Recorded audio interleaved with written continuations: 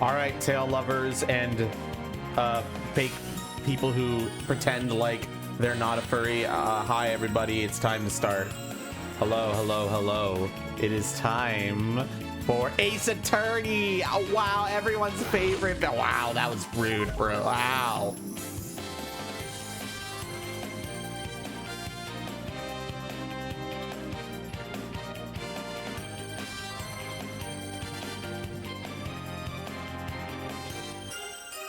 Anyway, yeah, Ace Attorney time. We're gonna be starting case 3 fresh. So this is the best time for you to be in this stream right now so you can have the full context of the upcoming case. And I'm sure you want that, right, chat? You want to know what's going on, right, chat? I made hamburger helper for dinner. It was pretty good. Meow meow meow meow meow meow meow meow meow meow meow meow meow meow meow. You don't want to know things? Well, too bad. You're gonna know things and you're gonna like it. All right, since we're kind of pressed for time, I don't want to dilly-dally. So let's get right into it, bitches. I don't know, Steve-ish. I just felt like doing it. Episode 3, Turnabout Academy. Themis Legal Academy, a prestigious high school with alumni in the highest echelons of the legal world.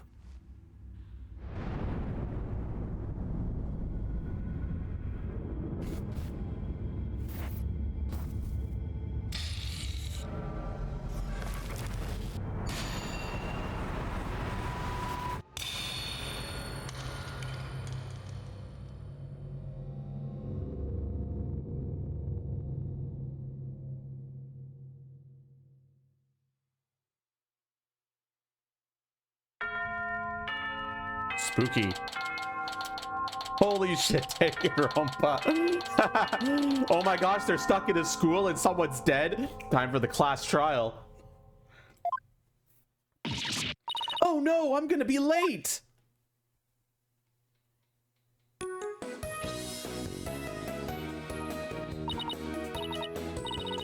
Ooh, finally.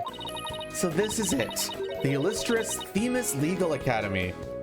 Your Upstick Shen update is already approved. Nice. In fact, I'm pretty sure I didn't need to do anything last time you updated, Steve-ish. It was already installed, so the bug fixes might just happen automatically.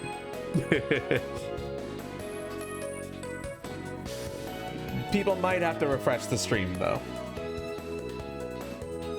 Hello, Doling. Sorry, I'm just cleaning my glasses. Themis Legal Academy. This is the place where many distinguished lawyers and prosecutors got their start.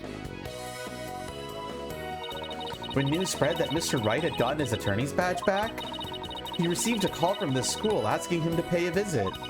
Mr. Wright brought us all along, hoping we'd learn something from the experience. But no, I had to go and blow it by getting here 30 minutes late. At least it's not all business today. After all, today's their school festival.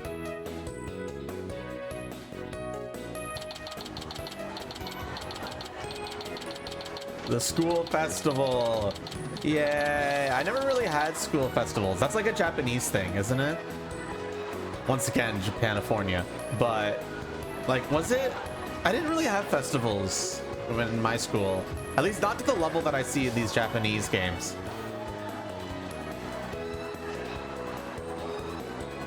Is this like a common experience in the States at all? Or is it like just a Japanese thing?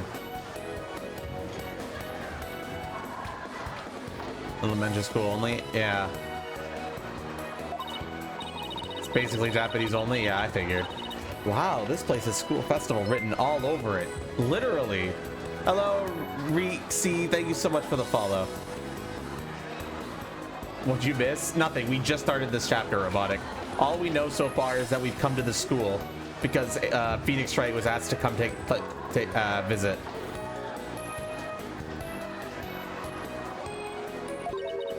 But why all the cold stares? Is it because everyone in a school uniform except me? Well, I like the way I dress. Wonder where Mr. Wright and Apollo are. Your attention, please. Culpable curry. Amazing. Guilty dogs down here in the bottom left. This is an announcement from the Mock Trial Committee. The mock trial will begin shortly. All students and faculty, please proceed at once to the lecture hall. Tail enjoying gamer floofs today. I'm doing good, Sage. How are you doing? NPCs hate the protagonist getup. So true. Thank you. Class trial, mock trial, let's go. It sounds like a mock trial is about to start. But where's this lecture hall? Looks like all the students and faculty are heading that way. Might as well join them. Maybe I'll find Mr. Wright and Apollo there. Ready to put your lawyer cap on, Sage? Because we're all about to be lawyers today. October 24th, 1:33 p.m. Themis Legal Academy, 3rd floor lecture hall. This must be the lecture hall. Wow, they spent some serious money on this place. The district court can't even compete. Damn, this is a fancy-ass trial room, yeah. Hey, Athena, over here. Ah, Mr. Wright, Apollo. I've been looking for you, you two. I'm so sorry I'm late. It's okay, sorry we couldn't wait for you. But we didn't want you to be late for our meeting. Lucky for you, the person we're supposed to meet also seems to be running late. Mr. Wright, Mr. Justice, seems Professor Court has yet to arrive. How unprofessional of her to keep visitors to our esteemed institution waiting like this. I shall make her right. I will not. Oh, who do we have here? Oh, right, you must have been introduced yet. Oh, yes, you must be the young lady Mr. Wright was telling me about. I am Aristotle Means, a professor at this hobbled hall of learning. I oversee the lawyer course here. It is a pleasure to meet you. I'm Athena Sykes. I recently got my attorney's badge by... Perfect. Thank you, Zoldo.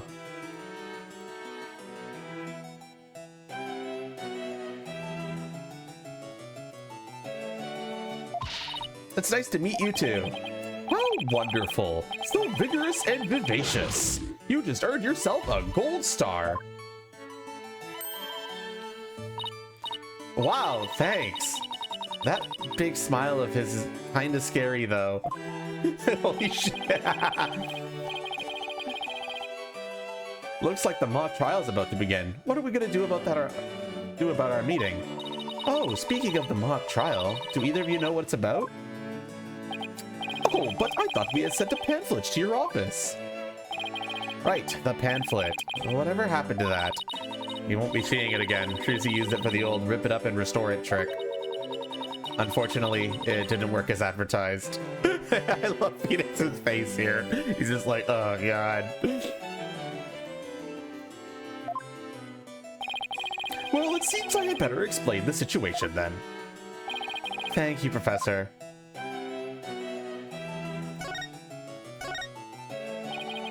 Now, does anyone have any questions? I do, Professor. Could you tell me about your school?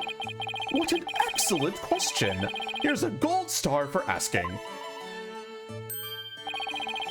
Our academy has 3 courses to choose from. Students seeking to be lawyers take the lawyer course. Likewise, budding prosecutors take the prosecutor course, and future judges, the judge course. Wow, you have everything here for someone who wants to seriously pursue a career in law. Yes, well, that's what makes our school special, and today even more so. After all, we are to be treated to a lecture by the legendary attorney Phoenix Wright. We can't wait to hear all about his return to the legal profession. You're giving a lecture, Mr. Wright? But you're not even a professor. Yeah, well, I'm just giving them what they want.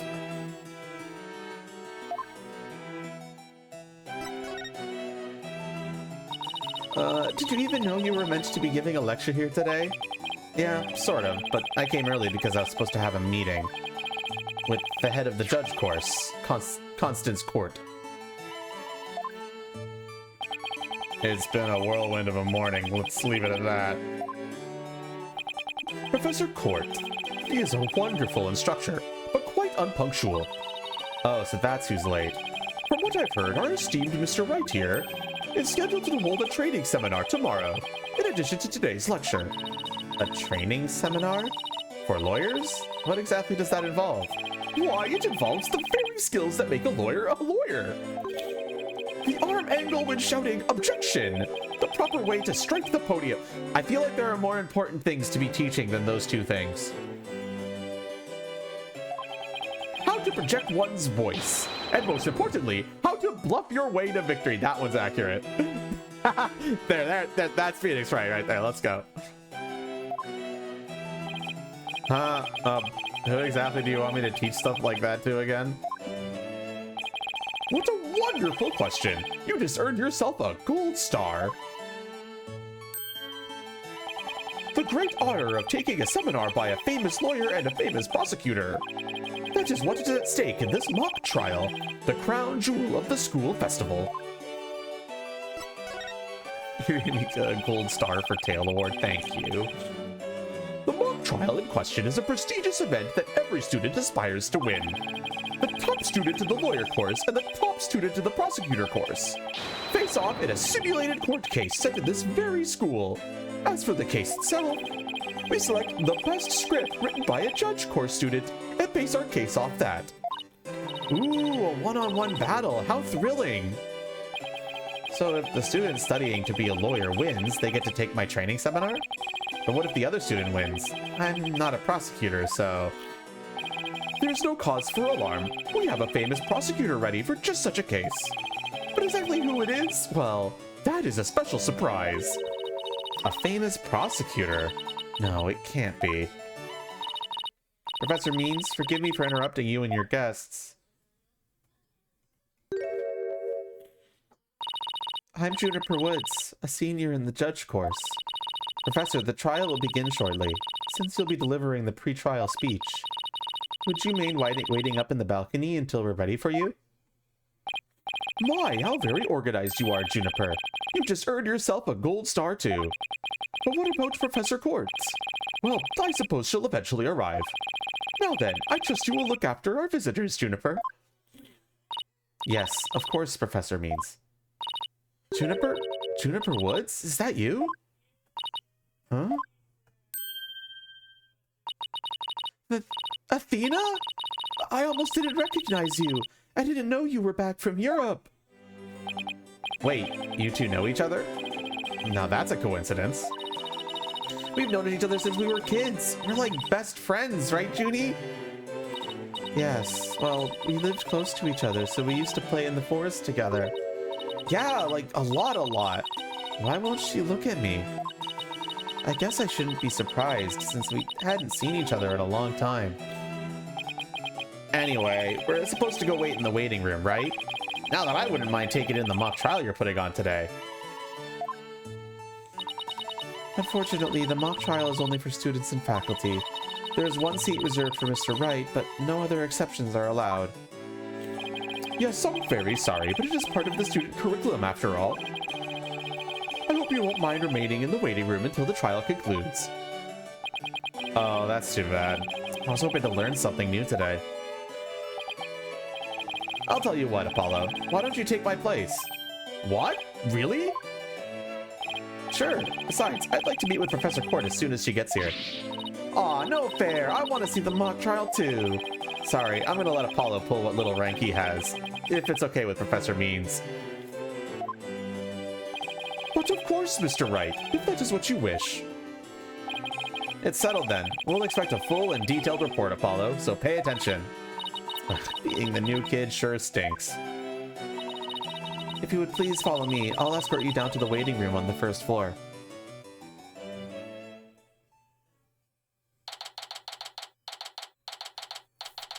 October 24th, Themis Legal Academy.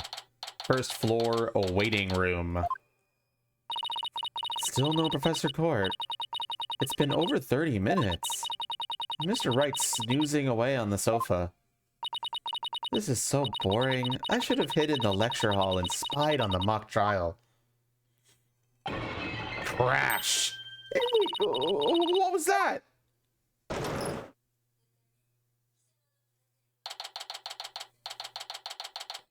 Whoa, what's going on? What's going on? What's going on?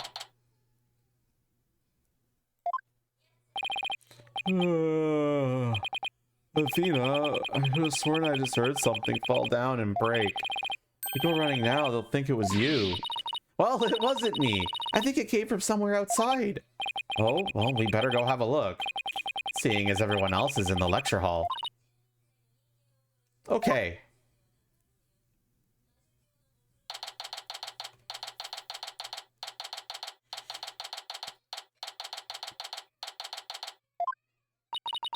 Is this stage for some sort of concert? It kind of reminds me of a courtroom. Wait, Athena, behind the witness stand. What? Ah! Professor Court, can you hear me? Professor! Wait, that's who we were supposed to be meeting with?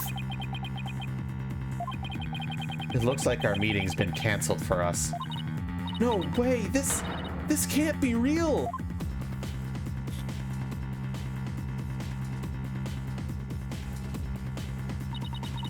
I called the police. They should be here soon. I'll go tell everyone in the lecture hall, too. No, wait. They'll find out soon enough once the police get here. Let's do our own crime scene investigation before it gets too crowded around here. Huh? Are we even allowed to do that? It's no big deal as long as we leave it exactly like we found it. Plus, no, never mind. Anyway, we should look around while the scene's still fresh. But, okay, you're the boss.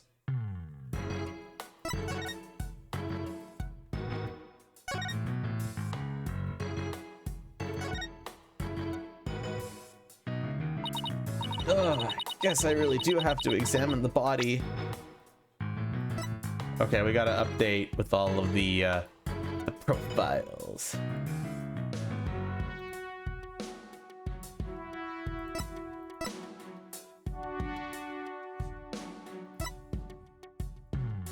There we go. Well, I guess I better get used to stuff like this if I want to be a full-fledged lawyer. What do we have here? A book? Guessing it fell out of her chest pocket. Wait, what if it's her diary? That's the most private thing a girl has. True, but considering the situation at hand, my apologies to the late Professor Court. No, don't! It looks more like a planner than a diary. Every page seems to have the same sword mark printed on it, at that. I still think a girl deserves her privacy, but this may help us solve the case.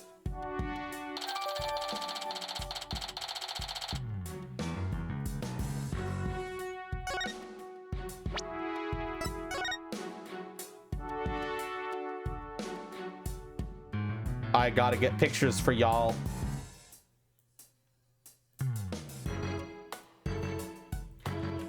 The picturing commences. There we go.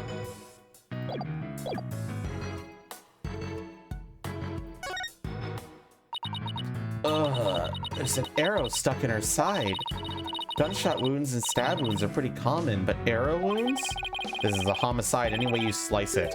In other words, we have a murder on our hands. A murder? Here? So that makes this arrow the murder weapon. Well, that and the bow that shot it. Right, where could the killer have shot her from? The stage is a sea of obstructions. I'm no expert on archery, but it can't be easy to hit a target with this much stuff around. Would it be possible to kill someone by stabbing them with an arrow? I'm not sure. Guess we better do some more investigating before jumping to conclusions.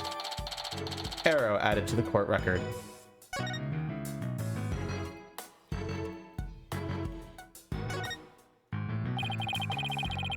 Notice anything strange about the body? Take a deep breath and then take a good look. Well, now that you mentioned it, there's no blood around it. Yet the victim's body is cold and rigor mortis has already started to dissipate. It would appear that quite some time has passed since Professor Cord was murdered. Thing is, the quad was packed with students up until the start of the mock trial. Wait, then doesn't that mean she was killed at a different location? Oh, I know. The killer moved the body here while everyone was in the lecture hall. That's a definite possibility. Notice anything else? Her arms are raised over her head and there are dark bruises around her wrists. Yeah, the professor was probably tied up with something. Eventually her wrists were unbound as she reached up to stretch. She was killed? Actually, I'm not so sure about this theory. Well, there's not exactly a lot to go on. I think that's about all we're going to find out from the body for now. Nice work, Athena. Your face only turned 5 shades of pale. I was expecting 50. We should probably take a picture of the crime scene just in case. Okay, I'm on it. Say cheese. Cheese? And I thought I was the one with the twisted sense of humor. I think that should do it. Alright, let's take a better look around the area while we wait for the police to arrive. This pile of rubble sticks out like a sore thumb. Looks like a broken pottery or plaster. Maybe this is the source of that noise we heard? There were supposedly 2 statues on this stage. I seem to recall hearing that a co-ed from the Fine Art Club had made them. There were 2? Then that thing over there is the remains of another statue? This could be related to the case. Let's take a closer look. There's something buried in the rubble. The Themis Herald. Wait, we shouldn't disturb it. Let's just read what we can. Final act in torrid love triangle triangle centered on campus she-devil Juniper Woods. Level-headed lawyer course genius and hot-blooded prosecutor course student will go head-to-head in a mock trial battle for the she-devil's black heart. Hugo Connor has declared that he will confess to her if he wins. Wait, what? I seriously wish I hadn't read that. You find that more shocking than discovering a murder victim's body? But we're talking about my friend Junie here. She'd never lead guys on like that. Athena, you don't believe everything you read, do you? This article is clearly written with malicious intent. I'm not buying a word of it. You're right, but it's still disturbing, even if it's the third-rate tabloid material. The Themis Herald, added to the court record.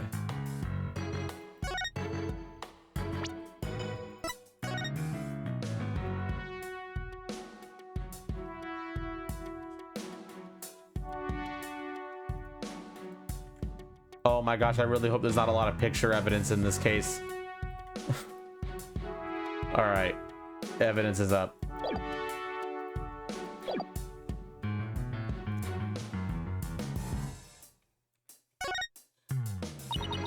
Wonder what this was a statue of. Whatever it was, it's reddish purple in color.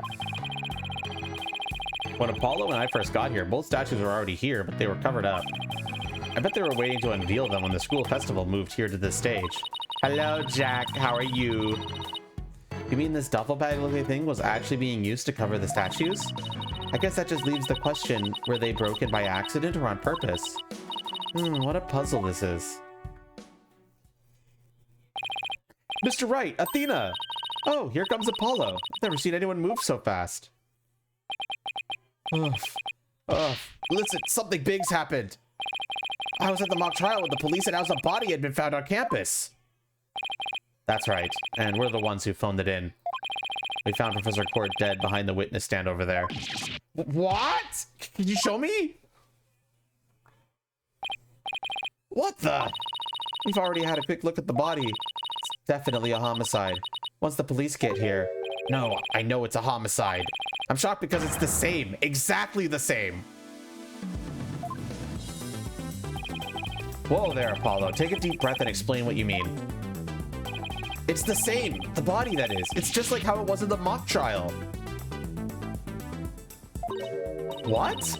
It's like the mock trial? I know, it sounds crazy, but... The body's location and position, the murder weapon, the lack of pooling blood...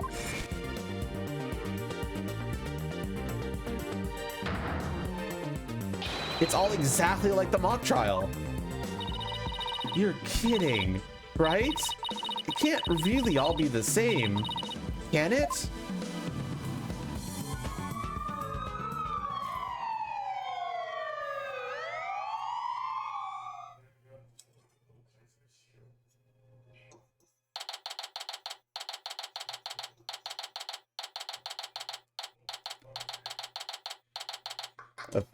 Themis Legal Academy, 3rd floor lecture hall. The whole school's in an uproar. There won't be any more classes today. Murder on campus. That's the last thing I expected at a legal academy. I'll go with the professor means what we observed when we discovered the body. You two wait here until you've spoken with the police. Yes, boss. I can't believe this is happening. I can't believe we have to wait around here. I can't stay still at times like these. I hope Junie hasn't fainted from the shock of this whole thing. Ah, Athena, there you are. Junie, am I glad to see you? I was worried that... Don't worry about me. I am student council president after all. I need to be strong. Student council president? Wow, I'm impressed. She's really changed. Seems she'd be kinda sickly and shy. Juniper, was it? You mind if we ask you a few questions? Yeah, we're stuck here waiting for the police. There's really not much to do. Sure, what would you like to know? I haven't seen you in ages, Junie. What's it been, 7 years or so? Yes, and I remember how you were always there for me, Athena. Maybe it's just me, but I wanted to ask why you seem so distant. Remember how you used to call me Thena? I liked it better that way. It felt like we were sisters, you know? Yes, but I'm student council president now. And the student representative of Theme's Legal Academy. I have to act properly. She was never this stiff and formal before. I knew you wanted to be a judge, but I didn't expect this. It's such a prestigious school, and you're in the judges course to boot. Yes, and Professor Court had been in charge of it until, well, you know. Oh, right. Professor Court was the professor in charge of Junie's course. What sort of teacher was Professor Court? If I had to sum her up in a single word, I'd say she was amazing. A judge must always seek the truth. That was her mantra, and she used it in trying to fix what was wrong with our school. She was a beacon of hope in this dark age of the law. What's wrong with your school? Oh, what did you mean by that? Oh, nothing. Never mind. Am I imagining things, or did I just detect something in Junie's voice? Professor Court chose my script for the mock trial. Oh? You mean all of the students in the judge course had to submit a script? And yours was the one she selected? Wow, that's amazing, Junie! Oh, thank you, but now Professor Court is... Who would do such a thing? Just yesterday we were working together, trying to get things ready. Excuse me. Are you alright, Junie? Maybe you should take it easy for a while. So she's still got that cough. Guess she's not as strong as she pretends to be. Why do you need a script in a showdown between a lawyer and a prosecutor? Well, we were simulating a trial, so we needed a script as a framework. All the details about the incident and the people involved are included in the script. We also prepared a crime scene, photos, a murder weapon, and other kinds of evidence. Wow, you guys think of everything. Must be hard getting all that ready. Yes, well, it was only Professor Court and I. After all, we didn't want the script or other elements of the mock trial to get leaked. We were the only ones in the entire school who knew all the details. Must have been a big pain in the... that must have been really difficult. I wrote the script so that the case could go either way. That way, the defense and the prosecution both had an equal chance of winning. If you think that's all she's capable of, you've got another thing coming. Who said that? Juniper's genius doesn't stop at her brilliant script. Yeah! To give it a award-winning performance as the defendant, man! I think I found a rival to my cords of steel. Hugh, Robin, aren't you going to introduce yourselves to our guests? As student council president, I won't have you treating them rudely. You're right. I heard Mr. Wright was bringing a couple of guests with him. That would be you two? Apollo Justice and Athena Sykes. I need to give the arrogant anime voice for this guy. I'm gonna try and put on my best, like, Sasuke-like voice. I don't know. And I'm Apollo Justice. Nice to meet you.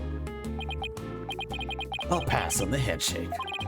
I'm studying to be a lawyer. The name's Hugh O'Connor. But some call me Mr. Perfect, because I never score less than 100% on tests. Most pretentious introduction ever. And what's with his hand? Is it glued to the inside of his pocket or what? Yeesh. Let me be the first to apologize for huge, totally rude introduction. Sorry! Now here's my introduction. I'm Robin Newman.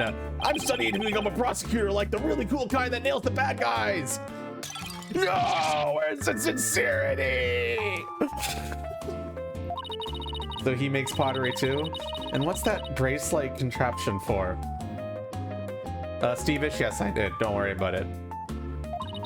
Jenny sure has made some unusual friends.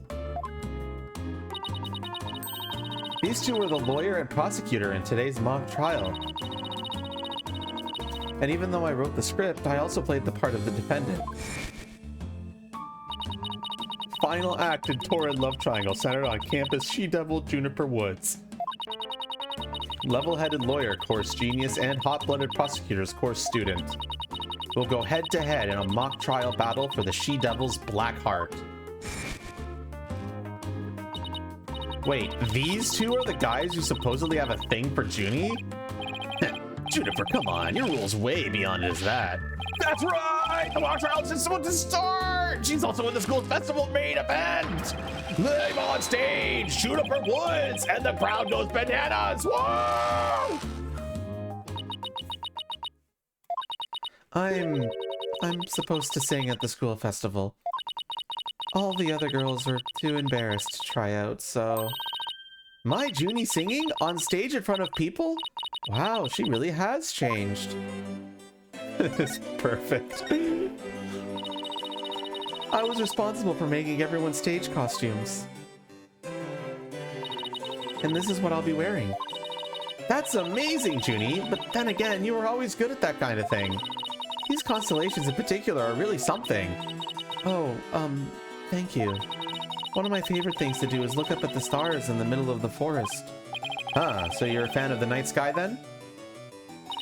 Wow, Apollo, didn't know you were such a romantic. It's not like that. I have this friend, he and I go way back, who got me really interested in space. Wait, you had friends when you were young? Color me surprised. Wow, Athena, that's harsh. You had friends? Wow.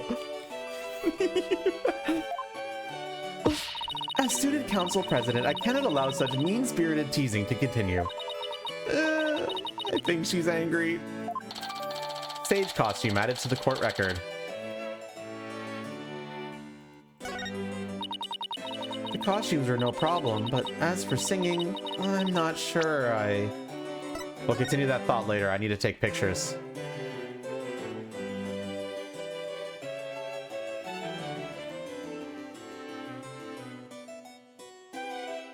Incoming pictures, chat.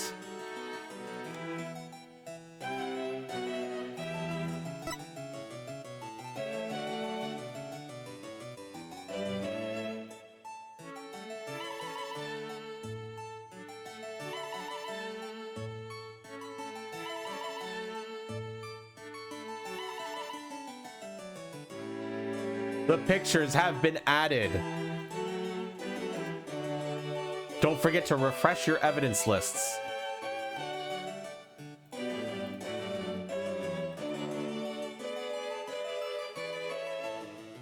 Oh, we probably have more profiles, so I might as well check. Yeah, Juniper, Hugo Connor is here. And so is Robin Newman.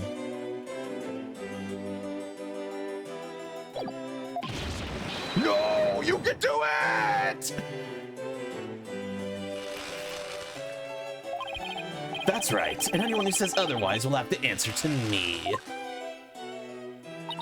It's like a chivalrous love triangle. A damsel in distress and two knights in shining armor. Maybe that Phoenix Herald article wasn't too far from the truth. Speaking of the latest news, I wonder how the mock trial turned out. So, how did the mock trial end? We were just about to reach a verdict when the police arrived. Now we'll never know how it would have turned out. I guess that's what happens when there's a real murder during a fake murder trial. It ended right before the verdict? Talk about bad timing. I was this close, man. I bet I would have won. But I bet the defense wasn't doing too badly either, right? We'll settle this some other time. And I assure you, I will win when that time comes. Like I'm gonna let that happen. I don't think so. I hope they don't end up hurting each other. Oh, don't worry. The three of us have been good friends since we enrolled here. We even have proof of our friendship. Proof? Like physical evidence proof? Yes, we were studying for a career in law, and in the legal world, evidence is everything. Yeah, as long as their friendship lasts, you can bet we'll be carrying them around. Ah, the famed Themis Legal Academy ingenuity at work. So what exactly is this proof of friendship anyway? Well, it's a secret, and if I show you, it would be bad luck. Oh, okay. I knew it. There's definitely some discord in Junie's voice. Old friendship is sacred and inviolatable. It's not something to be put cheaply on display. Proof? We don't need no stinking proof. I'll be friends forever. I can hear discord in their voices too. But they're talking about their friendship. What's going on here? Something wrong, Athena? No, it's nothing. Oh, all right then. Hey, isn't that... Everyone stay right where you are! Don't move a muscle! Detective Fulbright? Is something wrong? Why, if it isn't my little lawyer friends! Sorry, but the small talk will have to wait. Juniper Woods, you're under arrest for the murder of Constance Court. I'm... what? Wait a second, what's going on here? Why are you arresting Junie? Please, Detective Fulbright, we're involved in this case too. Aha! So you're the lawyers that Dispatch said were first on the scene. I can't tell you everything, but I will say this. There are two major reasons for her arrest. Number one, the suspect led somebody to where the body was. I didn't. And number two, the crime scene is exactly how the suspect portrayed it in her script. But you can't arrest her on just those grounds. True, but there's more. However, Prosecutor Blackwell specifically told me to say no more than that. The Blackwell's the prosecuting attorney on this one too? Detective Fulbright, we found this in the suspect's pocket.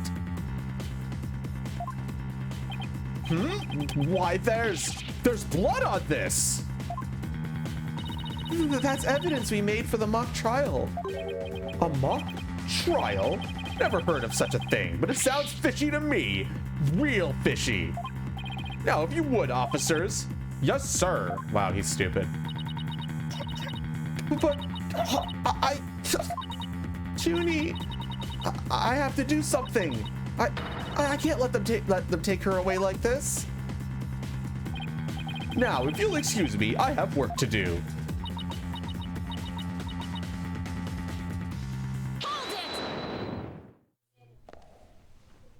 Hold it!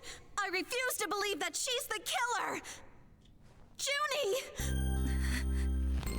I've decided. I'm going to defend you. I'll fight with everything I've got.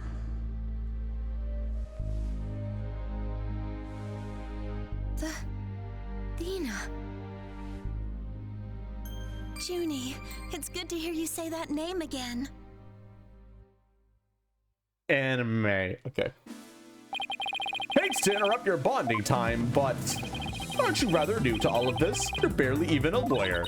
Well, I don't have much experience, and I may need Apollo and Mr. Wright's help at times. But nobody believes in Junie as much as I do. I'll help you too, Jennifer. There's no way you murdered your professor. Athena, Apollo, thank you both. I'm counting on you. And to think, just after this, she gets accused of bombing a courthouse. Isn't that great, chat? Isn't that great?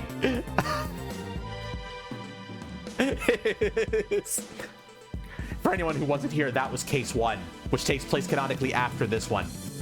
Well, a little bit after this one. But yeah, she gets accused for that. She can't catch a break. Absolutely, she can. We got your back, Junie.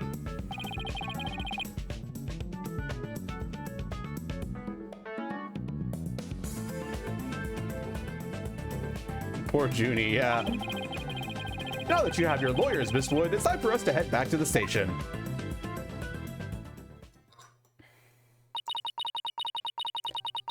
I can't believe Junie's been arrested for murder. And I can't believe I accepted her case without asking Mr. Wright. Take a deep breath and relax, Athena. I'm here to help with whatever you need. So let's get right on the case. Right. So considering that info, it definitely isn't her. Yeah, like it's like it can't possibly be her, and that's already known because she was the defendant in case 1. So we already know she's innocent thanks to knowing the future. I won't have this case left in the hands of rank amateurs. If anyone's gonna solve this case, it'll be me. Time to investigate, says the rank amateur. You don't even have your fucking badge. You don't even have your badge. Why, that smug little... He hasn't even finished law school. That was totally rude. And you're not the only one in the case, man. I'm in too, big time. Juniper Woods, I'm going to save you. Now that those two are gone, let's get back to what I was talking about in front of the stage. About the mock trial, that is. Oh, right. You said the victim's location, position, and so on were just like in the script. Exactly. But without the script or any props, it's kind of hard to explain. Perhaps I could help? And Footheads?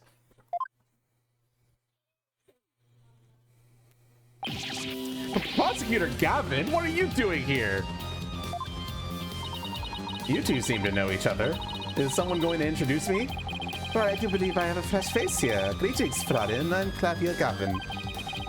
Some know me as prosecutor, but I'm most famous for my former rock band. We were quite popular, you know, but regrettably the band went kaput. Perhaps you've heard of us, the Gaviniers? I was the lead vocalist. I never heard of your band. Then again, I was out of the country till only recently. But, can I get your autograph? You just met him like 3 seconds ago and you want his autograph. Forgive me, Frodin, but I've retired from the music biz. But I'd be happy to offer my autograph as a rock star prosecutor, Claudia Gavin. Oh, okay, that one then. She's a lively one, Forehead. Didn't know she was your type. She's the newest member of Write Anything Agency, that's all. Nice to meet you. I'm Athena Sykes. A pleasure to meet you too, Athena Sykes. Now that the intros are out of the way, I'm sure you have some questions for me, yeah, Air Forehead?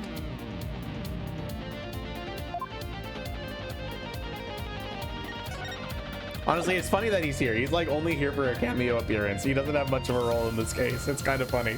He's just here for the cameo. Which is like, I'm not faulting that. So what are you doing here, Prosecutor Gavin? I'm here for the same reason as your boss, to give a lecture in the training seminar. So he's the famous prosecutor they invited. And I have another crucial role to play. The Gaviniers are getting back together for a one-time special performance.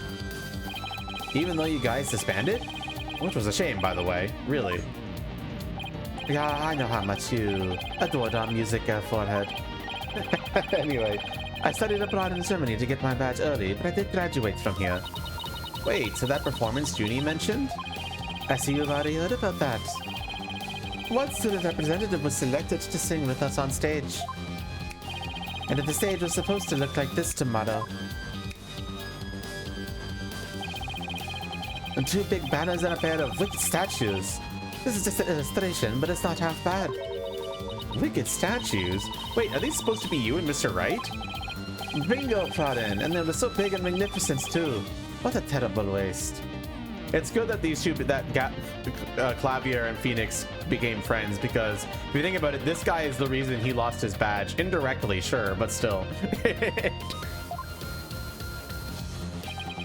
But the worst part of this whole thing is my long-awaited reunion with my mentor never came to pass. Wait, don't tell me your mentor was... Professor Court. She was the one who taught me how to think about the law. So Constance Court was your professor here at the academy. She may have touched the judge, Chorus, but she had a huge impact on me. She was fond of saying the end is only justified through proper means. They both made his brother have an absolute meltdown in return, yep. She wouldn't tolerate dishonesty and always would have revered that was right beyond all else. I can feel Prosecutor Gavin's sadness. Oh no, I think I'm gonna cry.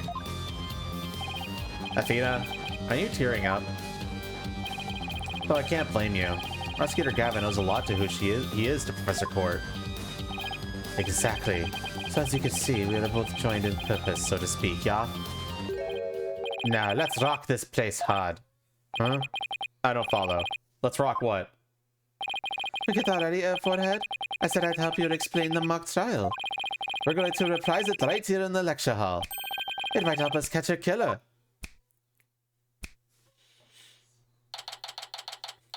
October 24th. Demas Legal Academy. 3rd floor lecture hall. Mock trial reenactment. All rise.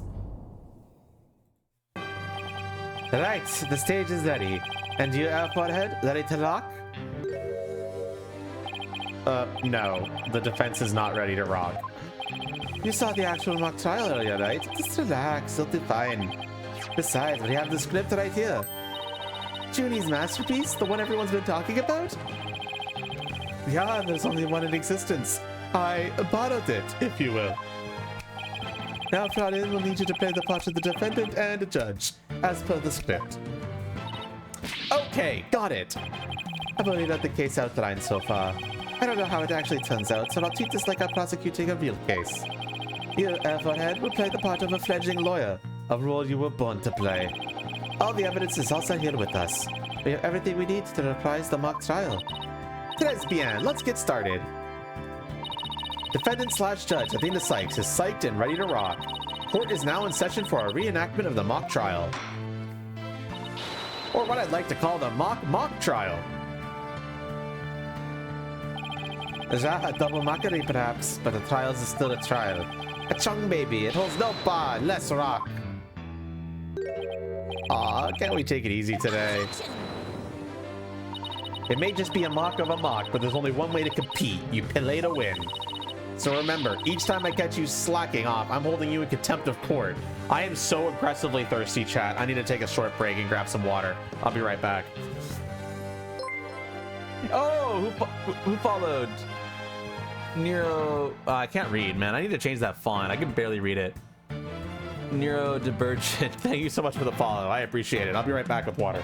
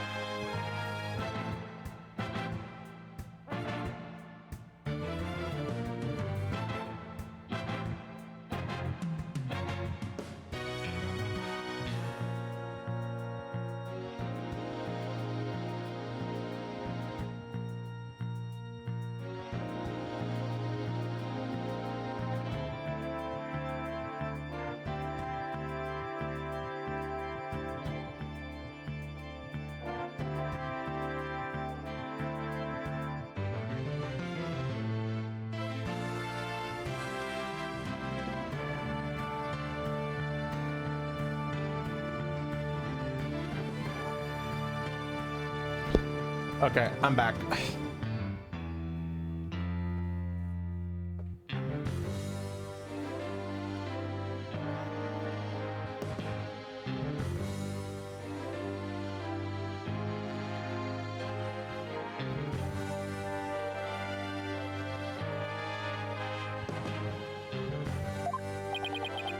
Great. A judge that voices her own objections and abuses her judicial powers.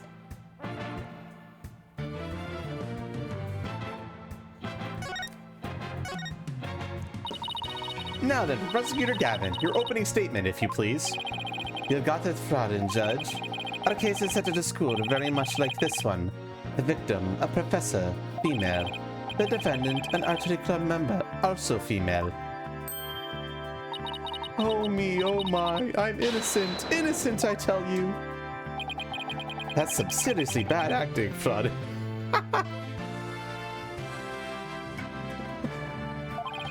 Anyway, the victim's body was discovered in the middle of the quad. Here's a shot of the crime scene. Ironically, it was Professor Court who posed as the corpse. Damn, it is exactly the same. Therefore, how did the mock trial participants react to this photo? Mr. Newman was surprised by what Professor Court was wearing. He reacted with, oh, the green sweatsuit. That's not exactly what I would have picked to focus on, so why would you care about that?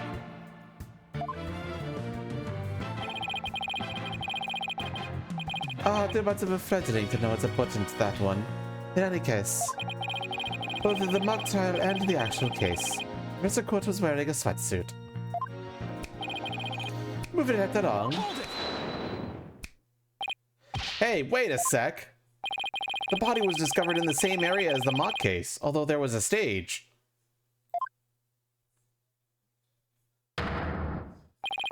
Plus, the murder weapon, an arrow, and the lack of blood are also the same. That's right, and therein lies the significance of this mock trial. So let's keep rocking at heart, just like that. Before the crime occurred, the defendant was to meet with the victim in the quad. Let's see here. When I arrived at our meeting place, I found the professor with an arrow in her stomach. But it wasn't me. I didn't kill her. You don't have to ham it up like that, Athena. It's called getting into character, Forehead. Don't be such a wet blanket. Right. Let's see. Oh yeah, then Hugh said, a frail code used her bare hands to stab her professor with an arrow? I don't think so.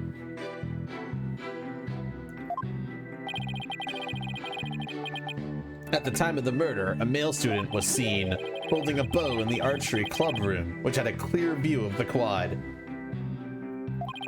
He shot the arrow into the victim before my client even got there.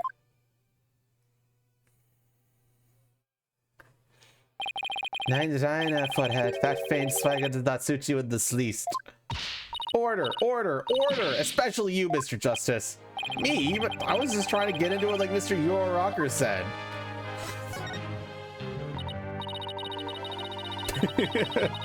So the victim was shot from the archery club room before the meeting even took place?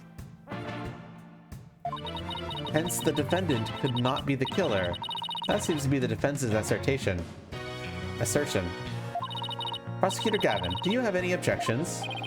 The autopsy report notes that the edges of the victim's wound were unusually ragged. Could such physical trauma possibly result from an arrow shot from a bow? 9. I believe the victim was impaled with the arrow by hand, post-mortem. In short, the real murder weapon was not the arrow at all. When Robin was prosecutor, he had a tough time determining the real murder weapon.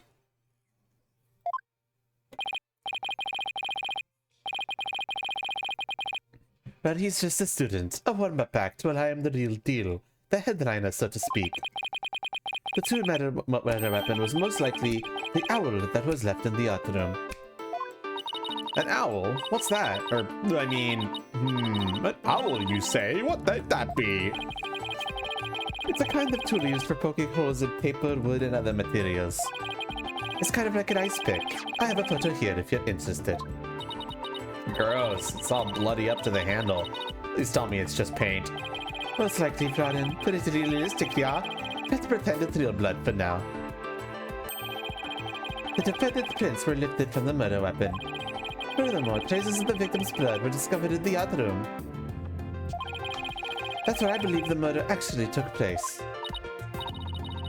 So the question now is, how did the body get from the art room to the stage? The murder took place in the third floor art room, but the body was found at the quad. It must have been quite a chore moving the body all that way. Not at all. There's a maintenance area in a storehouse right outside the art room. And a cart used to carry balls around was found there. Oh, I think I've seen one of those before, but that's a pretty big one. A jumbo jar? Big enough to fit the person, or a body in it. The defendant dropped the body from the art room window, then moved it with the cart. That's how a high school girl could easily move a body out by herself. You don't say? A body dropped from 3 stories up would show signs of massive blunt force trauma. That did not sound like Clavier, that objection. I'm gonna be real. That voice does not fit him. But I'm just gonna move on.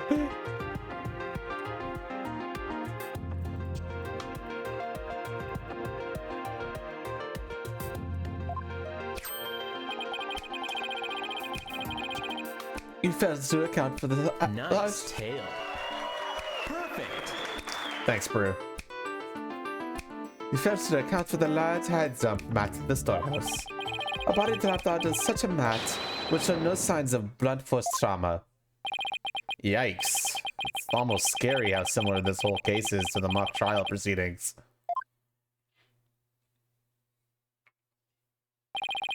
Quite a crafty killer in an attempt to cast suspicion on the archery club. They moved the body to the quad where it was be an easy shot from the club room. Then the killer faked the murder weapon by inserting it an arrow into the outer stab wound. Sounds like he has only high praise for Junie's script. Are there any further arguments from the defense? Nope, it seemed like the teacher who was paying the judge was satisfied too. Time for the finale then. Your verdict, if you please, Florian Judge. Huh? Oh, right, that's me. Very well. This court finds the defendant, Juniper Woods.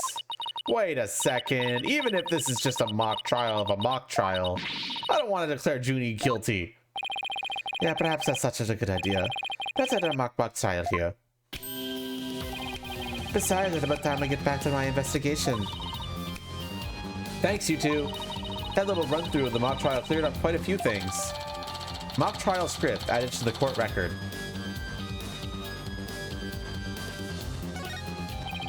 A chung, baby. The prosecution's already got a witness sized up, too. Here we go. Mock trial. Facts about the case. A body with a protruding arrow was found in the quad, but the murder weapon was an owl. The arrow was inserted as a ruse. The actual murder scene was the art room, where traces of blood were found on the floor.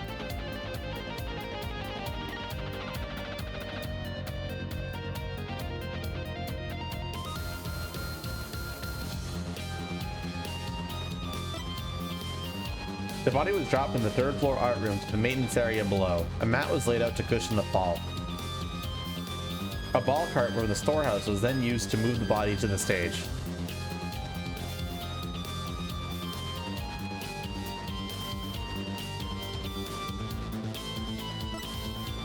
The archery club room had a good view of the quad. The body was moved to the quad to make it look like an archery club member had shot the victim with an arrow.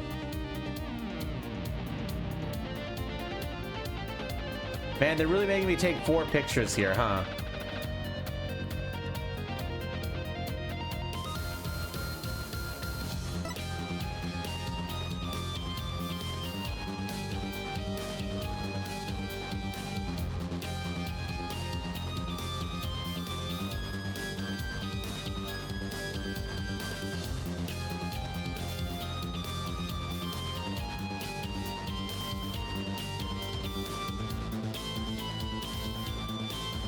The festival will get from hardest power up everyone from the archery club. It could give away part of the script's plot to be decided.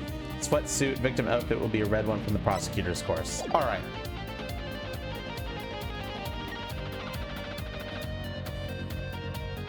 I'm working hard, gamers. All for your entertainment.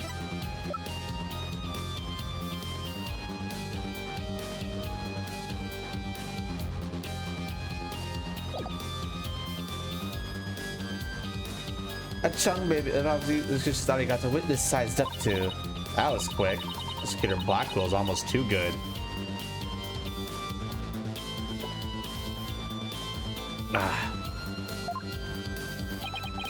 You're sure in a helpful mood today, Prosecutor Gavin. Well, like I said, I just want to catch whoever killed Professor Court. And there's no reason for me to start butting heads with you two. Anyway, I will say goodbye, as I'm sure I'll be seeing you later. I always thought prosecutors were all a rather scary bunch. Prosecutor Gavin seems pretty nice. Yeah, he's not so bad as the prosecutors go. We should get back to the investigating too. We don't have nearly enough information yet. And we also have to tell Mr. Wright that we accepted Junie's case. Right, looks like we have our work cut out for us.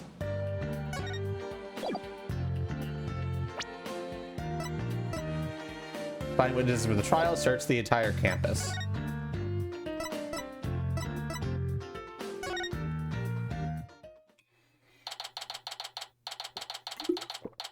No, Cord, I'm not. I'm trying my best, okay?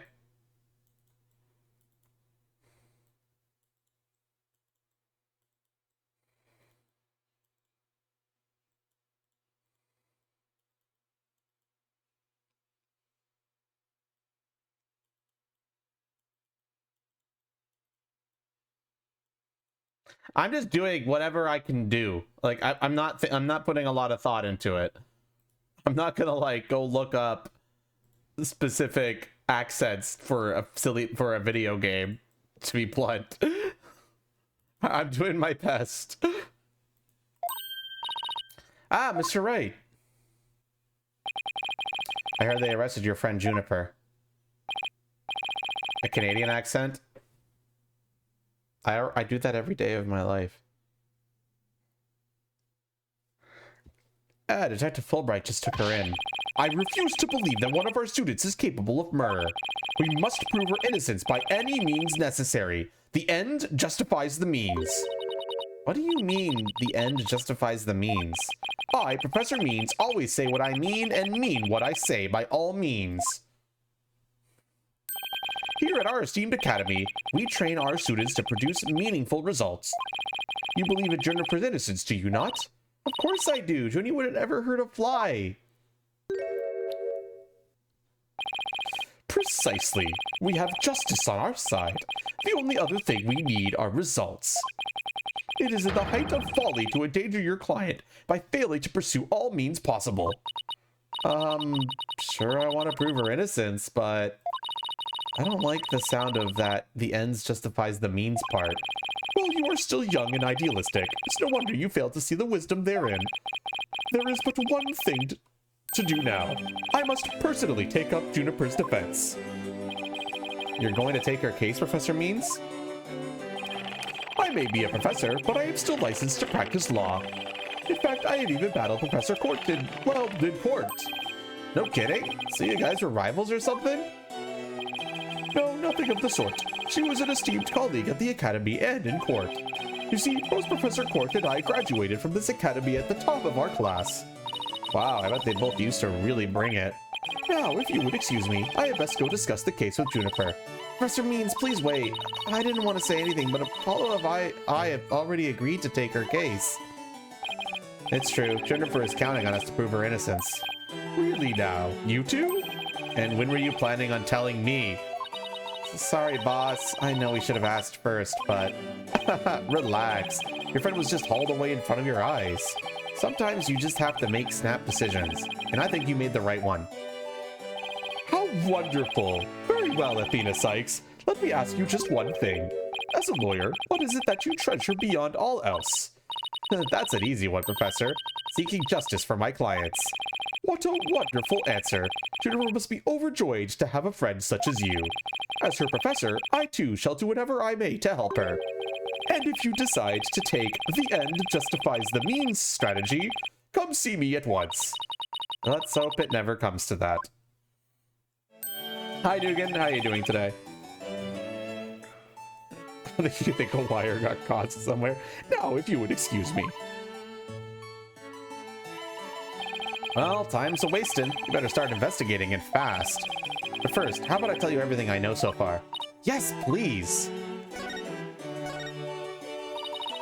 Have you learned anything new about the case? Actually, I ran into Prosecutor Gavin, and he told me something interesting. Seems the murder took place in the art room. There's traces of a large pool of blood there. So the police believe the body was moved from there to the stage. What? Really? Just like the mock trial again! The police are searching the art room. But whether they'll find anything, well, what? Come to think of it.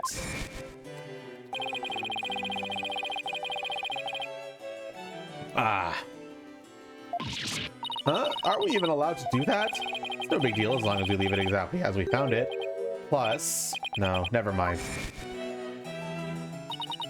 Now, where was I again? There's really no need to talk about it right here, right now. I want you two to find out for yourselves. So were you shocked by your conversation with Professor Means?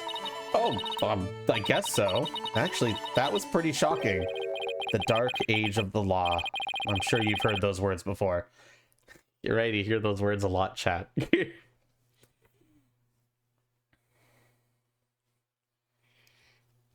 The dark age of the law. Sure, a number of times. Prosecutors file false charges and lawyers fight back by fabricating evidence. There's a lot of that going around these days. But the question is, how is it related to the case at hand? Training students to produce results. That is the school's policy. Oh, that in of itself isn't a bad thing. Yeah, we're playing as Athena for this case. Right. As long as those results come by fair and honest means. Oh, but what was it that Professor Means said? The end justifies the means?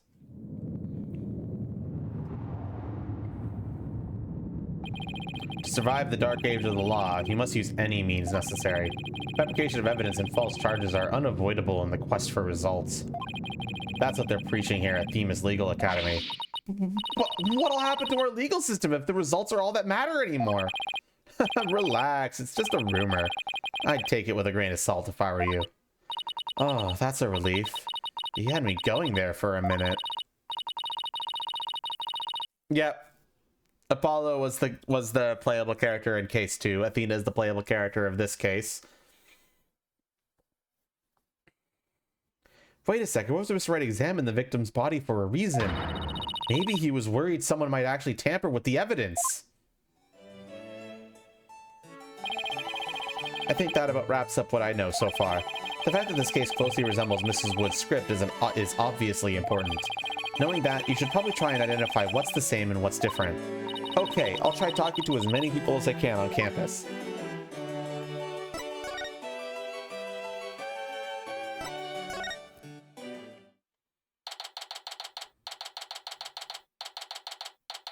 Themis Legal Academy outdoor stage.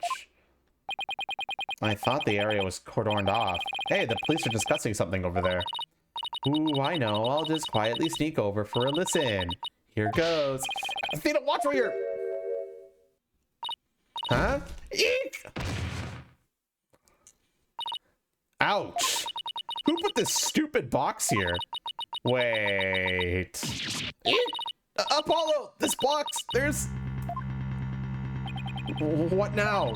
There's someone or something inside! Don't let it be a snake!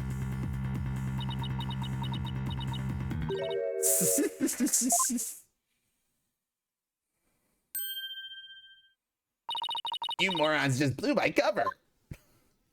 I need a voice for her. What the? There really is someone inside. That someone is me, Miriam Scuttlebutt. And I'm a senior in the judge course. What's with the box? This is the fate of we who live in the shadows. There's a very good reason why none may see my face by the light of day.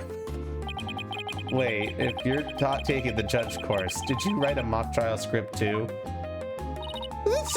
You really want to see my script that bad? Well, you better watch out. Read it without my permission and you'll wish you hadn't. Who cares? I'm sure it was rejected for a good reason.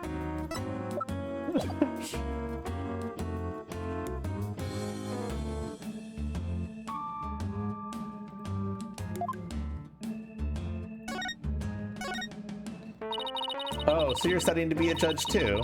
You must be classmates with Juniper. Are you a friend of hers? Juniper? Sure, she's my friend. That's why I'm gathering info.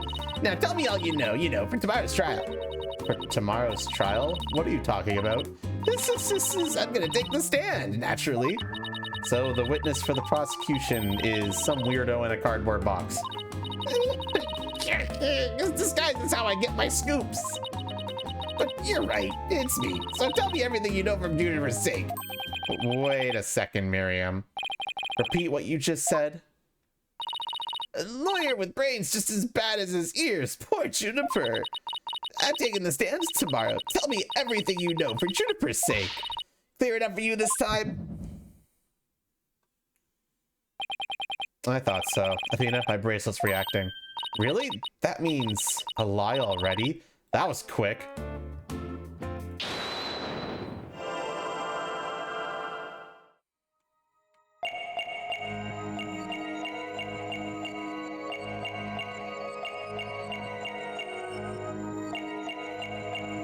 Let me know when you see it, chat.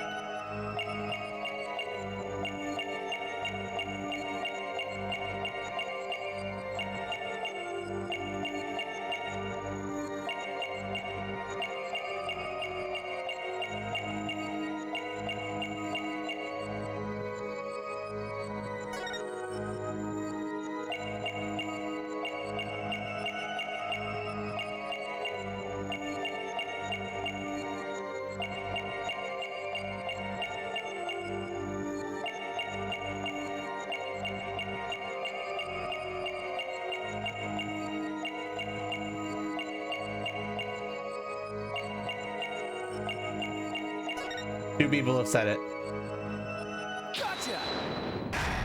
Gotcha, bitch. That's strange. You suddenly tightened your grip when you said, for Juniper's sake. It's like you subconsciously tensed up because you're lying.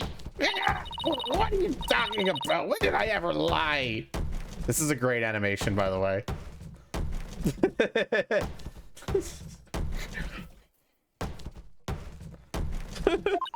Okay, then, let me ask you this. Why were you selected as a witness? That's an easy one. I'm the editor-in-chief of the Themis Herald. I know everything there is to know about campus, even the darkest of secrets. Editor-in-chief, huh? Pretty impressive. Yeah, well, it's a lonely one-woman operation. I do it all myself, from reporting to editing to publishing. Still impressed? I'm a perfect storm of journalism because I bring it all to the table. And this is the evidence here. An extra edition of the Themis Herald, published to coincide with the mock trial. Themis Herald Extra, added to the court record.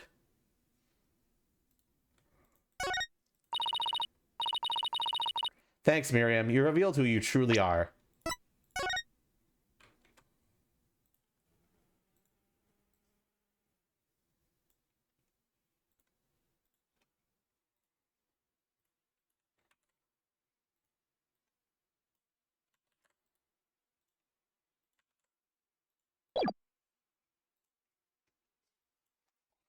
Hey, Angel. Someone who's never had Junie's best interests in mind. What? Are you questioning our friendship? Look, you may want answers, but no can do, because what you're saying conflicts with this piece of evidence.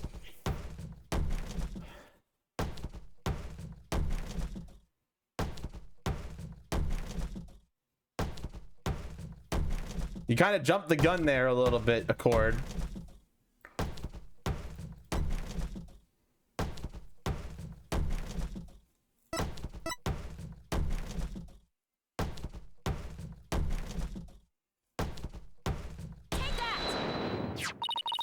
That's the Themis Herald, the paper I published. What about it? Are you really that dense? This article is full of malicious lies about Junie. Definitely not something a true friend of hers would write. You got it all right. Another staff member wrote that one. I don't think so, Miriam. You even said it yourself just a moment ago. It's a one-woman operation. Or did you forget already? If you just giving me the info you'll have. Stupid broad student was just using you.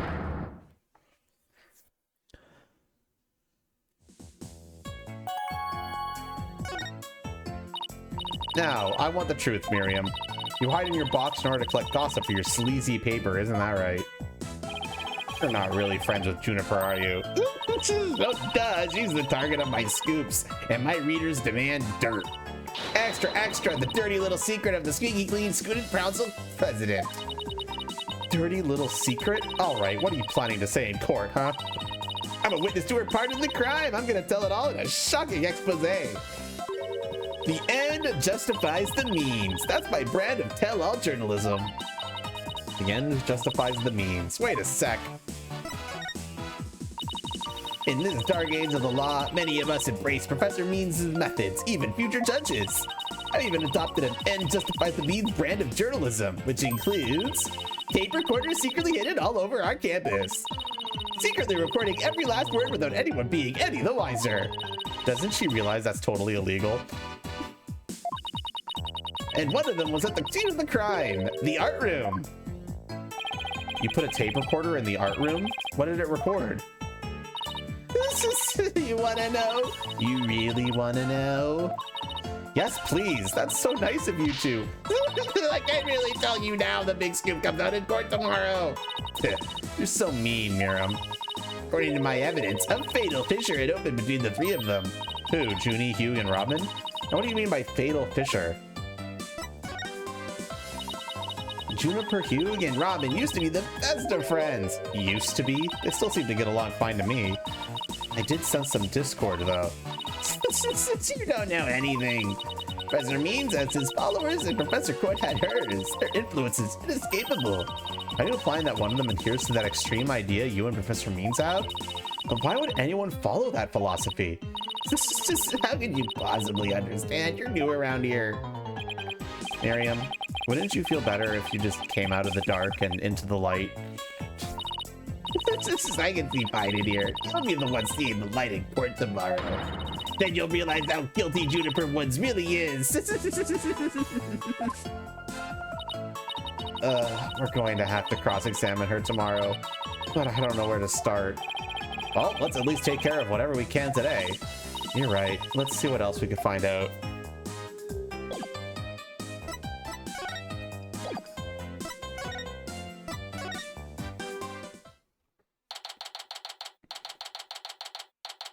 October 24th, Themis Legal Academy. Maintenance area. So this is the maintenance area. Let's see. During the mock trial, Prosecutor Gavin said that the art room is right above here on the 3rd floor. And the body was dropped from there onto a high jump mat from the storehouse. Right, and then he claimed that the body was transported to the stage in a ball cart. And then, there's someone else here. Hey, it's Robin. Whoa, you scared the crud out of me. Yikes, right back at you. So what are you doing out here? I'm working out so that I can be strong enough to save Juniper. But I'm so worked up. My training brain is almost breaking at the seams. Oh, right. The girl you liked got arrested, so you're psyching yourself up to rescue her? Yes, because I'm the manliest of manly men. That's why I work out with my manly brains. Except that I hear some discord in that manliest of men's voice of yours. I don't mean to be rude, but can't you talk without shouting? Sorry, I'll try not to shout so much. If at all possible, that is. Which is not at all possible, by the sound of it. So do you mind if I ask you some questions as Junie's lawyer? Nope, no problem. Ask away. Keep them coming, man. Ouch, my ears ache already. Robin, could you tell me a little more about yourself? You want to know about me? I'm a second-rate member of the Fine Arts Club. The Fine Arts Club? Looks like broken pottery or plaster. Maybe this is the source of that noise we heard? There are supposedly 2 statues on the stage. I seem to recall hearing that a co-ed from the Fine Art Club had made them. 2 big pandas and a pair of wicked statues. This is just an illustration, but it's not half bad. Wicked statues. Wait, are these supposed to be you and Mr. Wright? Bingo found them, and they were so big and magnificent too. What a terrible waste. Say, did you create those stage statues by any chance? You bet I did! Both of them! Put my blood, sweat, and tears into those things, man! It must have been terrible seeing them all smashed up like that. Nah, I couldn't face Professor Cord if I let something like that get me down! What do you mean? Professor Cord was the Fine Arts Club advisor! She was all about truth and beauty, man! She always said, the only good result is the truth! That and the only lawyers who seek the truth through legitimate means will produce worthwhile results! Yes, I'm totally on your guys' side. She must have been an incredible woman. Yeesh, and you call me loud when I practice my chords of steel. Oh man, why'd I have to take the prosecutor's course? I mean, how am I supposed to say Juniper if I'm studying to be a prosecutor? Don't worry, I'll clear Junie's name. You'll see. The 3 of us had a dream. We swore we would make it happen together. Prosecutor, lawyer, judge. The 3 of us would hold fair and honest trials. The dark age of the law? Ha! We were gonna put a nail in its coffin, man! Wow, you guys swore to do that? But no! That stupid school rule had to ruin it! School rule? Which one? Anyone with a prior conviction, no matter how minor the offense, they won't be allowed to graduate from this stupid holier-than-thou school! A tough legal academy with even tougher rules. Junie will never become a judge unless I can prove her innocence. And if I fail, 3 of them will never realize their dream. Like someone put pressure on my pressure.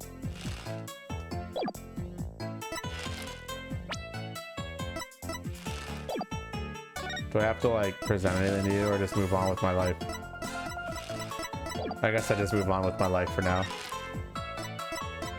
There's not really anywhere else. Oh no, I examined, don't I? Oh, I can't examine. You wouldn't mind presenting every piece of evidence to him? Can we not? Can I give my throat a rest?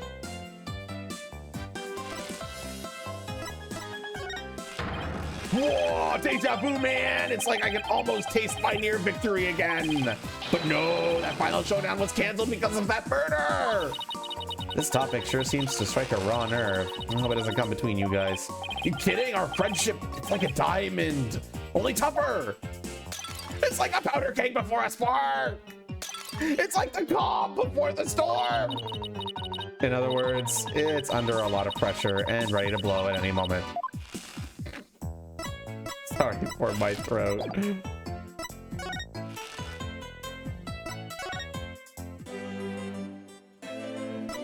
I'm gonna be real, I don't know where they want me to go.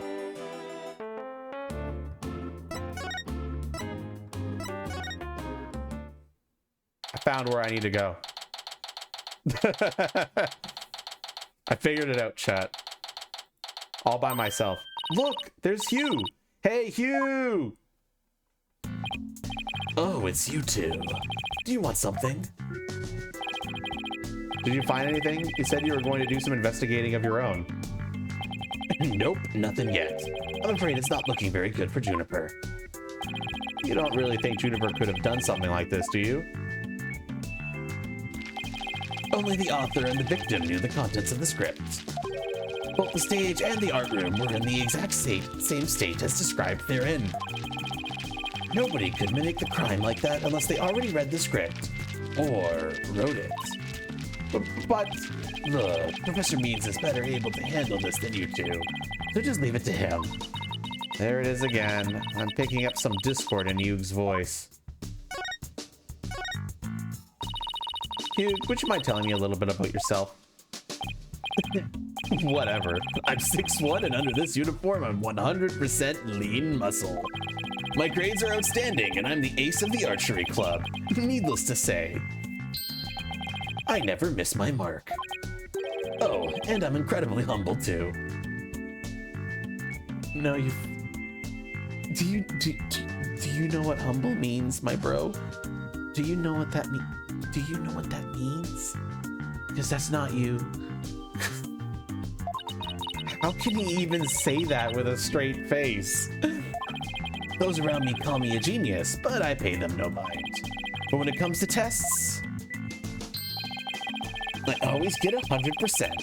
It's only natural for them to say I'm a genius. But as I said before, I pay them no mind. I heard you the first time. But what about the mock trial? Sounded like you were about to lose to Robin. There's a very good reason for that. You see, right before the mock trial started, I saw the body. You saw the body? Right. And I was so distraught that I basically handed Robin a victory. Hugh, would you mind telling us a little more about that? Why didn't you call the police? What?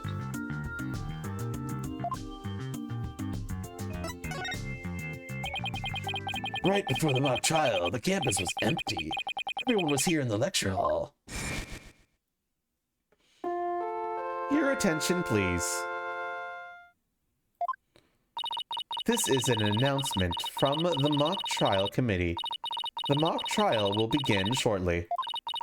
All students and faculty, please proceed at once to the lecture hall. That's right. There was that announcement and then everyone came in here. The only exceptions were the mock trial participants. Juniper, Robin, and I were in our personal dressing rooms next door. Wow, your own personal dressing rooms. That's total VIP treatment. Actually, there were student-teacher meetings. They don't even have windows. The other two waited patiently in their rooms, but that's not my style. So I headed over to the archery range on the other side of the quad. I did some meditation while I waited. That's the best way to relax. Then, just before the mock trial was to start, I headed towards the main building.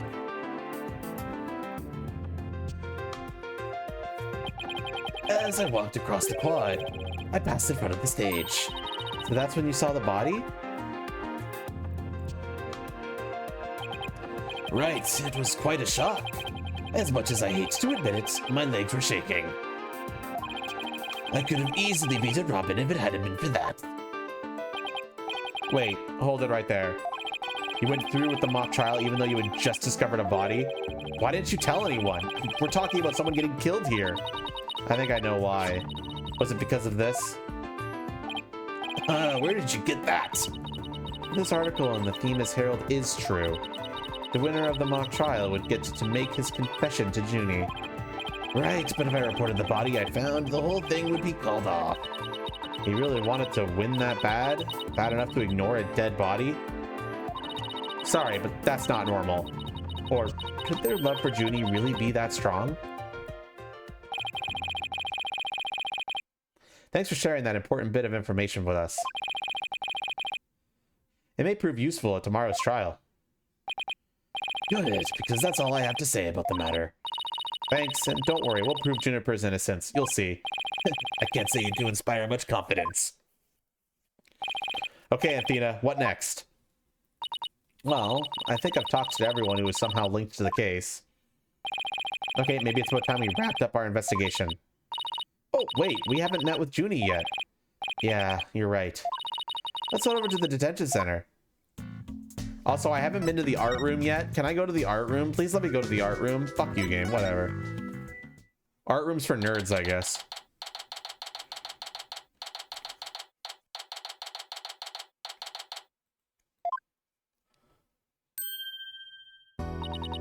Athena, thank you so much for coming.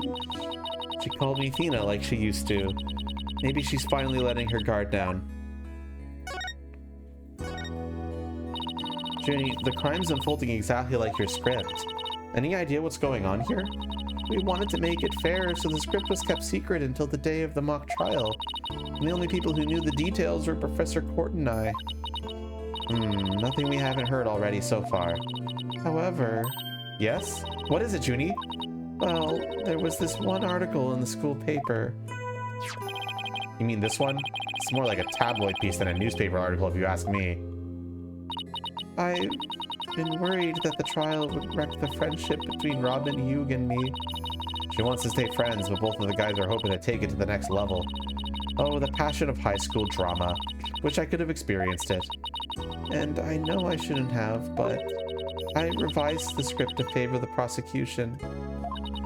But Professor Court noticed it immediately and changed it back. Ah, so if Robin had won, Hugh wouldn't have been able to confess his love to Junie. That would have kept the trio's relationship the same. Never knew Junie could be so devious. Sorry, I guess my personal problems probably won't be of any help in court, huh? You never know. Help often comes from the most unexpected places. Thanks, Juniper. I was wondering about that owl you had on when you were arrested. Mr. Fulbright, we found this in the suspect's pocket. Huh? What? There's blood on this! That's evidence we made for the mock trial.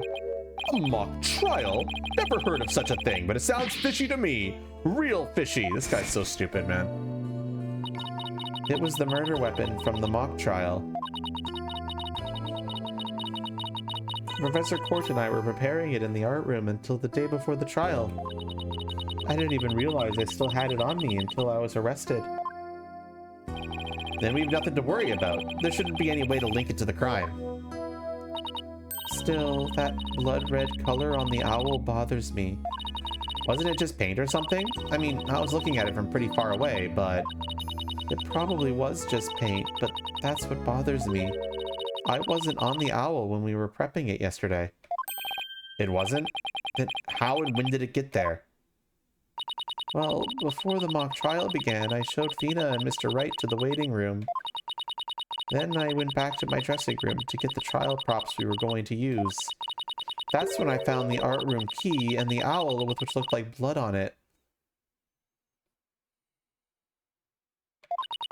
A key and the owl? Professor Court normally has the art room key since she's the Fine Arts Club's advisor. And since that key was there in the dressing room, I thought she was the one who had painted the owl to look like it had blood on it. After all, she always insisted that the props should be realistic, so... The owl suddenly shows up on the day of the trial with what looks like blood on it? I have a really bad feeling about this. Me too, but let's not jump the gun on this.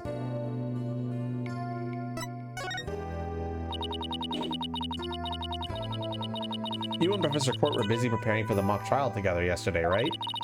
Was that the last time you saw her? Yes. I left school at around 6 p.m. Did you notice anything different about her? No, I didn't notice anything out of the ordinary. She looked and acted the same as always. I would have never guessed she'd end up like this. It looks like we're about out of time. Thank you for coming to see me. We'll do everything we can to prove you innocent tomorrow. I know. And I believe in you, Fina. Well, I should go now. Bye. Is she gonna be alright? She's like a shadow of the girl we met back at the academy. The Junie I knew was always like that, a little weak and sickly. But the fact that she's lifted her facade shows that she trusts us. Even still. What is it? Well, when Junie and her two friends were talking about their friendship, I sensed some discord in their hearts. Hi, your imagination. Seriously? Yeah, but it was really faint. I might have been mistaken.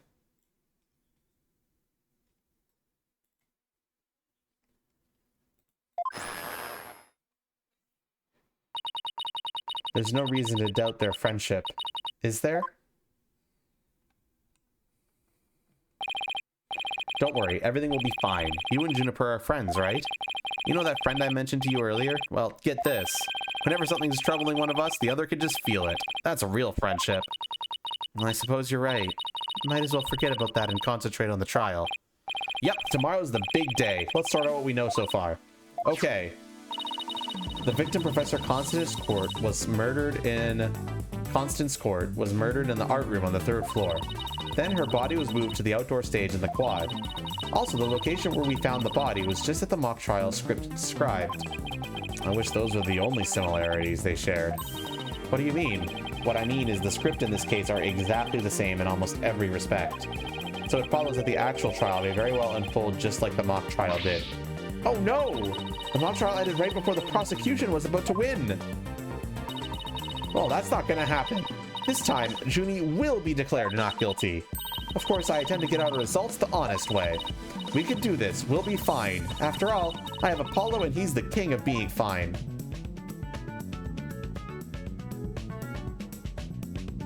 To be continued.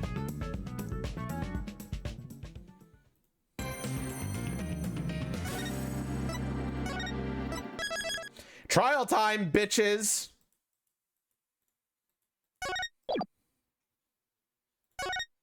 Get your thinking caps on. It's time.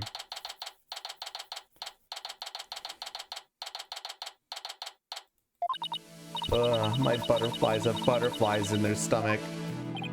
So, what's it like to have your very own case for the first time? My heart hasn't raced this fast since I ran that full marathon last year. If it keeps up, you might get a lawyer's high. You know, like a runner's high? Relax, everyone's nervous for their first time. So my fears weren't unfounded. After all, today's prosecutor is so terribly brutal and willing to use any means necessary to win a conviction. There's that the end justifies the means concept again. Now that it has come to this, we have no choice but to fight fire with fire. The end justifies the means. I wish he'd stop saying that. That's your method, Professor? I'm gonna defend Juniper in my own way. But Miss Sykes, just yesterday you told me, as a lawyer, what is it that you treasure beyond all else? That's an easy one, Professor. Seeking justice for my clients. But if this trial proceeds in the same manner and ends the same way as the mock trial, would you not lose everything you've worked so hard to gain? Well, I'll just have to make sure that doesn't happen then, won't I? My, but aren't you stubborn one? Well, I suppose you will have to learn of your own inefficiency the hard way. Forgive me, Professor Means, but can't we just leave it at that? Oh dear, please forgive me. It's just that I wish to protect Juniper by any means I can. I do too, but now if you would excuse me. Thanks to him, I'm feeling even more pressure than before. Don't let it get to you, Athena, and don't forget to keep smiling. I'll be fine, and I haven't forgotten what Mr. Wright said. The worst of times are when lawyers have to force their biggest smiles. The trial is about to begin. I'll show you to the courtroom if you please. Apollo, I'm counting on you to support Athena this time. Okay, Mr. Wright, leave it to me. That's right, I have Apollo to back me up. Junie's fate rests in my hands. I won't rest until she walks free. He is just a tape recorder. That is so true. What did you miss? The whole investigation, robot. Maybe check the evidence and get caught up. We mostly just talked to people, got some knowledge, got some evidence. So just go ahead and read it over and you might be able to get caught up.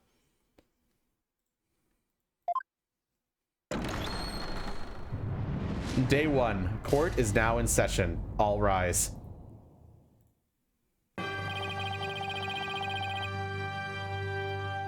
Court is now in session for the trial of Juniper Woods.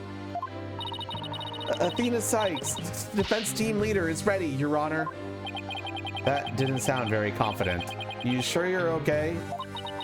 I'll be fine. Your baldness. I know. As usual, you want me to deliver the opening statement. Ah!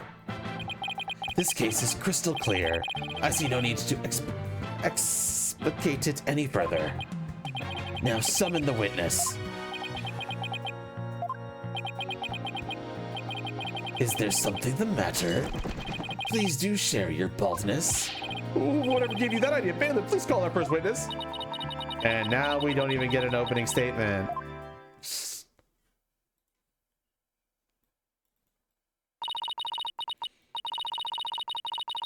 Detective Fulbright, he and Prosecutor Blackwell have become quite the team.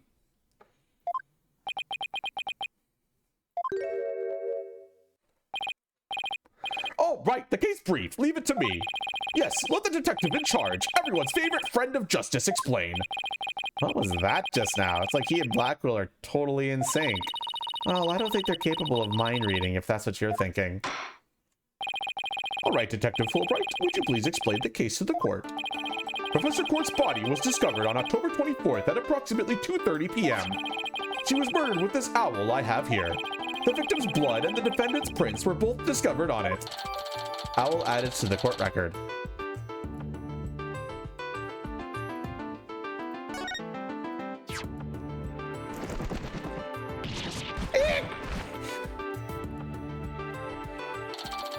Court's autopsy report added to the court record. That's one way to get an autopsy report. Wow, that bird can deliver evidence too. Blackwell has trained him well.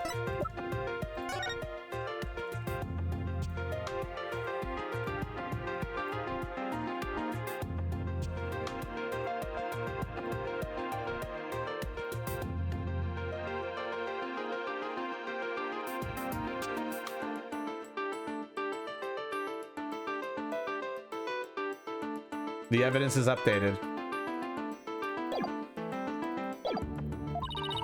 Maybe Blackwell should train it to not mess up people's hair while he's at it. Moving right along. The body was discovered on the outdoor stage, although no blood was found there. However, we detected traces of a massive amount of blood in the third floor art room. In short, the murder took place in the art room. So then the body had been moved from the art room to the stage. Precisely, and there is one more piece of irrefutable evidence.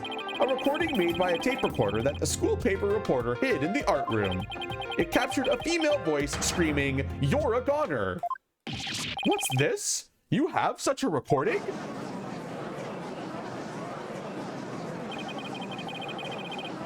Must be from that tape recorder Miriam mentioned.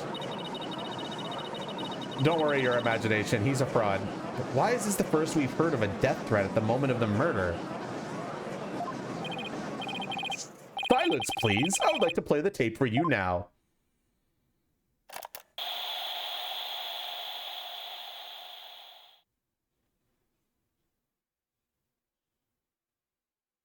You're a goner. It is quite hard to hear. But the voice does sound female. The tape recorder added to the court record.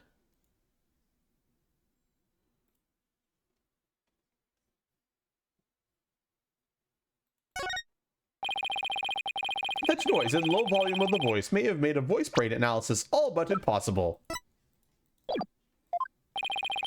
Then you haven't identified the voices belonging to the defendant. Not so fast! After all, voice point analysis isn't everything. The victim was killed at night, then discovered in the afternoon the next day.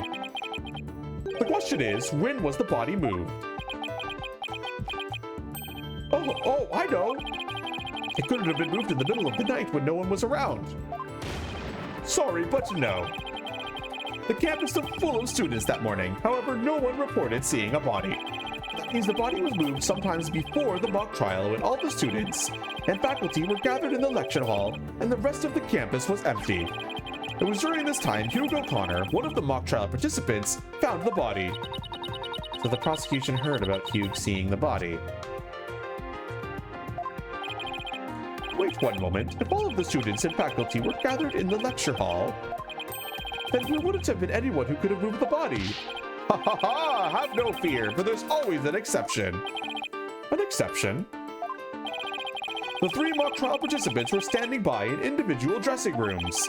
They were the only ones who had free access to the deserted campus before the mock trial. What?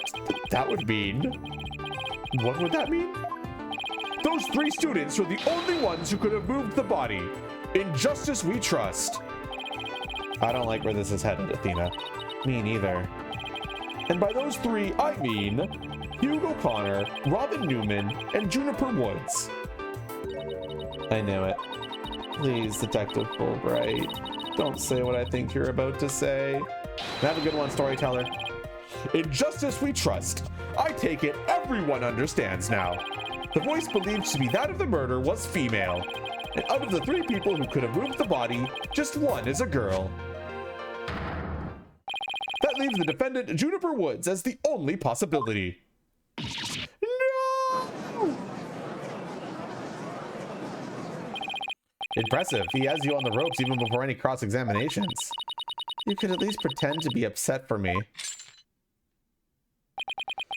Splendid job, Fulbright. That could not be any clearer. Feel free to anticipate a salary raise next month.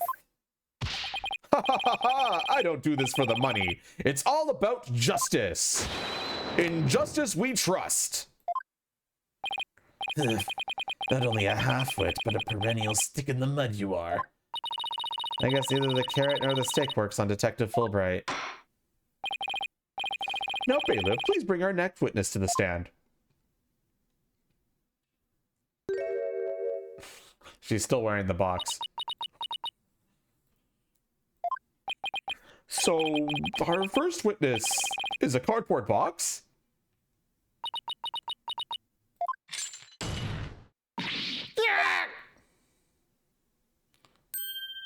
Why are we letting her wear the... Stealth mode deactivated. Oh my, the box has hands. Smile, Your Honor. Never mind, you're back. Welcome back. What the dickens? I just had my picture taken. Miriam Scuttlebutt, senior at the Legal Academy. I'm a reporter on the judge course.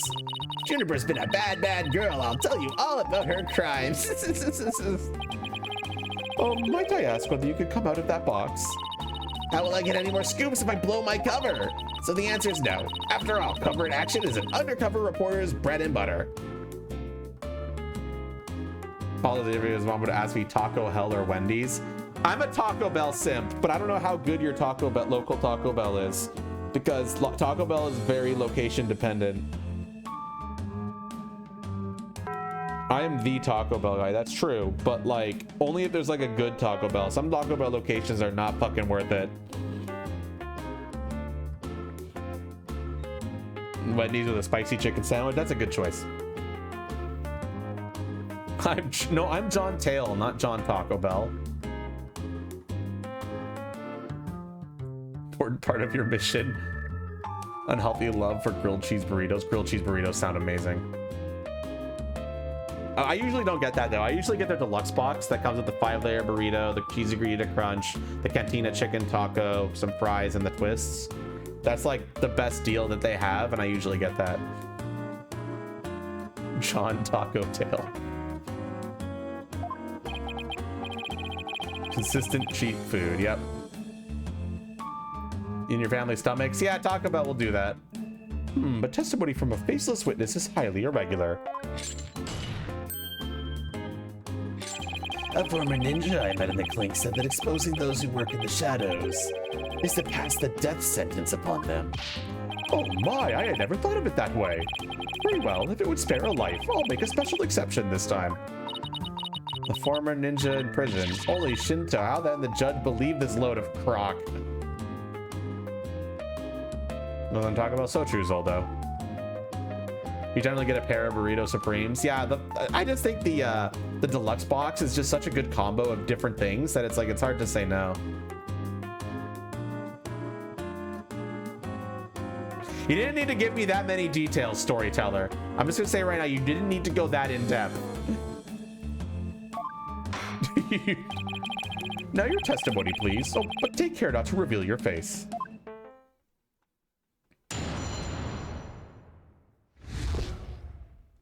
The similarity of the case and the script. The murder happened exactly like Juniper's mock trial script. Up until the mock trial began, only Professor Court and Juniper knew the script's content. But Professor Court's sudden decision not to use the script sparks Juniper's murderous rage. Juniper has to be the killer. She has a motive and the murder is just like her script. The murder is just like her script? Could such a thing be true? Compare her script of the murder case and the crime scene photos, and you'll see. This is so simple, even an ape posing as a decrepit judge could understand. Only the victim and the defendant were privy to the script. Ergo, the defendant is the killer. Furthermore, in the art room where the crime supposedly occurred, this witness's script, along with an envelope on which "use" was written, were found. This proves that the accused's script had been rejected the day before the mock trial. She pressed the victim to use her script, and an argument ensued, and then the fatal stabbing. Nope. That makes perfect sense. What now? Prosecutor Blackwell has all his ducks lined up in a row. He's really on a roll now. Oh, he's just like a pit bull once it sinks its teeth into you. How dare she! My script had it all! A bum rap and a phony evidence! Grudges and betrayals! My trusted defense is ready to cross-examine the witness. No problem. I mean, yes, I'm ready, I think. Time to find a hole in her testimony and unbox the truth. I've seen it done over and over. I know I can do this.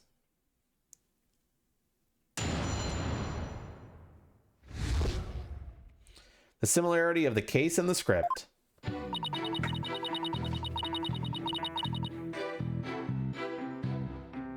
The murder happened exactly like Juniper's mock trial script. There must be places where the script and the case diverge. Yeah, don't sweat the details. That kind of stress will give you wrinkles. I'm not worried. My skin is as fair as silk. He is a convicted murderer who is acting as prosecutor for some reason. Why the judges in the courts are allowing this, we'll never understand.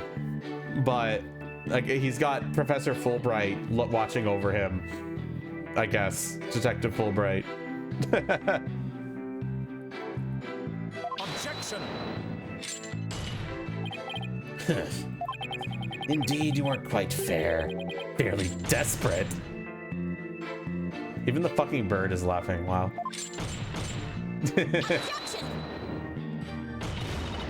What did you just say? Blackwell really turned that one around on you. Whose side are you on? Hurry up and think of a clever comeback. Whoa, easy there, Athena. Now you listen to me. The two cases do indeed have their differences. For one, the stage hadn't yet been erected in the mock trial script. And in the actual case, there were signs of indicating the victim's wrist had been bound.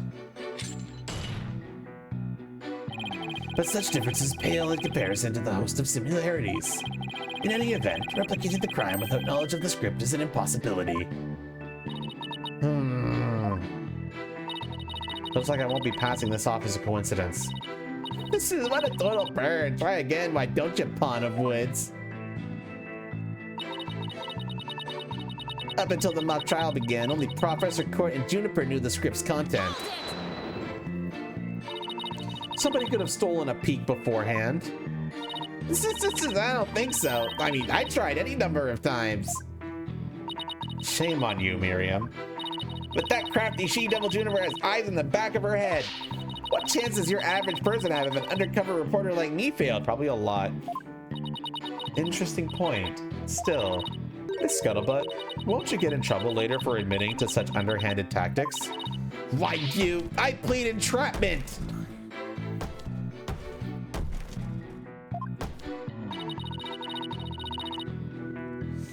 How is you blurting out your own crime entrapment?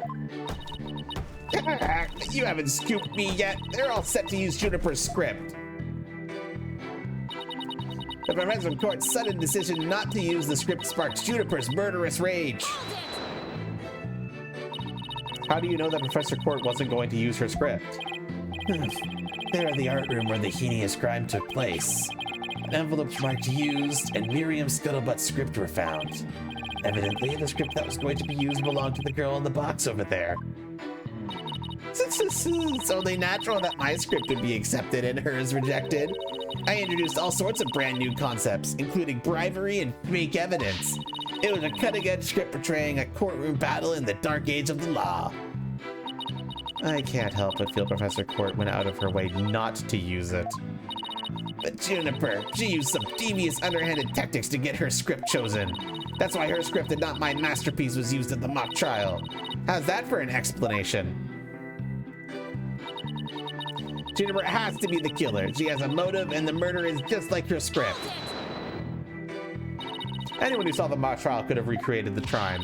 After they saw the mock trial, they just could have easily staged the body just like the script. Weary is the trial which pits Hawk against Canary. What did you just say? If he's so weary, you should try humming less. I bet save some energy. That's no time for jokes, Apollo. He just called me a canary. Don't let him get to you. These canaries pick up on things quickly, just like you.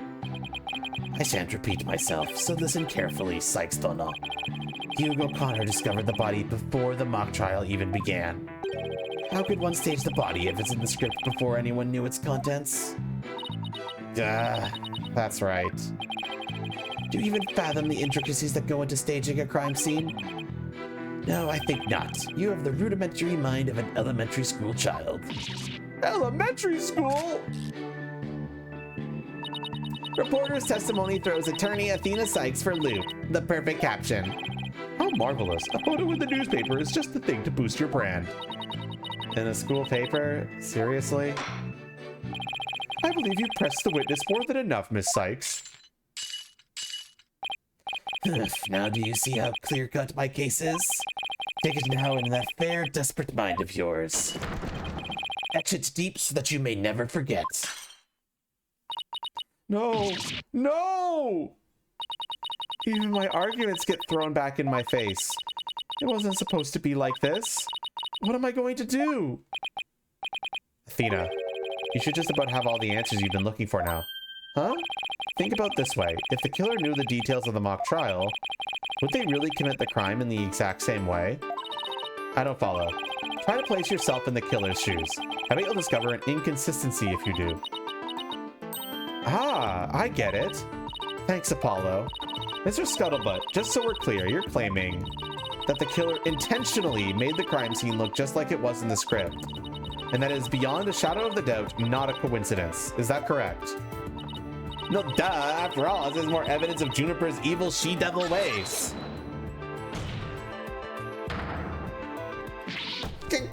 What did I say? What did I say? Our client made the crime scene look just like the script, something known only to her? That would be not just foolhardy, but completely irrational. What do you mean? Yes, Miss Sykes, please tell this court what you mean by irrational. It wouldn't make any sense for Junie to mimic her own script on purpose, because it would...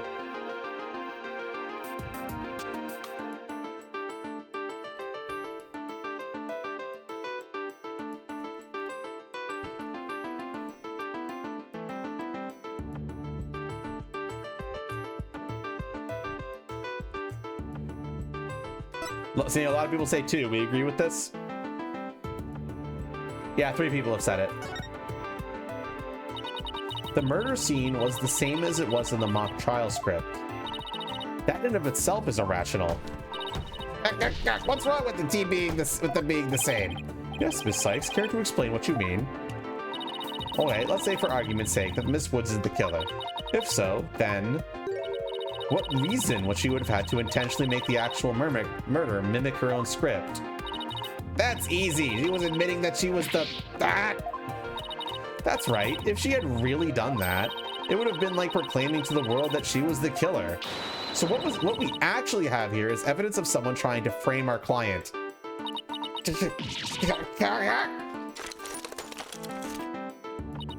The body was found the day of the mock trial. In short, the day of the details were revealed. So it would be completely inconceivable for the murder to go exactly like the script. Don't let it go to your head just yet. Objection. It would seem Justice Tono's camaraderie in arms has finally drawn her sword. However, the blade is dull, and it shall remain so until you master its use. Enough of the stupid sword metaphors already! There is a perfectly good reason for the inconsistency of which you speak. Reason? What reason? Must I spell out everything? You are what people today call high maintenance. The accused had intended to stop the mock trial, and in that event, Harry Soul would have been the wiser to the similarities of the case of the script. No, the mock trial was only stopped after the body was accidentally discovered. Objection. Our witness here also discovered the body. In fact, she was led to our dearly departed professor by the accused herself. What? Miss Scuttlebutt saw the body too? Precisely. And with the discovery of the body, the mock trial ought to have been cancelled. Wait, so you didn't call the police? Nope, I kept the secret for my big scoop. You can't do that! What is with all these people not calling the cops? I made her pay long and hard penance for his sin, did I not, my little box top?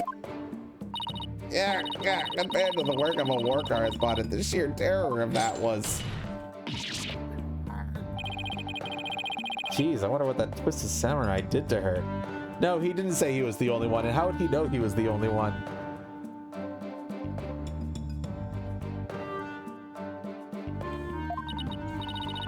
Block off all the holes in her box and spin her like a top while Detective Fulbright cackled in delight. That sounds more nauseating than scary. Enough jabbering. Witness, continue your testimony. Sure, Mr. Samurai. I'm ready to finish off that she-devil.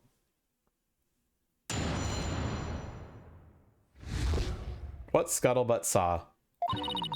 I snuck into Juniper's dressing room while everyone was in the lecture hall. Juniper had changed into her stage costume. I asked her, "What are you doing?" But suddenly she fled into the hallway as if she wanted me to follow her. I followed her all the way to Professor Court's body. She led me right to it.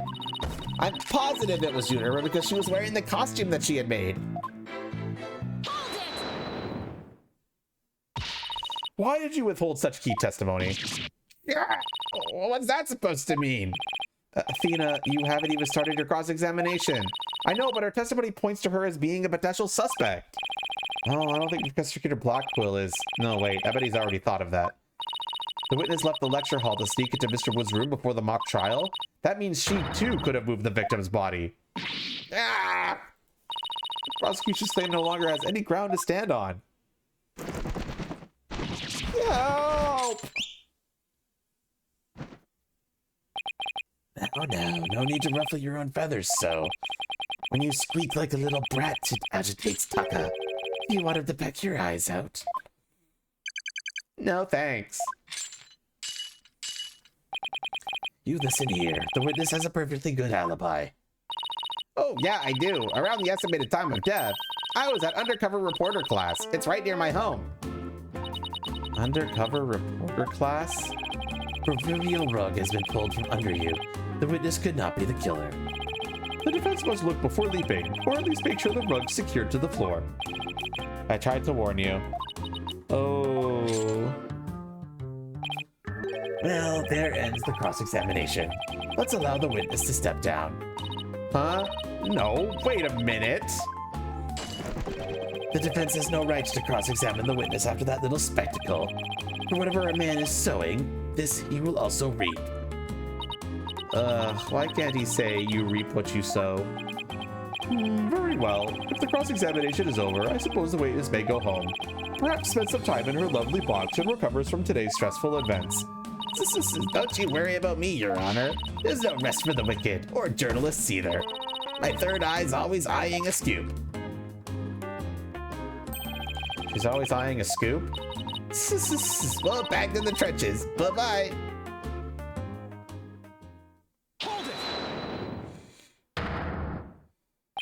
Not so fast, Miss Scuttlebutt. Apollo? There's just one thing I'd like to ask. Did you take a picture of the victim's body? And if not, why not? No, I didn't take one. Well, that's strange. Why wouldn't you take a picture if you're always eyeing a scoop? Did you really see the victim's body? It's not like I actually saw it, but... What the devil? Did you hear that, Your Honor? The witness didn't actually see the body. That completely overturns the prosecution's claim that the witness was led to it. Justice Dono, you dare steal at me again. Nice try, Boy Wonder. So what if I didn't see the body? The fact remains that Juniper led me there. Feast your eyes on this. What exactly am I looking at here? It's a crucial moment forever frozen in my third eye. A photo clearly showing Juniper Woods. Ah! Why did you not tell me of this? It's a shocking scoop I was saving for just the right moment. Oh, she's so proud of herself. She is so proud of herself. And that would be now, right here in court. Surprise!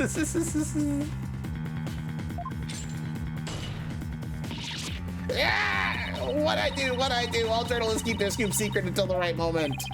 She's pretty brave hiding it from Blackwell like that. Or pretty stupid. Oh, this is an unexpected turn. Athena, about this picture. See how it only shows the back of the subject? Ah, so then, right, who knows whether this photo shows Juniper in the first place? A completely irrelevant point.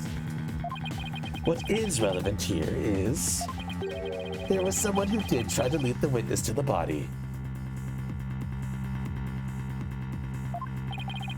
Take a gander at this, the route by which the accused escaped.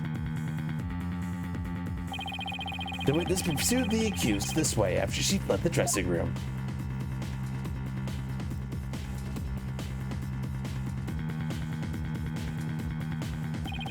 The accused descended to the first floor and exited to the quad. Then what, Carton Cretin? Then I tripped and fell. Caught my knee on my own box. She stayed under her box even while running after someone? Sounds difficult. Recall that the body was already there, for Hugo Connor had already seen it. She was trying to show somebody the body because she wanted to stop the mock trial. But if the facts have changed, that's all the more reason to cross-examine the witness. The defense has a point there. Very well, you may proceed with your cross-examination. It seems Justice Dono has saved your pretty little hide, Missy. For now, at least. Ooh, guess I pulled that off somehow. Thanks, Apollo. You're a lifesaver. Incidentally, my compliments to the witness for her very fine box. It's primo cardboard, lovingly selected from among many. Tell another lie or hide another fact from me, and I shall put it to the torch. Please, anything but that. I think it would be more eco-friendly to recycle it, but that's just me. All right, Mr. Sykes, you may cross-examine the witness.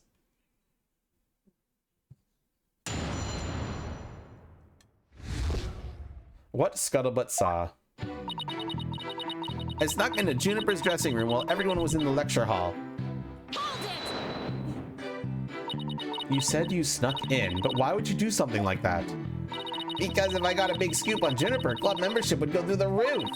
Right now, the newspaper club only has one member, me, the club's history once I'm gone. So, Themis Herald's brand recognition is a matter of life and death. Her means may be questionable, but her motive is surprisingly sound. Extra, extra! Students seeking the thrills and chills of expose journalism, report to the club room. This has been a paid advertisement. Anyway, where was I? Huh? Never took Miriam for such a go-getter.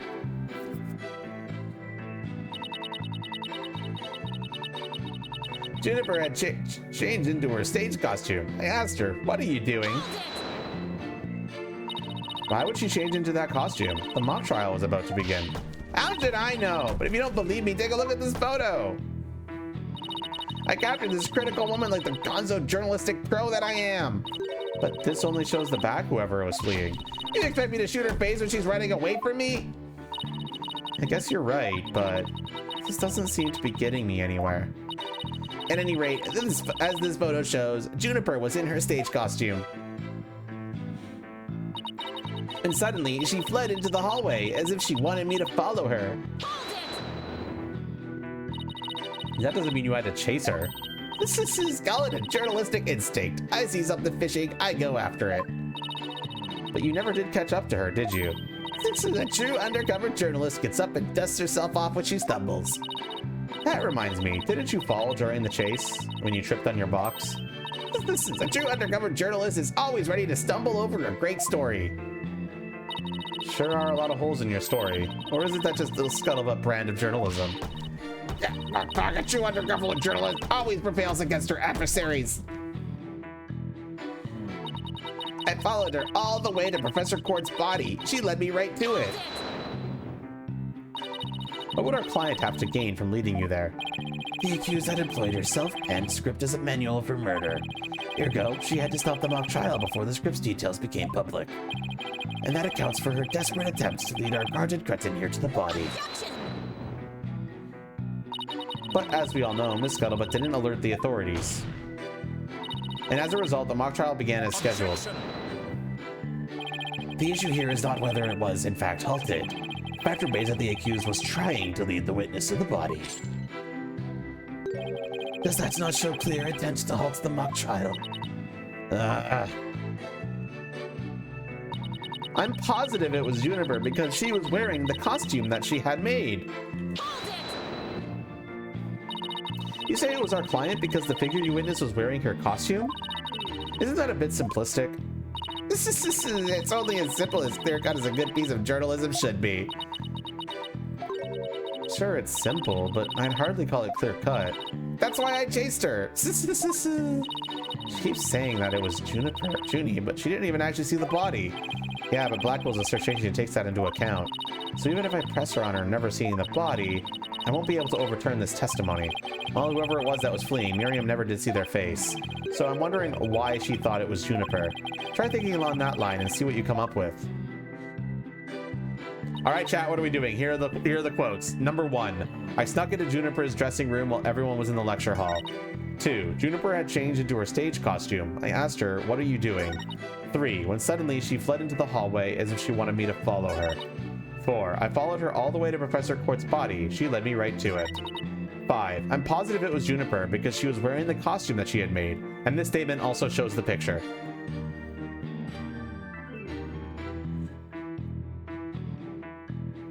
Since the statement shows the picture, JP wants to present the stage costume on this picture.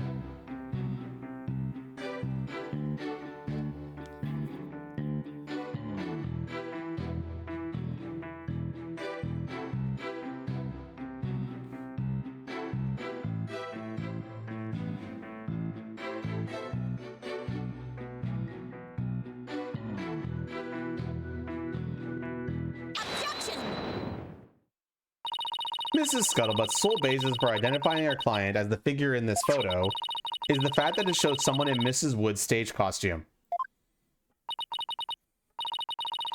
Well, it is Juniper's costume, so that must be Juniper in it. It's clear cut. No, that's where you're completely mistaken. What? This is a design drawing of our client's stage costume. Oh my, what a wonderful creation. The constellations are extraordinary. I'm glad you noticed, because those stars are precisely what's important here. In the drawing, these are constellations all over the outside of the costume. But there's not a single star on the costume in the photo. Oh, then that means... what exactly? Your Honor, there were no other blue costumes at the scene, which leads me to believe that the figure in the photo was wearing our client's costume inside out. Why would Miss Woods make a mistake like that? Well, it's not really a matter of why, but rather who made the mistake of putting it on inside out. Wait, you're not suggesting... That's right, I'm glad you're catching on. The costume designer wouldn't put her own costume on inside out.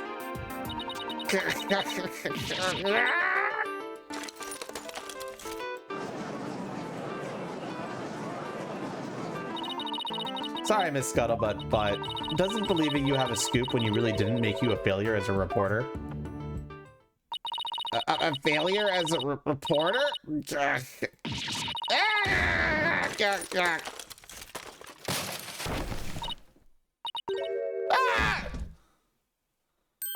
Why, hello, Miss Scuttlebutt. So nice to meet the woman beneath the box.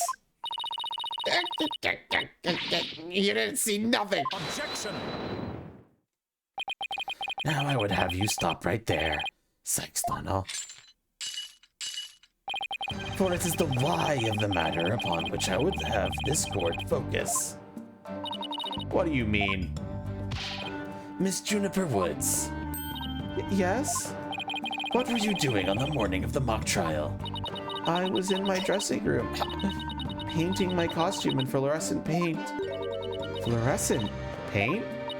My design drawing shows twinkling stars on the costume. I was going to make the costume shimmer like that by painting the inside fluorescent. What was that again? Fluoride? Did your costume have cavities? Are you fucking joking?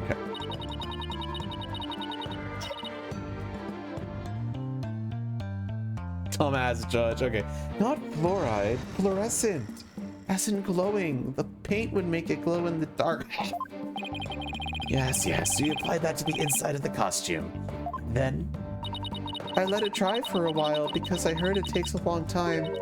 So I put the costume on my mannequin inside out. Inside out? So then... This is a photograph of the inside out costume taken in the dark. As you can see, there's a heavy layer of paint over the entire inside surface. If someone were to properly don this costume in this state, the wet paint would get all over their body. Why, yes, I believe it would. Indeed, ergo the costume was worn the way it was, not by anyone's mistake. But because this was the way it was on the mannequin, inside out. Yeah! Glowing costume photo added to the court record.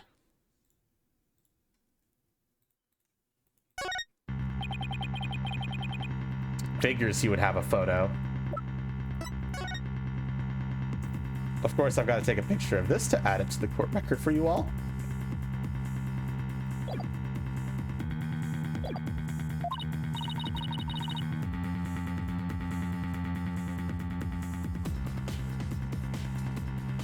Okay, chat, it's updated. Be sure to refresh.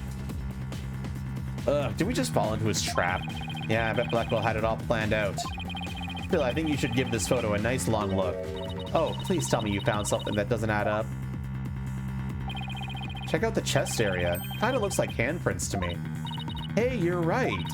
But Junie would know better than to touch it while the paint was still wet. Objection! I believe the term to describe your thought process is wishful thinking. After all, if master painters make mistakes, why not rank amateurs such as the accused?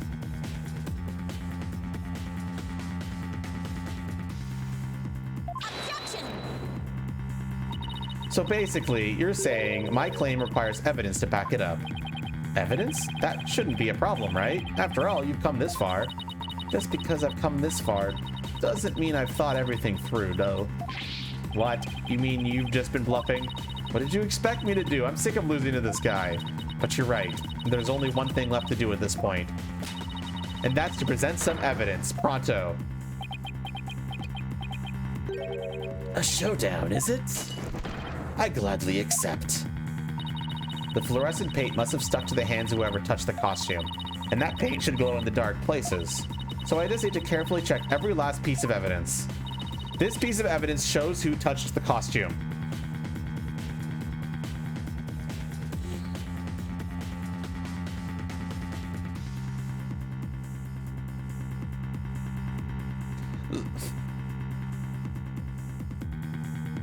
Zoldo wants to present the Themis Herald Extra.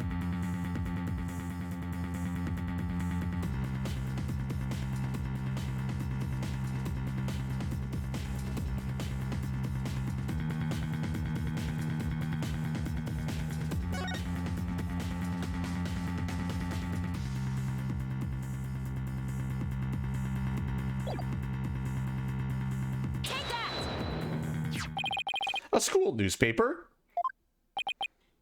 Interesting. Take a look at the photo where the lights are dimmed and the spotlight is on Miss Woods. Observe Mr. Newman's hands in that photo as he stands at the prosecutor's bench. As you can see, it's glowing just like Mrs. Woods' fluorescent paint. It is glowing. Quite brightly, I might add. But why would he put fluorescent paint on his hands for the mock trial, you might ask? The answer is he wouldn't. Not on purpose. It got there when he put the costume on. Oh, that means... What again? It means the figure photographed in the costume was not our client, Juniper Woods. It was her classmate, Robin Newman. What? To think you were actually able to prove that. Well, you never know what's going to happen next. That's the thrill of the courtroom. So then... Does that mean that Robin is our man? Well, that's certainly how it looks. See ya, robot. Very well. Robin Newman it is. He is here in the gallery, I trust. Show yourself. I challenge you to a duel.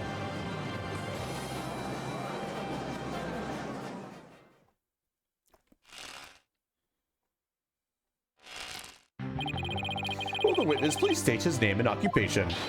I'm Robin Newman! I want to become a great artist! I practice day and night, yeah! No, that's not it! Art's gotta be sincere, man! So for occupation, we should put down budding artist. No! Themis Legal Academy Senior Prosecutor Course! This brace is proof of my masculinity! I've been training to be a prosecutor for 18 years! Ahem. I assume you'll be cleaning up the pottery you smashed before you leave today. Ah, oh, man! Duh. It seems the witness has finally settled down. I guess nothing phases the judge after all these years. You have cringe culture in the anime world? Maybe. Robin might love it. Or a mental ward. Specifically, the court wishes to hear why you had fluorescent paint on your hand.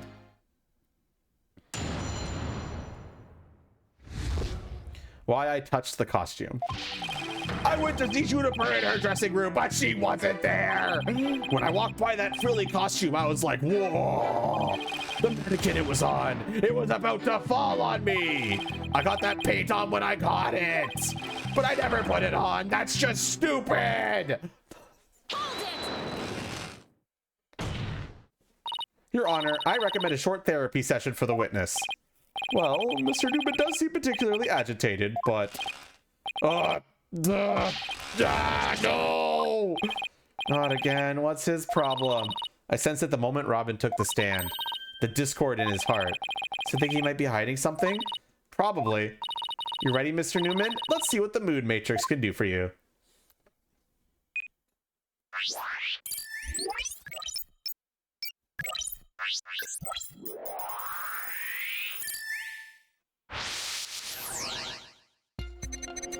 I went to see Juniper in her waiting room, but she wasn't there.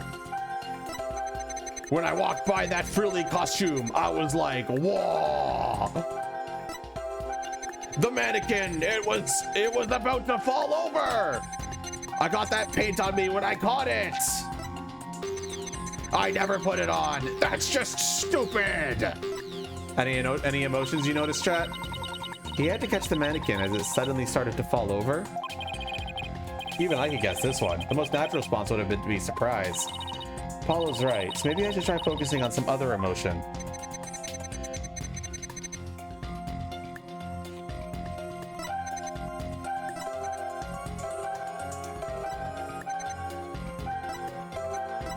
All right, let's go through it again. So here's statement 1, statement 2, statement 3, statement 4, statement 5, statement 6.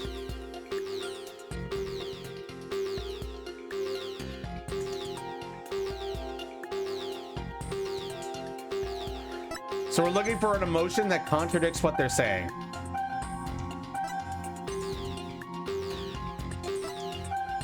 So you're looking for an emotion that is contradicting what they are saying or what's happening in the picture. Storyteller, just as a heads up, just because they don't ever feel sadness, that doesn't really matter. Because is there anything in here that you feel like they should be feeling sadness for? That's the question that you'd be asking. Not that there's just happens to be no sadness. You're looking for contradictory emotions.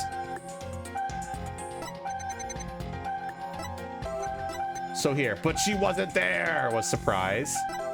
Here we see when I walked by that frilly costume, I was like, whoa. We see surprise and happy. The mannequin, it was on. It was about to fall over. Surprise. I got that paint on me when I caught it. Surprise. And I never put it on. That's just stupid. Anger.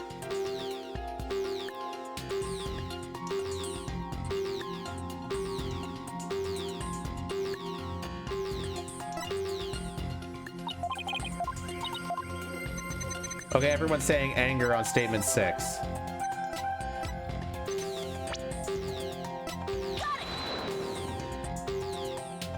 Mr. Newman, this emotion is inconsistent with your testimony. What are you talking about? It's not true. My only emotion is testosterone-fueled stubbornness.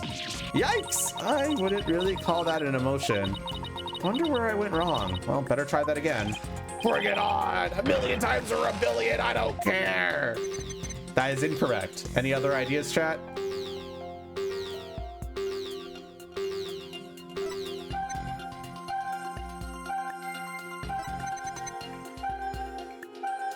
So the mannequin, it was about to fall over. We have surprise. When I walked by that frilly costume, I was like, whoa.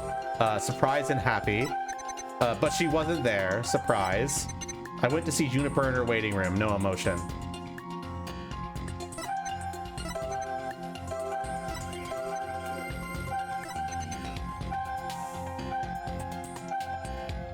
JV wants to present surprise on this statement.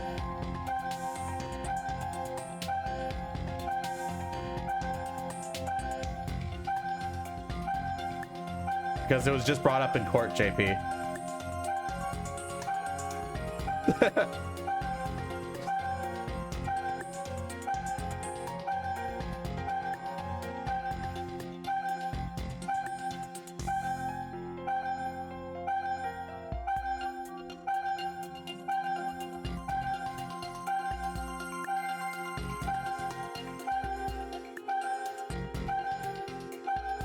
No, I've got only one person agreeing with JP on this one.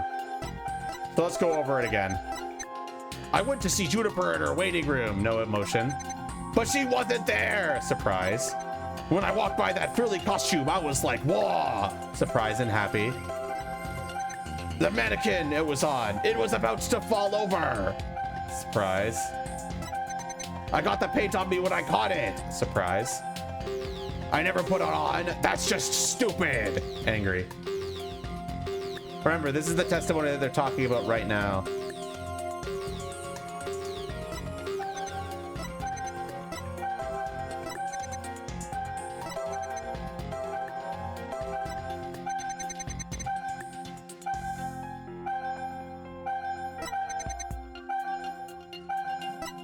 You want to present surprise here?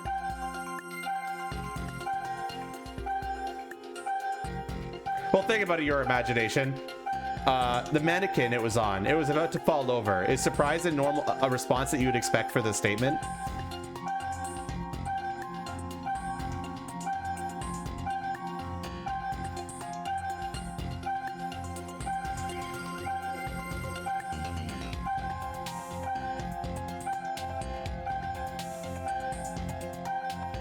I'm thinking there's some fundamental misunderstanding of how the mood matrix works here.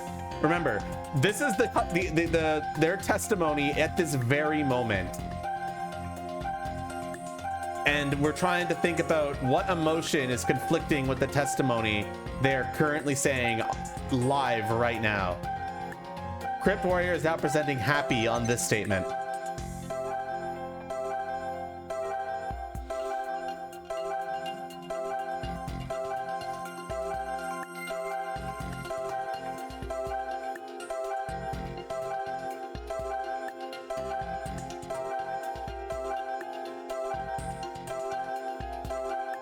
One more yes and I commit to it.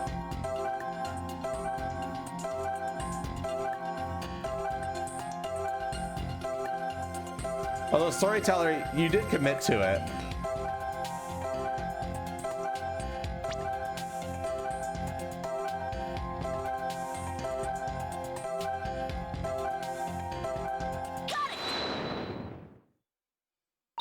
When you mentioned the stage costume, I sense a sudden, powerful feeling of joy. Would you care to explain, Mr. Newman?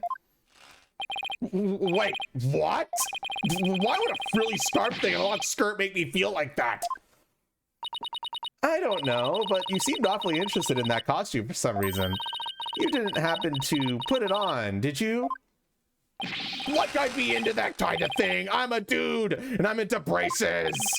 You don't think Robin's actually got a thing for Juniper's outfit, do you? Oh, come on, isn't it obvious? You're enjoying this a bit too much, Athena. No way, man! The mannequin came falling towards me, so I stuck out my hands to stop it. End of story! That's a new piece of information. Time to run an update.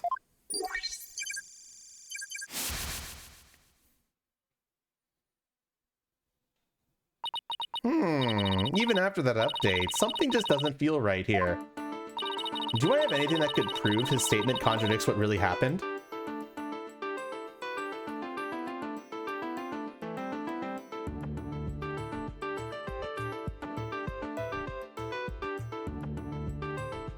Do we, chat?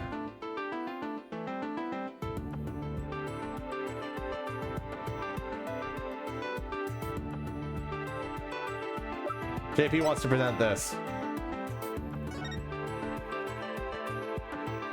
This is what JP currently wants to present.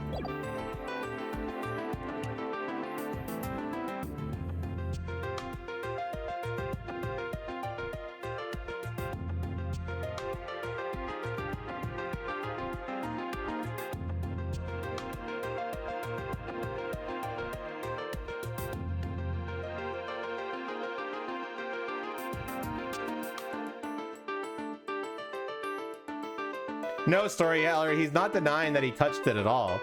He's saying that he never put it on.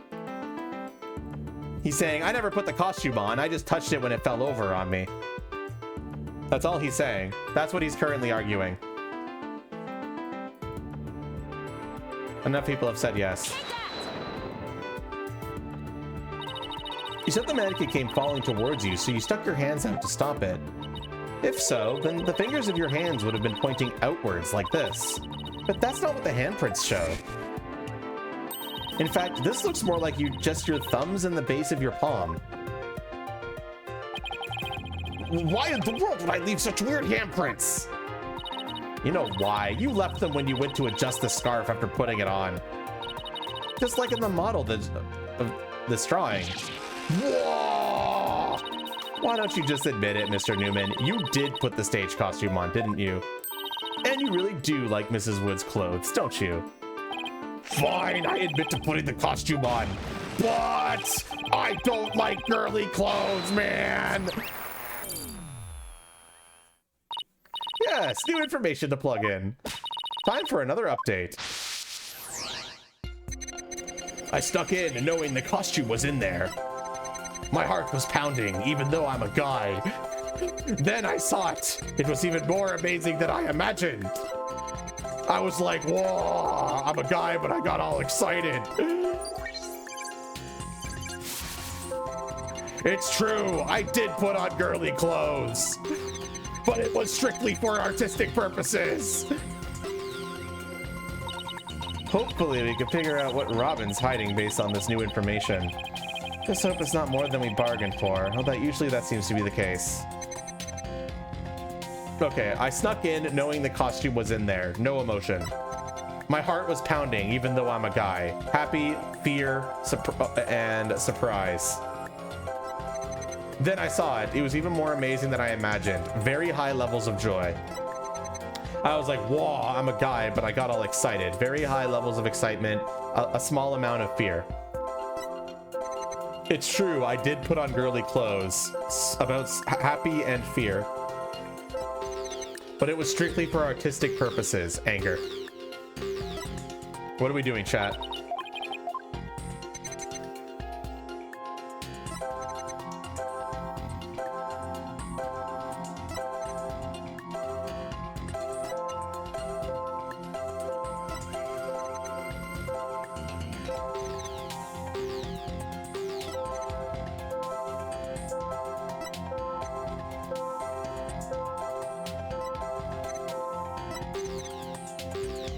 Your existing Hypixel. There's no health loss here, so let's commit to it. Mr. Newman, this emotion is inconsistent with your testimony. What are you talking about? It's not true. My only emotion is testosterone, feel stubbornness. Okay, that was wrong. We've already seen this. That was incorrect. So I stuck in knowing the costume was in there. No emotion. My heart was pounding even though I'm a guy. A small amount of joy. Remember that the strength of the emotion is also shown here. I'm not sure if that's relevant to here, but that's also important. So a small amount of joy, small amount of fear, small amount of surprise. I saw it. It was even more amazing than I imagined. Very high levels of joy. I was like, whoa, I'm a guy, but I got all excited. Very high levels of joy, a small amount of fear. It's true, I did put on girly clothes. High happiness and fear.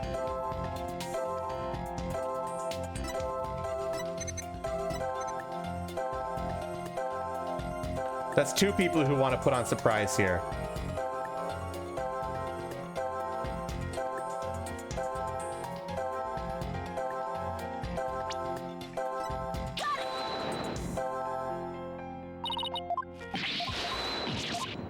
That was incorrect.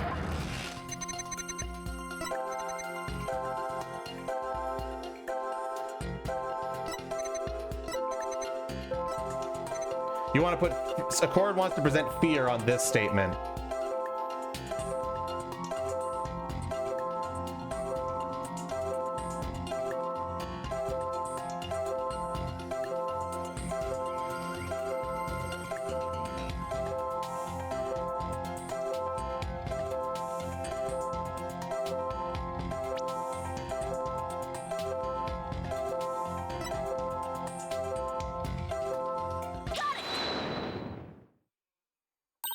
There, another emotion that doesn't fit. So what? You really started to get on my nerves, man. Mr. Newman, you got excited when you put the costume on, but you also felt sad. Who cares if I felt sad? It's no big deal. Sorry, that's not just fear, it's also sadness. I probably should have mentioned that. It's like sadness, fear, that kind of emotion. Where it's like the top left is happiness, joy, excitement. Bottom left is surprise, shock, those kind of emotions. The top right is anger, frustration, those kind of things. Okay, Mr. Newman, out with it. Why did you feel sad? You're hiding something, aren't you? Oh, no! You're not fooling anyone anymore. Now tell us why you were sad. Okay, fine! If you're gonna be that way, I'll tell you! The reason I felt sad is... No matter how much I dress up, I'll never be as pretty as Juniper. Well, no offense, but his habit of shouting at the top of his lungs doesn't exactly help. No, that's not it. I totally owned those girly clothes. I should have been totally pretty. But there's something that keeps getting in my way. Wow, that's a whole lot of anger and raw emotion right there. His heart is crying out in pain. His emotions are out of control. Out of control emotions. We saw those during the Ninetales Veil incident. So all we have to do is find the source of his uncontrollable anger, right? Right. Help me look for a conflict between his statements and the images we see. If we could find that, we could wrestle him away from whatever's tormenting him. Mr. Newman said there's something getting in the way of him being pretty. Something that doesn't go with girly clothes. But what could it be? Fine, I'll testify, man!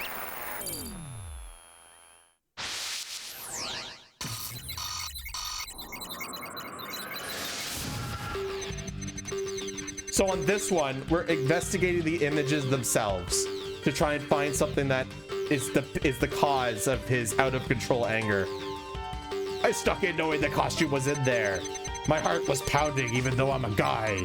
It's true, I felt a powerful feeling when I saw that long frilly scarf. I admit it, I wore girly clothes. I felt like a diva when I pulled the hood over my head. It felt so right, I was totally dressed up like a girl. So we're looking for something in the image that is causing his overflowing anger.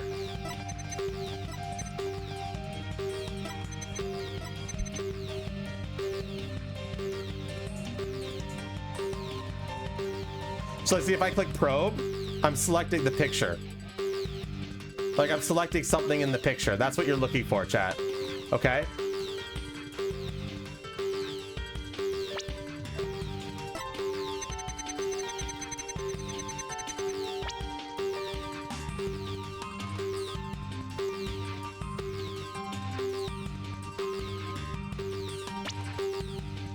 So that's what we're looking for. Okay?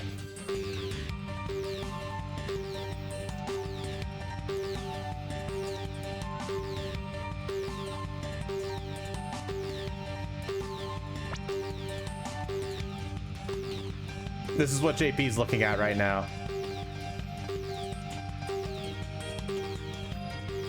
I really like the out of control music for this though. Let me listen to this for a bit more. Okay, that's enough, whatever. God. Mr. Newman, you feel a great deal of anger towards your brace, don't you? Is that what you feel is holding you back from being as pretty as you think you should be? Huh? What? Mr. Newman, the truth is, you really want to take that brace off, don't you? No way, man! This is a symbol of masculinity! I can never take it off! Is it that you can't take it off, or that you don't want to take it off? Oh, man! I should get my big mouth shut! This is really weird. He exhibits intense anger towards his brace, which he calls a symbol of masculinity. But he can't take it off, not even when he's trying to look pretty. What could be at the root of his complicated relationship with his brace? I have a feeling we're on the verge of uncovering an earth-shattering secret. Athena, you okay? Seems Robin is still hiding a secret, a big one. Bigger than the fact that he's secretly jealous of Juniper's looks? Yes, at least I think so.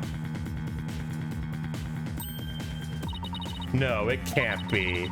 I just thought of something, but it's totally insane. Mr. Newman, what? I'm onto your little secret, and if I'm correct, it's not very little at all. It's huge. This sounds completely insane, but it's the only possibility left.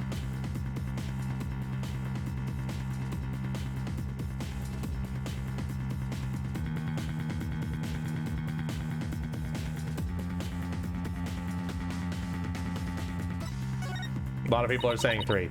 Mr. Newman, or should I say, Miss Newman, you are and always have been a girl. What? Have you lost the plot, Athena? No, I'm completely serious. I don't have any direct evidence. But that's what Robin's heart is shouting loud and clear. I still think you've totally lost it. I mean, Robin reeks of testosterone. How could he possibly be a she? I, for one, have never seen a girl who shouts like a maniac all the time.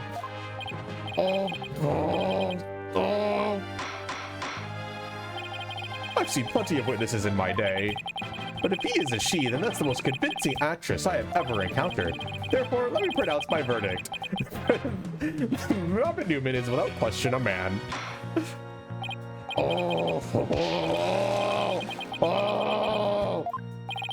You are now truly Justice Dono's equal in one area. You are equally as insane.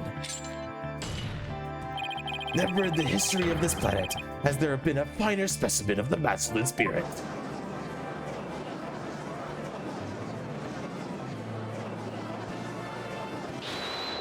Hold it.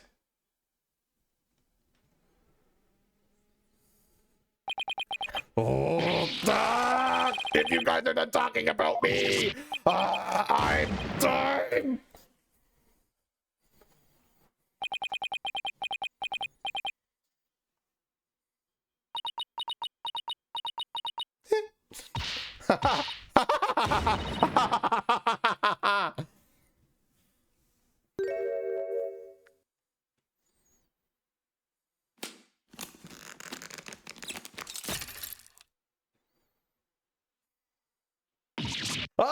The brace, it's...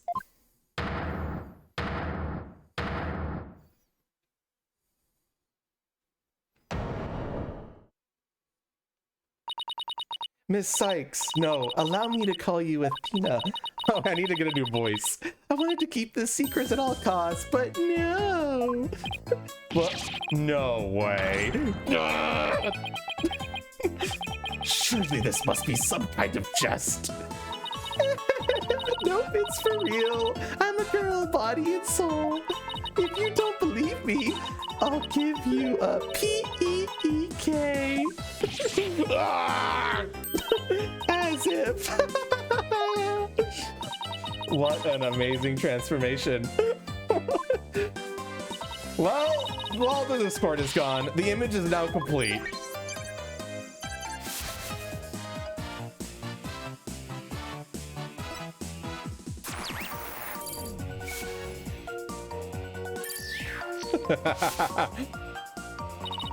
I was raised as a boy since I was little, and I studied law just as my parents wanted. But now this living lie that had me pinned to the ground, it's been blown to smithereens by you, Athena. Oh, I can stop pretending I want to be a prosecutor. I'm gonna be an artist. Yay!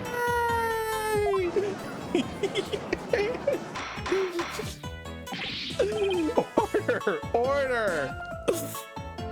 Okay, chat, 1 sec. I think I need to...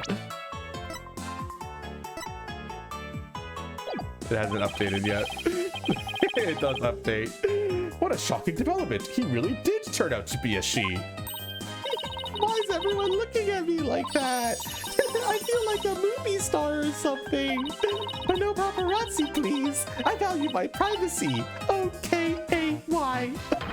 Oh, no picture, you'll regret it, man! Am I just imagining things, or is Robin even more hyper now than when she was a he? I don't know. Maybe it's because she finally got her troubles off her chest.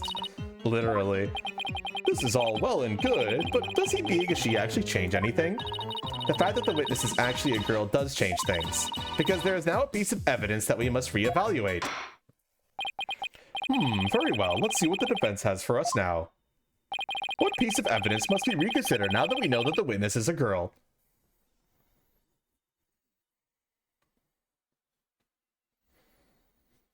Well, chat. Well, chat. I know the answer. Do you? Have you been paying attention, chat?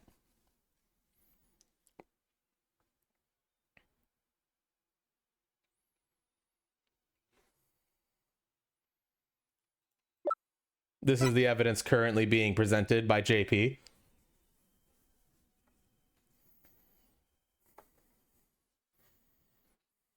No, I haven't. Hi, Rocket Man.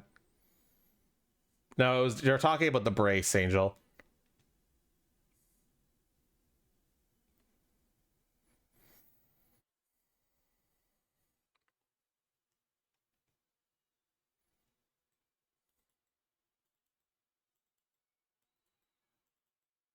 One more yes, and I fucking do it.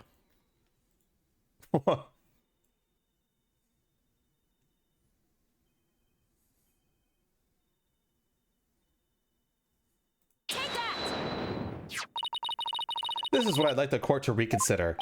Oh, the tape recorder. The one that recorded the threat. You're a goner. That's right. And we have already established that it's a female voice in the recording. Of all the students who could have moved the body before the mock trial was to start, our client was the only female if you exclude Miss Cuddlegut because of her alibi. And that is why the tape recorder made our client the prime suspect. So then... That's right, the witness just revealed that she's a girl. Therefore, if we are using the voice of this recording as the basis for hurling accusations, this witness must be labeled a suspect too. Oh! Oh no! Wow, talk about a sudden turn of events. You've done it! You found a hole in one of the prosecution's key pieces of evidence. Yeah, but wow, that was a lot of work for a single one. Objection! Not so hasty now. You're forgetting that only one person here was privy to the script. Ergo, Miss Juniper Woods is still the prime suspect. But Miss Newman hid the fact that she was a girl both in the crime scene and in the court. If I'd say that puts her in camp suspicious. That's not nice, Athena. How can you accuse me of being a killer? I mean, I'm just a weak, innocent little girl. Just thinking about murder makes me... Oh. Objection! Suspicious as suspicious does. Undoubtedly, the witness does have some sort of connection to this crime. Perhaps our newfound lady is merely feigning ignorance. We can't summarize that she lent support to the principal offender, Juniper Woods. By leading Miss Scuttlebutt to the body, That would make her an accessory to the crime. How can you say that? I'm not an accessory to any crime, Mr. Birdman. Birdman. In any event, with the witness as an accessory, it explains quite a bit, does it not? Ah! He made it all make sense somehow. And don't keep accusing Judy unless we can show someone else you knew the script's details. But how could someone have gotten their hands on that kind of info? The only way they could have known what was in the script was if they...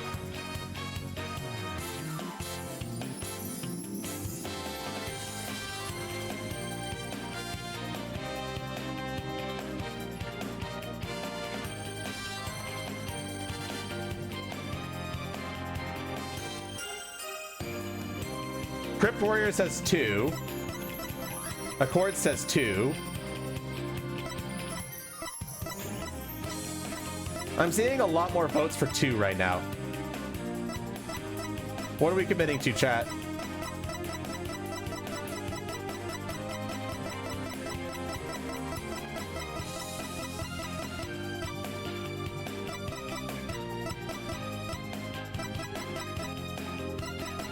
I'm seeing a lot of people.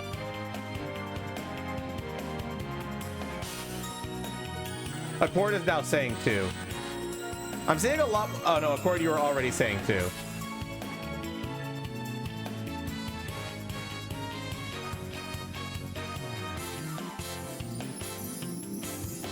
Really, there's only one here that makes sense if you go by process of elimination. Let me just give that all a hint.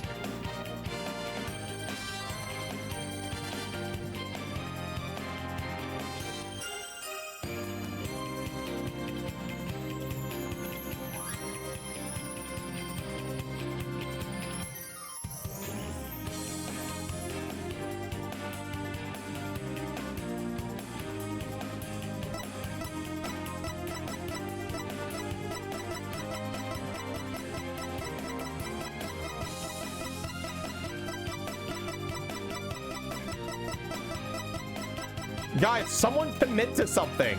Use the present command so that we can at least get something out of the way, because there's too many votes going around right now.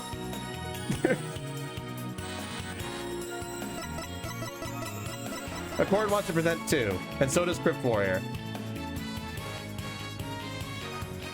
That's already 3 people saying 2, so I'm just gonna go for it.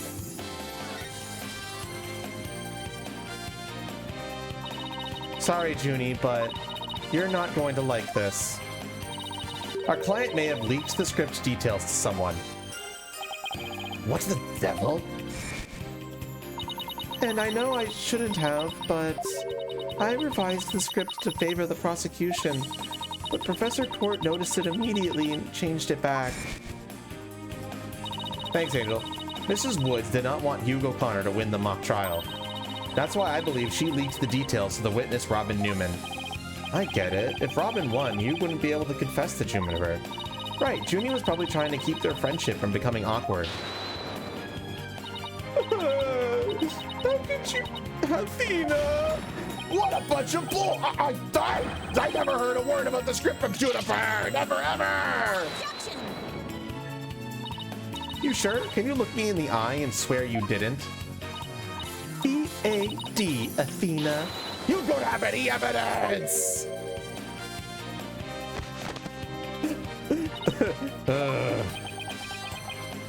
Actually, we might have just the thing. Really? Yeah, one of Robin's lines I read when we were reenacting the mock trial. Here's the shot of the crime scene. Ironically, it was Professor Quote who processed the corpse. At Foothead, how did the mock trial participants react to this photo? Mr. Newman was surprised by what Professor Court was wearing. Robin said, "Oh, the green sweatsuit." S-U-R-E. I might have said that, but so what? Well, think of it this way, Athena. Yeah, which way exactly?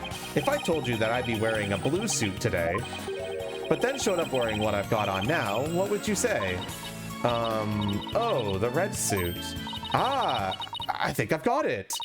Your Honor, we have evidence proving that Miss Newman knew the contents of the script. The defense moves to present said evidence to the court. Very well, Miss Sykes. Present away. This evidence proves that Miss Newman had prior knowledge of the script's contents.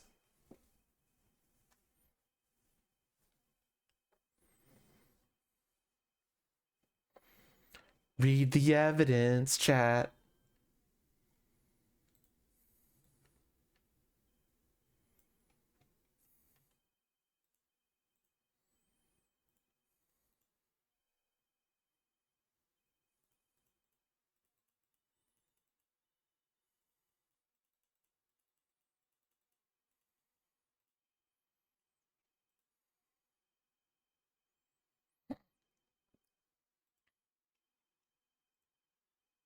A court wants to present the mock trial script.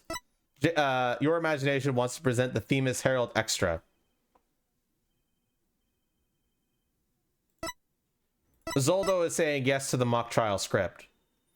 Hanataro, what are you saying yes to?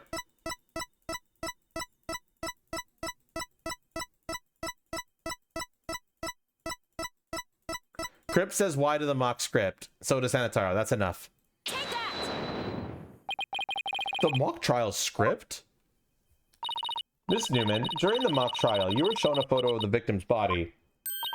And reportedly, you reacted by saying, "Oh, the green sweatsuit." Oh, yes, I said that. What's your point? You seem to have some issue with the green sweatsuit, and I think I know why. The proof is in the script, specifically on the Things to Prepare page. Sweatsuit. Victim's outfit will be a red one from the prosecutor's course. You were surprised because the sweatsuit in the photo was green. But if you didn't know about the script's content, then that shouldn't have surprised you.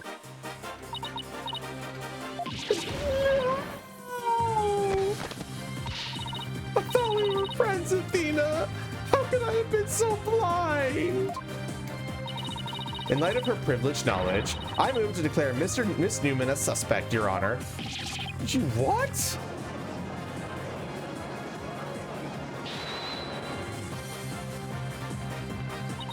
If knowing script details makes me a suspect, then there must be others besides me.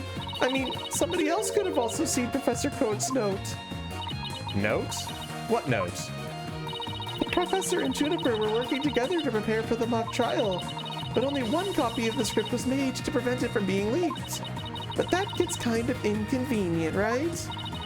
You're not seriously going to suggest. But it's the truth. Professor Court did do exactly what you're thinking. She didn't write down any of the proceedings or the truth behind the case. But she did write a note to herself about the props and details about the victim's BODY. Is this really true, Miss Newman? If you don't believe me, send the police over to my house. Tell them to check the pictures on my camera. I thought it might give me an advantage. So I took a picture of the note. I'd say she's telling the truth. Wait a sec. If there's a note with details about the body, then that means there are others who could have made the murder look like our client's script. Yes, I believe you're right. Apparently, this case isn't as clear-cut as Prosecutor Blackwell would have us believe. This new revelation blasts a big fat hole in the prosecution's case. Oh! Objection! Believe for you, Missy, but don't think this spells victory. And why not? The battle is still young, and my blade is now fully drawn. Between it and my next witness, your life will be forfeit. So put away your wooden sword, and show me what you're truly capable of if you wish to live. You want it? Don't worry, I'm gonna bring it.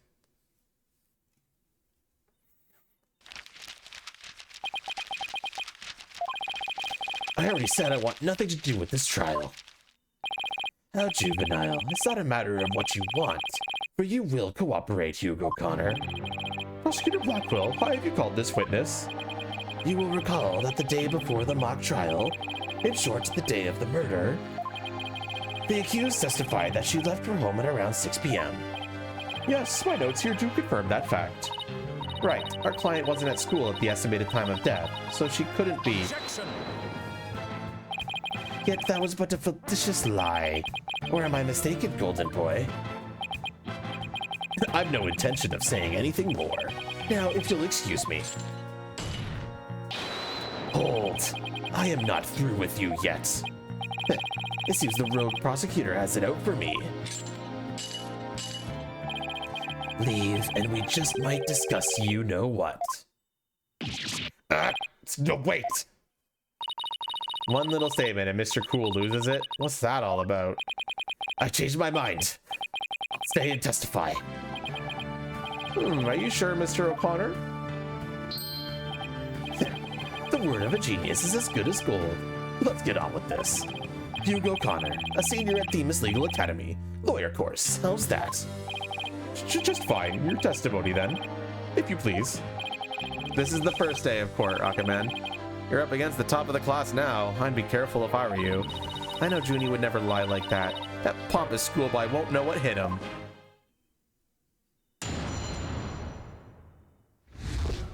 Around the time of the murder. To get mentally prepared for the mock trial, I meditated at the archery range till 7 p.m.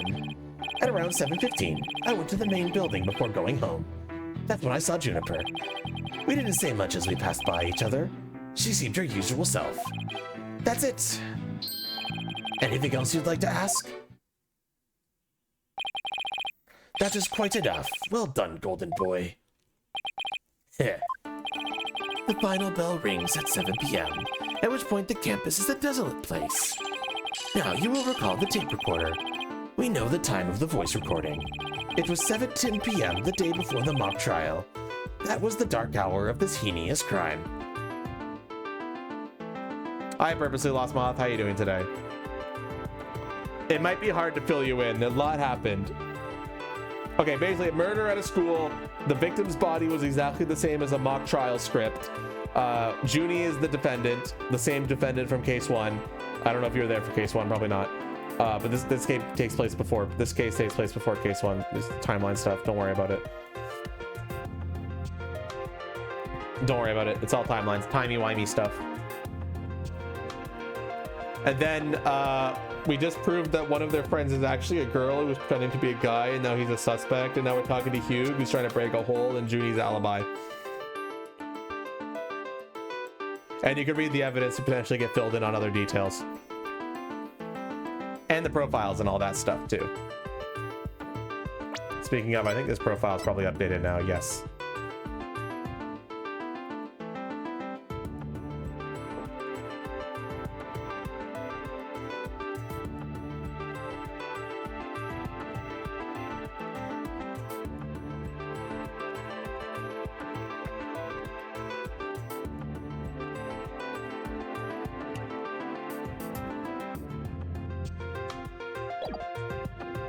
Green's profile never fails to creep you out.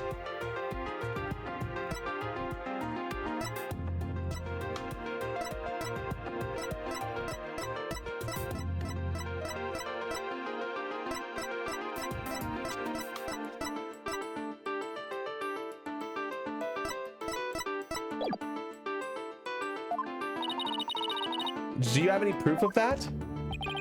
At its final bell, the school plays a special broadcast when the clock strikes 7. The female voice on the tape recorder appears 10 minutes after that broadcast. The killer waited until the school was empty to spring her devious and deadly trap. Tape recorder updated.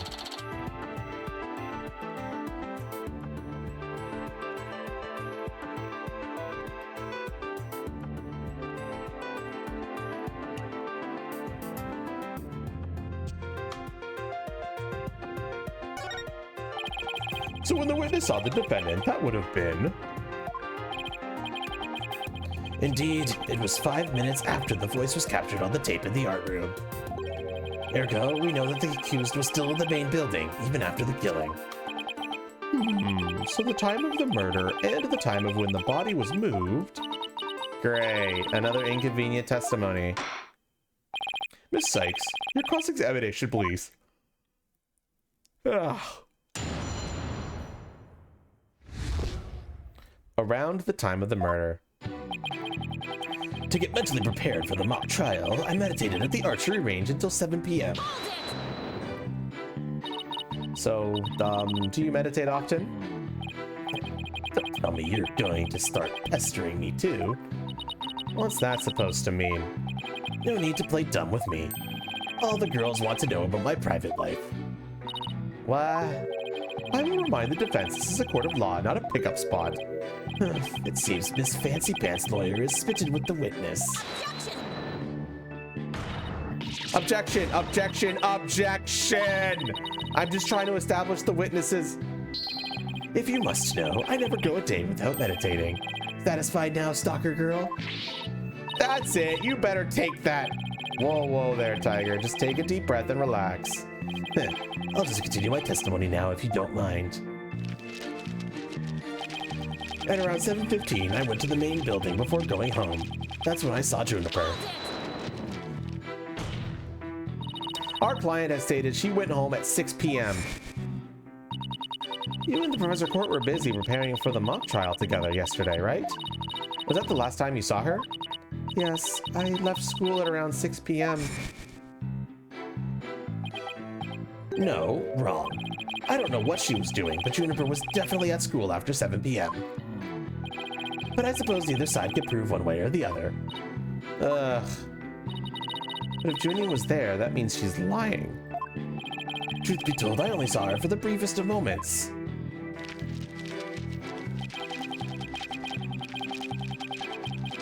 We didn't say much as we passed by each other. She seemed her usual self. So you just walked past a good friend, barely saying a word? The final bell had already rung. They get mad when you stand around chatting. Then again, we're not like you people, talking endlessly in those annoying loud voices. Annoyingly loud voices. I'd like it if you refrained from insulting my partner like that. Normally, I'd shout objection right now, but I'll take this one for the team. Anyway, I think that's about all I have to say. That's it. Anything else you'd like to ask? All right, I'll take you up on your kind offer. I expected as much. Go ahead, ask away. Mr. O'Connor, I want to ask you...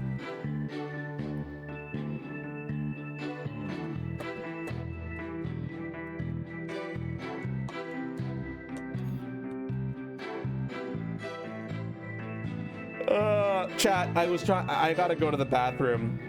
I've been trying to, like, not deal with it, but I can't anymore, so I'll be right back.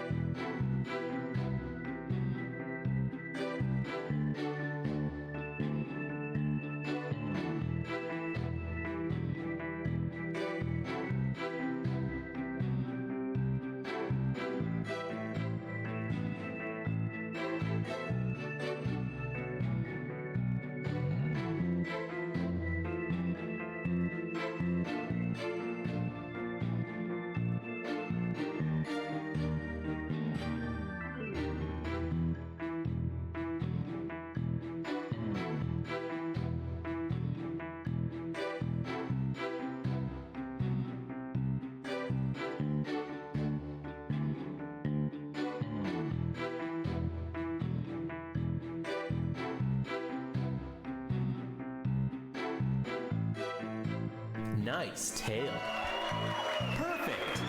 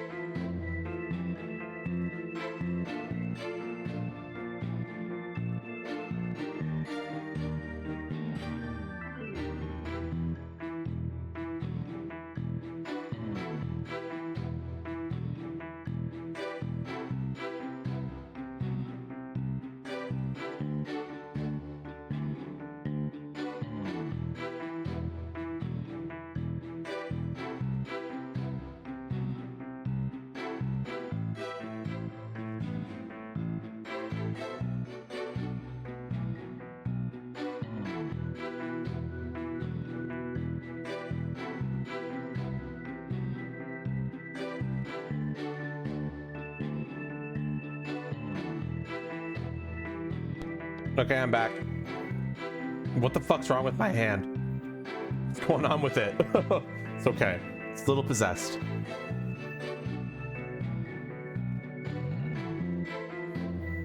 Okay, you guys are saying all three for this, right?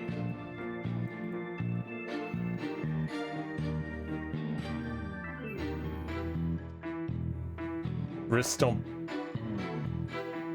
I could try. No, that's like the best that I could do. So true. Okay, let's try. Did you stop by the art room, or as is now known, the scene of the crime? No, I didn't. Can you prove it? As much as I'd like to say I could, I can't. But let me ask you, Can you prove that I did? as much as I'd like to say I could, I can't. But I will ask, how often do you visit there? Hardly ever. There's no reason for me to be there anyway.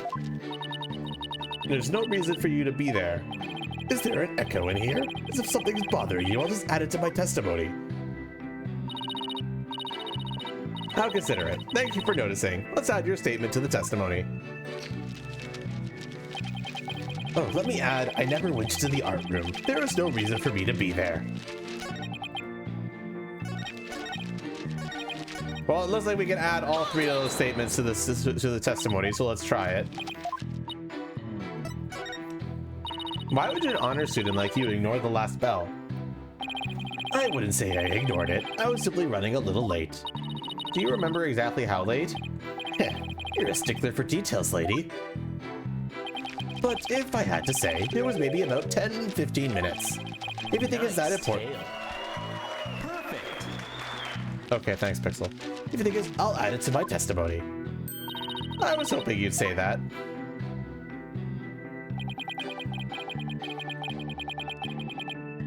The final battle rung 10-15 minutes earlier, no biggie. Okay, so it does replace that statement. So the first statement is, I never went to the art room. I had no reason to be there. Now this one is, the final bell had rung 10-15 minutes earlier from when he saw... There, no biggie. And now the last statement. So let's find out what this one adds. Please tell the court what you were doing on October 23rd, the day before the mock trial. That's an easy one. Nothing in particular. Nothing at all? You didn't help with the preparations? You don't get it, do you? I was merely playing the role assigned to me. I left the preparations and the like to others. My job was to be mentally prepared. Jenny put her heart and soul into getting things ready while he just sat on his behind. Just to reiterate, I spent most of the 23rd meditating at the archery range. I didn't talk to anyone until the school closed at 7 p.m. I suppose a few archery club members did come and go while I was there. But you didn't talk to anyone? Not a single soul? That's right. I didn't say a word to anyone till the final bell at 7 p.m. I see. This is crucial information. Please add it to your testimony. I don't know if you're bluffing, but if you are, you have a pretty good poker face. I didn't talk to anyone until the final bell. I've been meditating alone at the archery range. All right, chat. Out of the three statements that we added, anything unusual? Want me to press any of them more?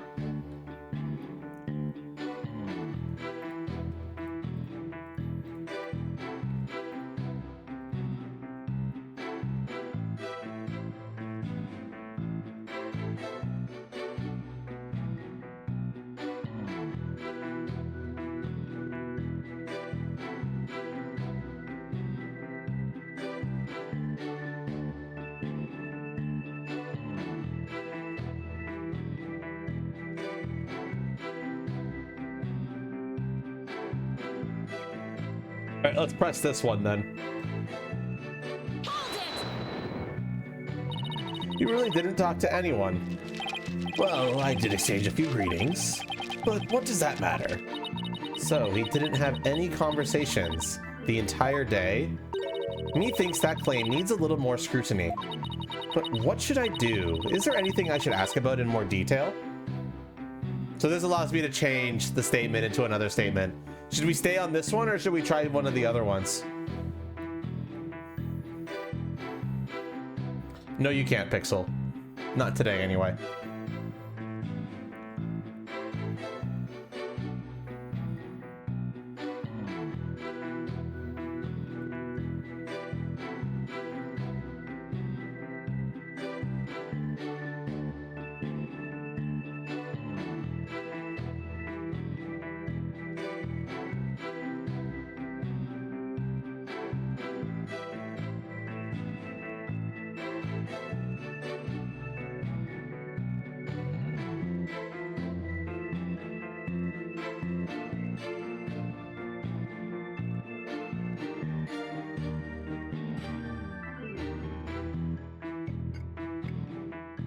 You missed a lot of case. You did, Bakiri, but you watched Koba play this, so fuck you.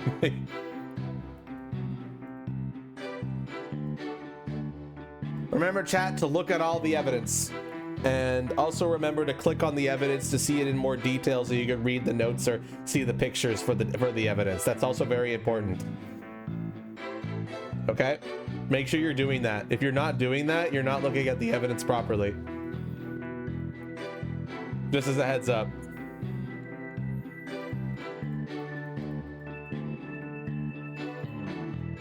So if there's a little like magnifying glass in the bottom right corner of the evidence's icon, make sure you click that to see some more details about it.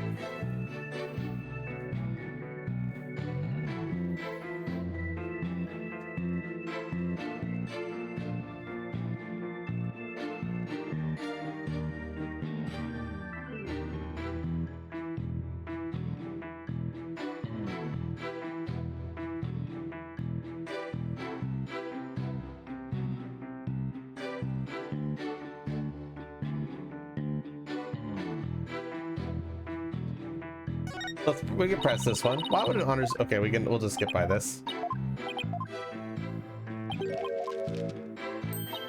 Well, we can press these statements. We haven't pressed them yet.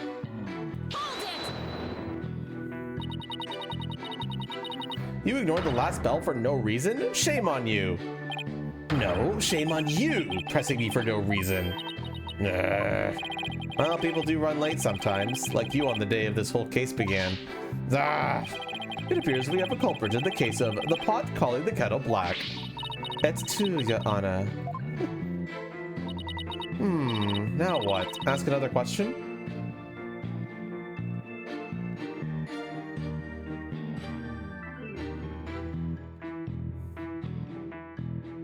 Might as well press the last one.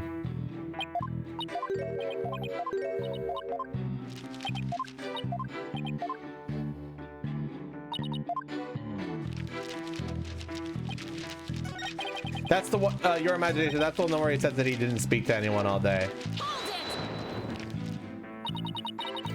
You had no reason to be in the art room, really? The lawyer course I'm in is supervised by Professor Means. Plus, I'm not a member of Professor Quart's art club, so why would I even go there?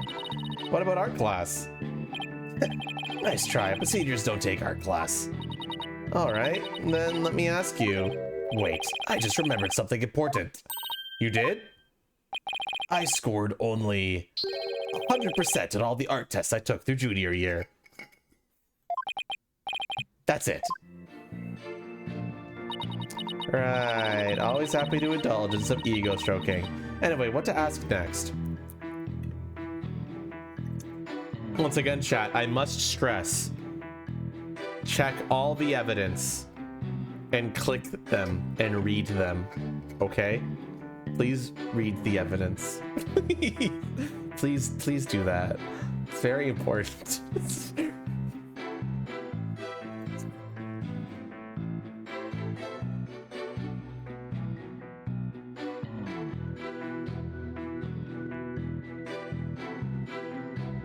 What'd you miss? We're currently interrogating Hugh.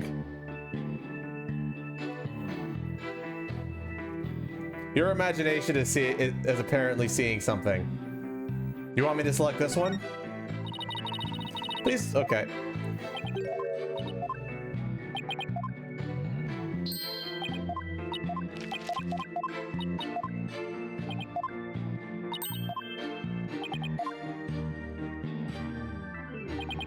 I didn't talk to anyone until the final bell. I've been meditating alone at the archery range, and your imagination wants to present this planner.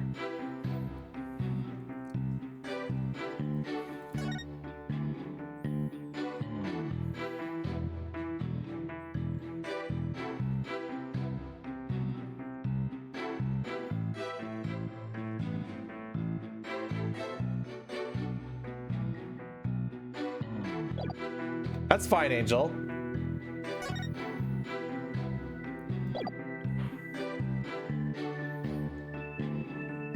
Are we confirming this one?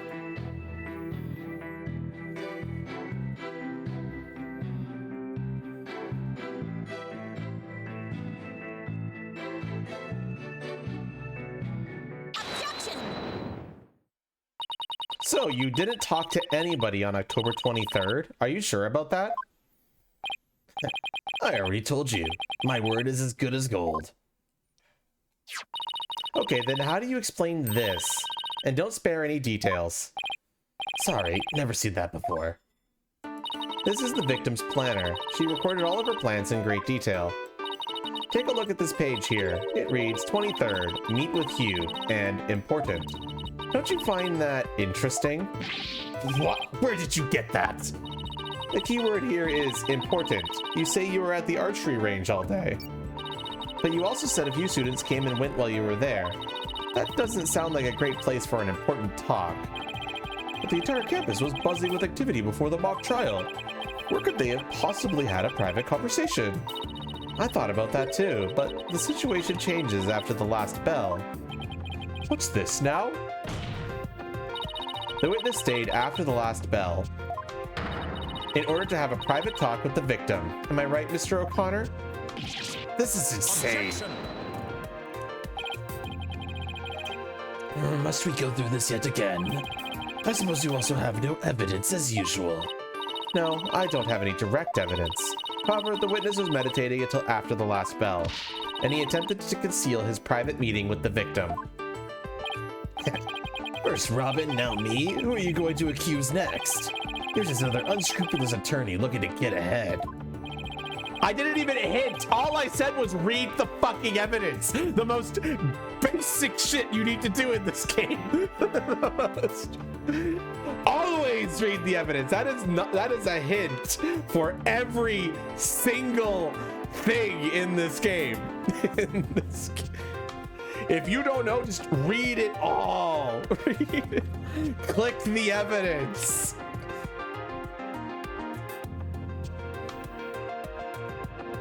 I mean, he was supposed to meet with the victim around her estimated time of death. I had my suspicions about Robin, but Hugh seems just as guilty. These three are the only possible suspects, after all. Mr. O'Connor, answer me this. Did you meet with Professor Court that day? He's clamming up. Sorry, Mr. Jailbird Prosecutor. I didn't mean to steal your thunder, but I've got something to say. If it will save me some trouble, then by all means speak away. If you would recall, Mr. Sykes, the voice on the tape recorder was female. Knowing that, I'd like you to explain how I could possibly be a suspect. Oh, he has a point. Impressive, Golden Boy here does shine gold indeed. Here to take the reins, you're more than capable of prosecuting this case. Sorry, but I'm studying to be a lawyer. What a pity. I think such a genius is to be wasted on mere lawyering.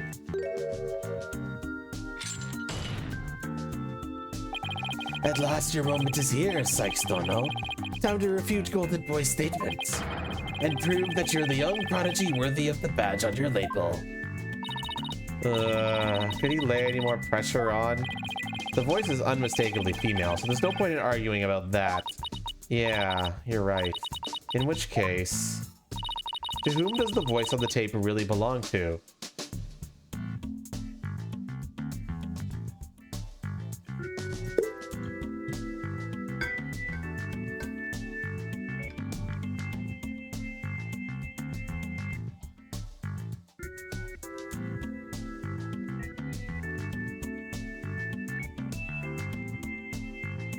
The thing is, Flooring Ledger Clinch, if it's the defendant, we're fucked. We're fucked. Because that's the prosecution's argument. They're claiming it's the defendant, proving that they're there at the crime. We're so fucked if it's the defendant.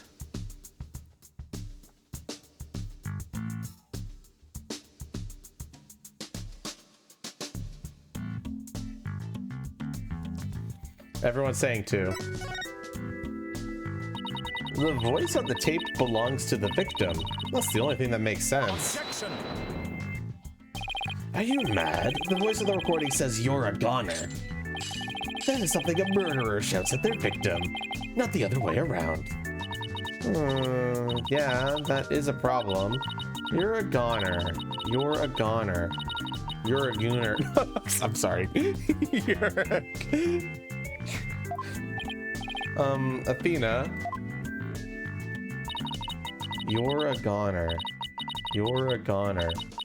Hugh a corner. Hugh O'Connor? Wait a second. Oh, Athena, you're scaring me here. You're scared? I'm terrified for even coming up with this. With what? Prosecutor Blackwell, you wanted to know if I am worthy of my badge?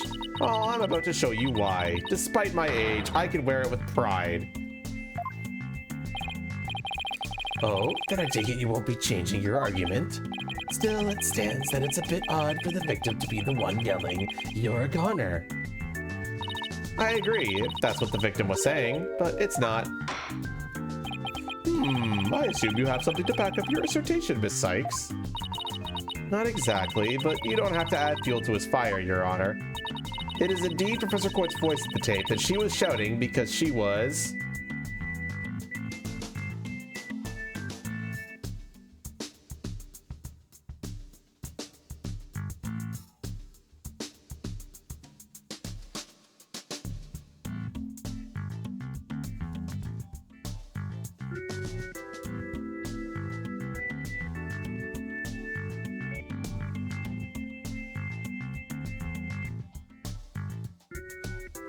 I'm seeing 3 and 2s.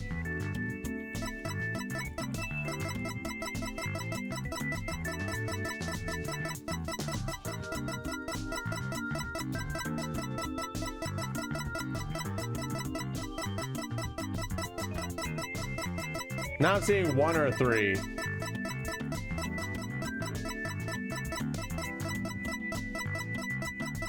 I'm seeing more for 3 right now. But Crypt is trying to present 3. Now Kanataro is trying to present 3.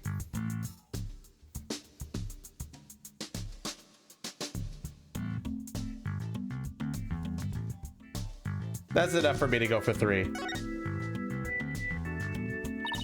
I would like to call one basic fact into question. Is that shout on the tape really saying "you're a goner"? What are you up to now, Athena? Professor Court's planner says she was supposed to meet with the witness for an important talk. Perhaps our witness, despite being a genius, had done something wrong. And this made Professor Court get angry with him during their private meeting. I don't see how this changes what we heard on the tape. Well, if you want to see how it changes things, let's try a little experiment. Your Honor, I want you to yell at the witness as if you're mad at him. But, and this is important, use his full name. Okay, let's see. Hugo Connor. What did I do to deserve that? Yes, like that. Now try again, but faster. Hugo Connor. Hugh Connor. Hugh O'Connor. You Connor? Wait a second. No, this can't be. I don't know, Pixel. You think I'd spend the energy to lead you this far if it wasn't true? But it is, Your Honor. Humans are not perfect. That is a scientific fact. We sometimes mistake shadows for monsters or the wind for voices. Now that you mention it. You could do this, Athena. Just give the old guy one more little push.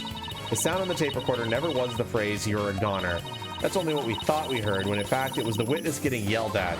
The court will note that this is different from the selective hearing men are so good at. I think you're right, but what was that last part again? Never mind, the important thing is that the voice that was recorded isn't our client's. And since it was the victim scolded the witness, he must now join the list of suspects. Objection! I had thought that testimony would suffice, but it seems to have come to this. I will not allow such malicious quibbles to affect the case. The prosecution has one final piece of evidence to present to the court. Evidence? What's he gonna pull out now? Feast your eyes on this photo, and let's see that insolent look vanish from within them.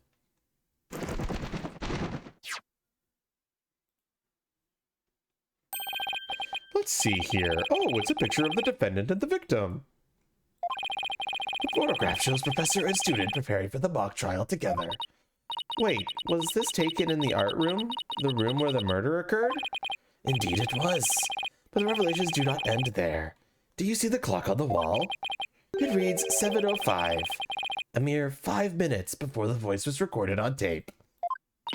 What? The accused brutally stabbed the victim to death 5 minutes after this photo was taken. School camera photo added to the court record.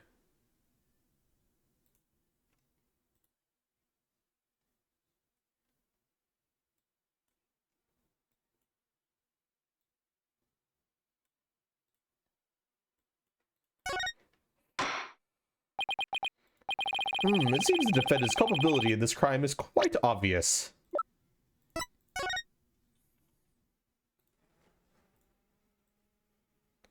Gotta get this picture into the evidence for you, chat.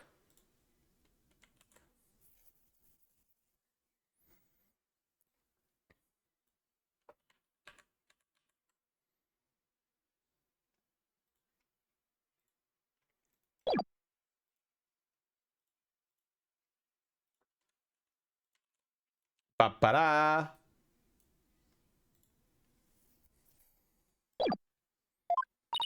Junie was with Professor Court just 5 minutes before she was murdered? What now? Nothing I say could change that fact. Understand now? You can believe in your client all you wish, but try as you might. Such misplaced faith will inevitably be cut down before the cruel, steely blade of truth. Listen, Missy, the person you'd like to save more than anyone else in the world, I'd be willing to wager that your defense isn't what they desire. But I became a lawyer so I could... You still fail to understand? There's so much pain and defeat. The courts are not the play yards of little children dressed as lawyers. So before you break your back in failure, run along home and grow up.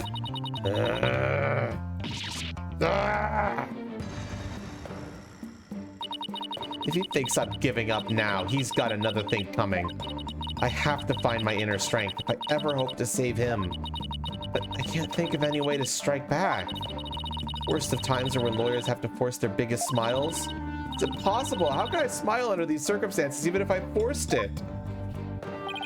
This is badder than bad. Who knew Bloodclaw had that one waiting in the wings? Why didn't that Twisted Samurai just present it at the beginning? Wait, maybe this was his real plan. Was he just trying to show me how weak and powerless I am? Maybe he's right, because I really haven't got a clue. Who's the real killer? Who murdered Professor Constance Court? Robin Newman, a girl who had been forced to live a lie as a guy. Or was it Hugo Connor, the honor student who had met with Professor Court? There seems to be little reason to debate the defendant's guilt any longer. The time for a verdict has come.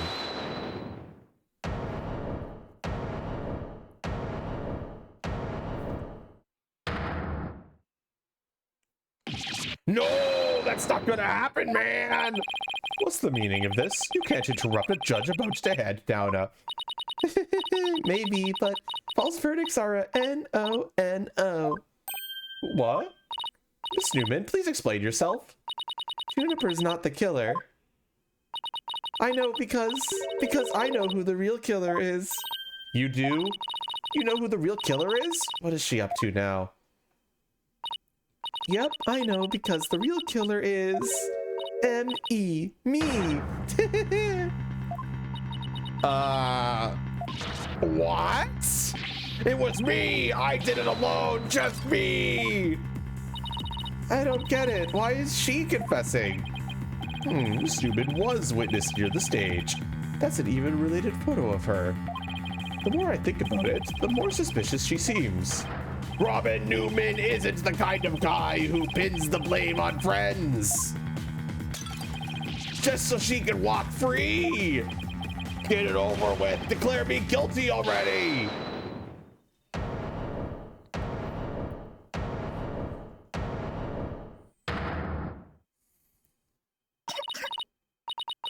Please, wait.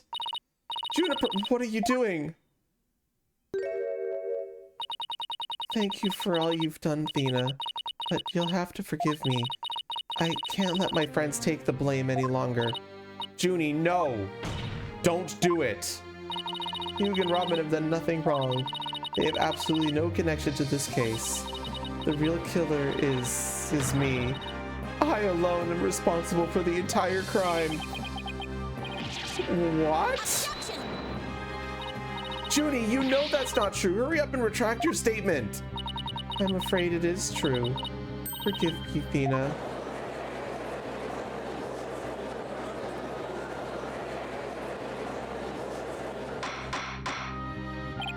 Order! Order! Will somebody please explain what's going on here? Ugh, I see right through your cheap ploy. School rules state that a prior conviction terminates one eligibility to graduate. A guilty verdict here would make whatever dreams one had go up in a puff of smoke. Oh, I wasn't aware. Even meek little mice will fight when cornered. A pitiful spectacle, I might add.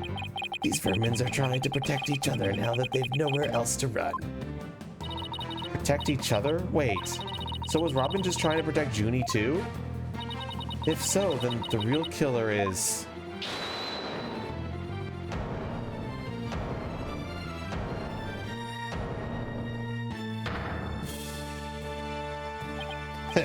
This whole thing's a joke. Uh-oh, now it's Hugh's turn. What? What's wrong with kids these days? I know what just crossed your mind, Miss Sykes. You think I'm the killer, don't you? Well, he really is a genius. He even knows what you're thinking.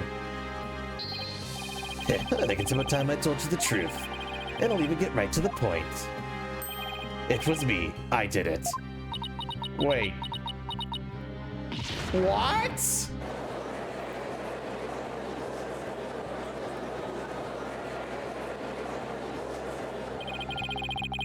Now both potential suspects are claiming to be the real killer. I'm so confused right now. If you still have doubts, how about I detail my murder plot? It's absolute genius. Enough of this nonsense. This is a court of law, not the seat of some high school drama. I see I have no choice. I'm afraid I'll have to... Boy, wait, you boldness. I'm sorry, Prosecutor Blackwell, but I'm in no position to hand out a verdict just yet. I'm hoping that the defense and the prosecution can come up with some airtight evidence. That is why I'm giving you both the rest of the day to continue investigating this case. Pinch me, I think I'm dreaming. Fine, do as you wish. This brings today's proceedings to a close. Court is adjourned.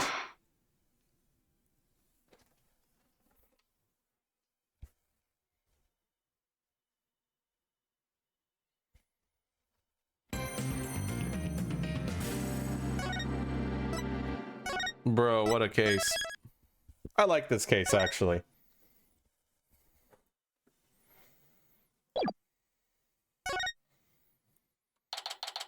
Woo! We survived a day. Now we go investigate. Sorry, boss. I couldn't do it. You know, that little bit of advice you gave me? The worst of times are when lawyers have to force their biggest smiles. I don't know exactly what you meant, but there was no way I could force a smile in that courtroom today. I'm just glad you remembered that. But now how about relaxing a little? Relax? Not gonna happen. Junie, she asked me to defend her because she believes in me. But I felt completely helpless. If it weren't for their confessions, I'd... If this trial proceeds in the same manner and ends the same way as the mock trial, would you not lose everything you've worked so hard to gain? Well, I'll just have to make sure that doesn't happen then, won't I? No, I can't lose it all. Not now. You okay, Athena? You're turning kind of pale. I can't just stand around here. I'm gonna go finish the investigation. Can't it wait? I just took a batch of freshly baked cookies out of my magic panties. Thanks, but I better get going. Save me one for when I get back. Apollo, you wait here. I need to see Junie at the detention center first, right away. No, wait, I'm going with you. Sorry, Mr. Wright, but I better go too. No problem. You two be careful.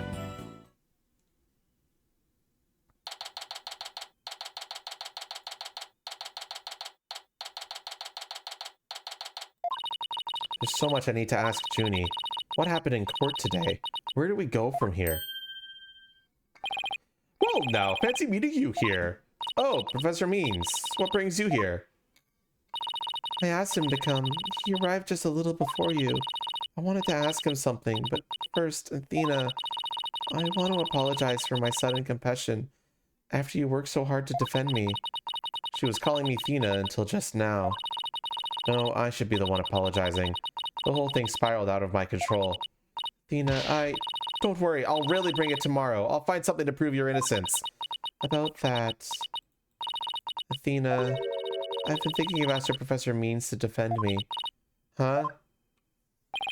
I myself only just heard of this a moment ago. Oh, so she thinks Professor Means would be... No, I can't let this happen. Not with the way he wants to do things.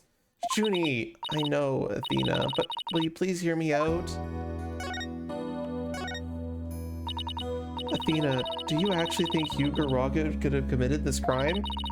The body was moved right before the mock trial. Besides Junie, they're the only ones who could move freely around the campus at that time. I'm sorry, Junie, but at this point, I can't rule them out. I was afraid you'd say that. Juniper is seeking a lawyer who can clear all three of their names. Only I am capable of such a feat. But how could you possibly prove that all three of them are innocent? I am a result-oriented person. Come tomorrow, I won't fail to have the perfect piece of evidence ready. For the end really does justify the means. Especially for me, Professor Aristotle Means. Ugh, I really don't like the sound of that. I'm sorry, but just as you believe I'm innocent, I believe that my friends are innocent too. Alright, if that's how you really feel, we'll respect your decisions. Apollo! But we want to continue our investigation. Can we ask you some more questions? Sure, I don't mind. Professor Means, would you like to stay and join our conversation? Yes, of course. I am your lawyer, after all. There's that smile again. Why does it always creep me out?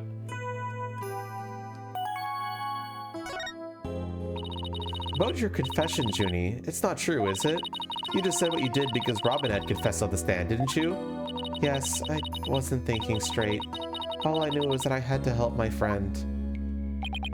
You mean because of that school rule? The one that says you can't graduate if you're convicted of a crime? I think being convicted of murder is way more important than anything that could happen. Like, it's not just about the school, that you're being convicted of murder. That's a much bigger deal. No, I didn't do it because of some rule. I did it because she's my friend.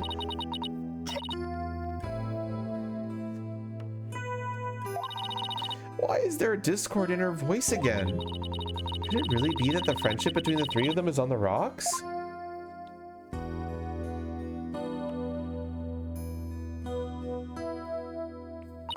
There's more here than meets the eye.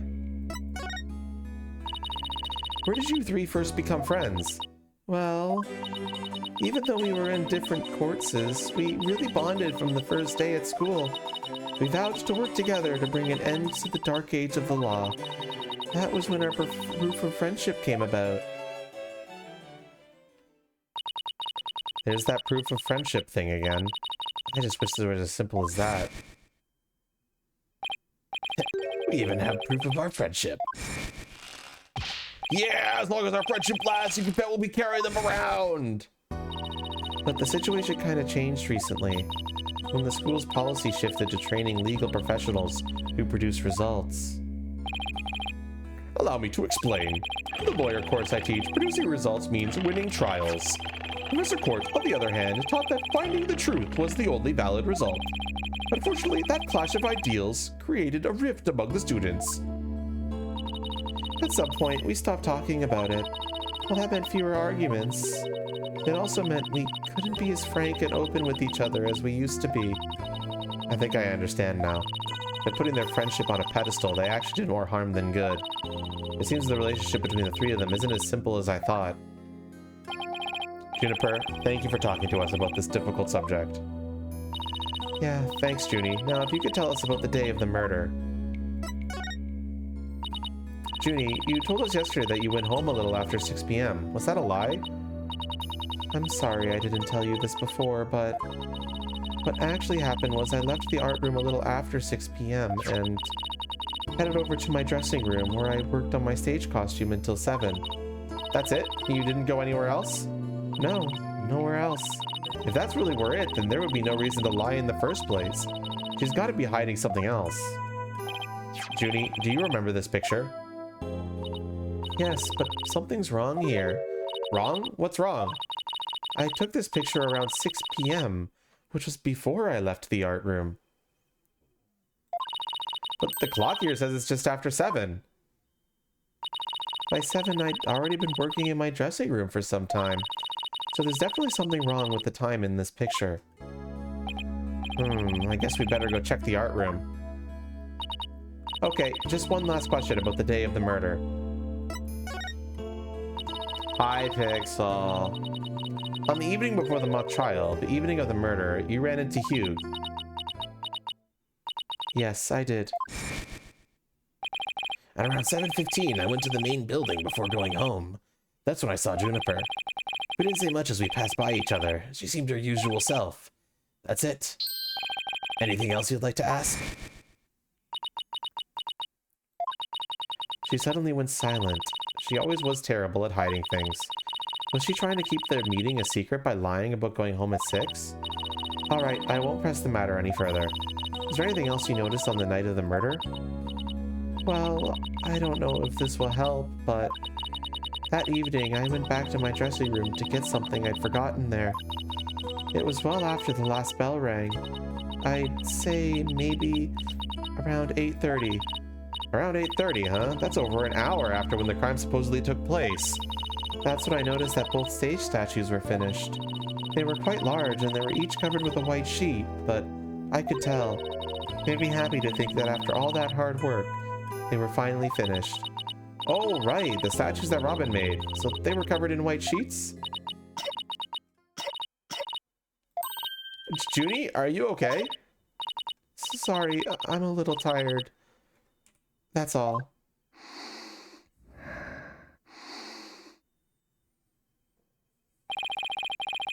Athena, I think this meeting's over. Professor Means? I will use any means possible to get to the result I want in Juniper's case. But it will require considerable preparation, so I must be off. Hold it! Junie and Professor Meads, I have a proposal. A proposal? Wait, this is another one of your crazy. By sundown today. Yes? I, Athena Sykes, along with Apollo Justice. Wait a second, don't drag my name into... We're going to discover the truth behind this murder mystery. What? And we're going to bring you solid evidence showing just what that truth is. I see. So it has come to this, has it? If we succeed in doing that, I want you to promise that you'll accept it, Junie, no matter how hard it is to hear. Then you shouldn't need anyone else to defend you except me. Have we got a deal? I trust that's okay with you, Professor Means. I have no objections as long as Juniper is satisfied with this arrangement. Okay, but only if it's the real truth. I'm sorry to put you through this, Athena, but thank you. I've been thinking only of myself this whole time. Junie, it's way too early to thank me, but you can thank me with all you want once I get to the bottom of this. Very well, I will see you back here at sundown. Sorry for all the trouble, Professor. It's just she's new to the agency, so... Don't be silly. I find it all rather thrilling. Now let us meet here again later. If you'll excuse me, I'd better go. Okay, see you later. But if this trial proceeds in the same manner and ends in the same way as the mock trial, would you not lose everything you worked so hard to gain? No time to be thinking about that. I've got an investigation to do. I will find the truth by sundown, no matter what.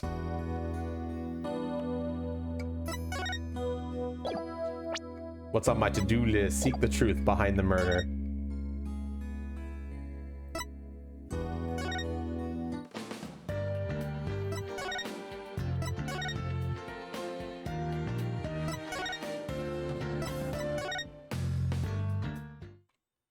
Oh gosh, it's Miriam.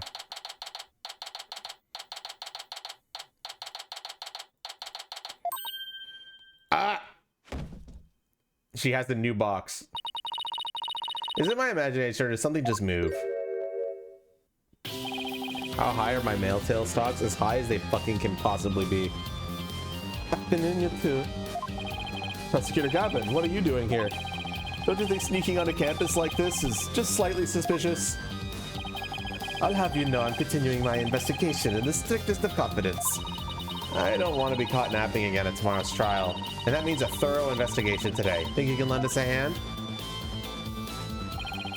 I'm not one to refuse a damsel in distress, but you needed to ask, Frodden. I intended to help from the start. You're the best, Prosecutor Gavin. Okay, time for a thorough investigation. I bet we missed lots of stuff yesterday. Prosecutor Gavin, you were scheduled to perform at the school festival, weren't you? That's right, but I hadn't seen the stage until yesterday. That backdrop with the starry sky and big crescent moon isn't half bad. Rosa had some tricks up her sleeve to make the concert really lock. Pyrotechnics, a fog machine, big banners, things like that. It would have looked like this. Oh, the plans from yesterday. What's that design on the banner there in the back? I know the scales are the school emblem, but what's with the number 6? It looks like it's in serious pain or something. Athena, Ixnay on the Ixay. That's the Gavinier's logo, Frodden. Oh, and nice big Latin F forehead. Really smooth. Oh, I meant it looks like the number 6 rocking seriously hard. 9, Frodden, it's a G for Gaviniers, not a 6. Whatever floats your pretty boat. So where is the banner? I don't see it anywhere on stage.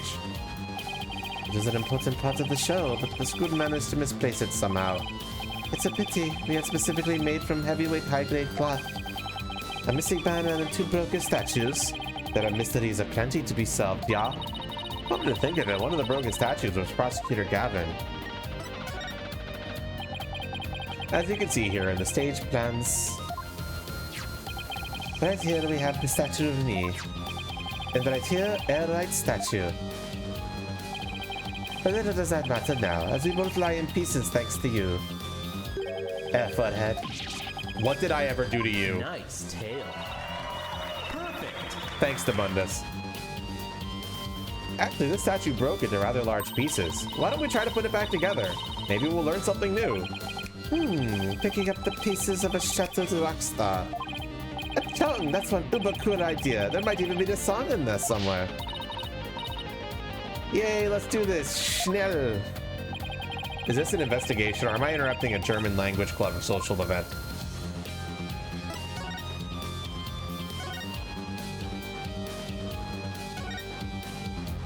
Found one! A piece of Prosecutor Gavin's shattered pride.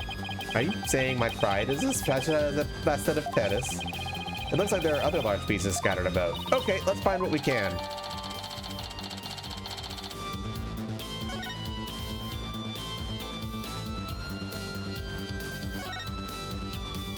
Found another piece of the statue, but there should still be some more. Let's leave no stone unturned.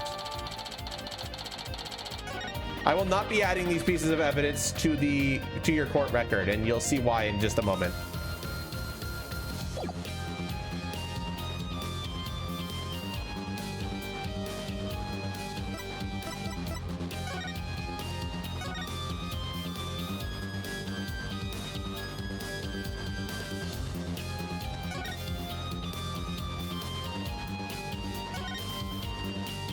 Found another piece of the statue.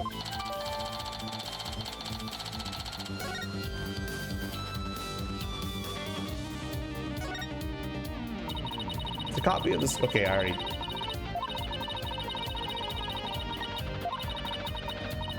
It's more popular than you think. What was that? Nice tail. Perfect. So true. So true, Zoldo. Oh no, Prosecutor Gavin, you're a complete wreck, literally. Why in the world would someone do something like this? I don't know, but whoever did it must have felt an amazing sense of release. Can I take that as a confession, Flathead? What? No. I feel bad for Robin. She worked so hard on these. Let's pick up the pieces for her. You got it. Let's check every corner of this stage then, y'all.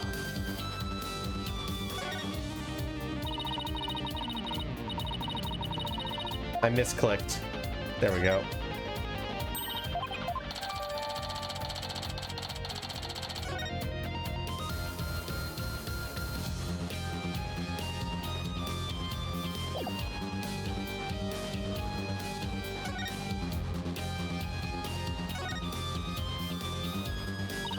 The other statue Robin made, it's been smashed to bits. If there are some larger pieces, we might be able to put this one back together too. Yeah, but all I see are little itty-bitty ones. I wonder what Mr. Wright would think. If he knew we put Prosecutor Gavin's statue back together but left his like this. We could always come back to it after the case is solved. I'll help you fix it.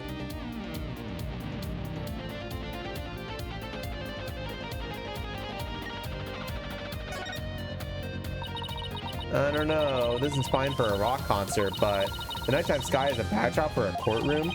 President, I think it's breathtaking. You may speak of the truth under the starry sky. Don't you think it's romantic, Frodman? And the waning crescent moon that possesses the maximum 3-day trial cycle. 3-day trials outdoors? No thanks. If it starts raining, my hair will be ruined. Whoops.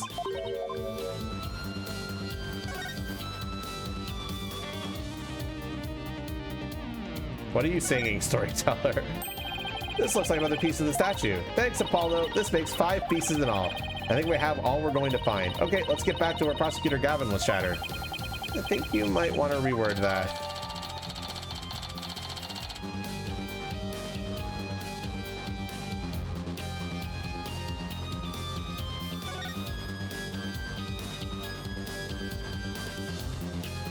Deja vu, but instead of deja vu, it's LOL. Ah, okay. Well, I don't see any other big pieces lying around. Yeah, let's see if we can put this statue back together. All right, Apollo, you come over here, and Prosecutor Gavin, if you could hold this.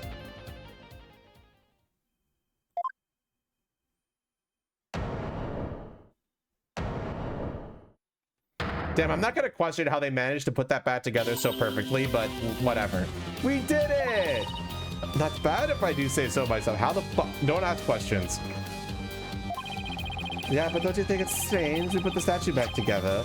But look, what's with all these leftover white pieces? These look like they go together. And this one too. Athena, what do you think you're doing? Don't stop me now. The artist inside me wants to get out and have a good time.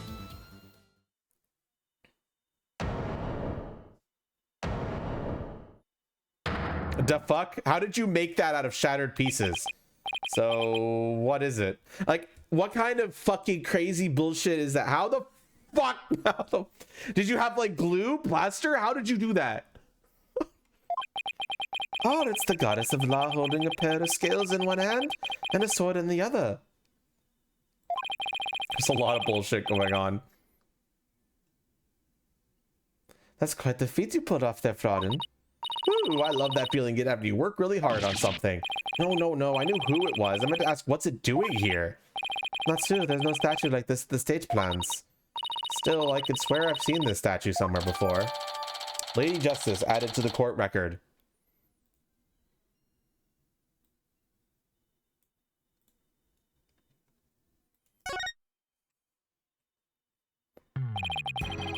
The more we learn, the deeper this rabbit hole goes. Okay, the 2 fragments. I never needed to add those to this fucking thing at all. Okay.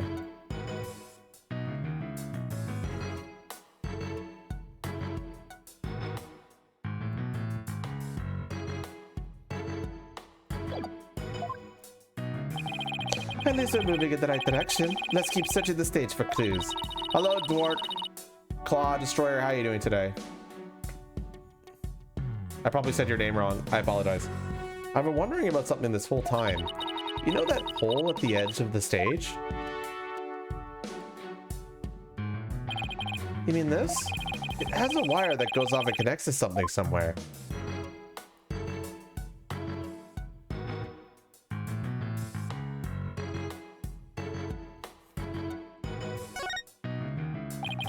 This wire is for hanging banners over the stage. One of the policemen who was here earlier was checking how it worked. Oh, so that's why the banner looks like it's out of place. The banners are hung and removed from the art room over there. That's the art room over there? As in the scene of the crime?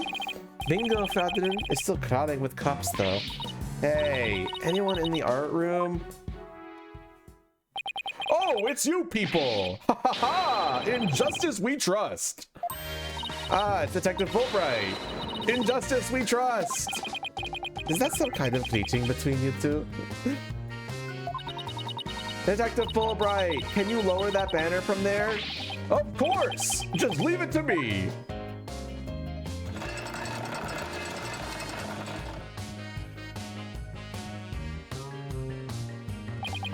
How's that? Oh, phew. Thanks, Detective. In justice we trust. Ha ha ha! Always glad to help. In justice we trust. What a guy. So that's some kind of greeting between you two or not? Oh, looks like the banner's down now. Let's take a look. In justice we just. Look at this banner. I don't think it would flap very well in the wind. An unflappable banner? Hey, I like that. It goes perfect with unflappable lawyers and unflappable rockers. It's like I was made for this very stage. Look at this. The bottom part is all knotted up. Let me try and unravel it.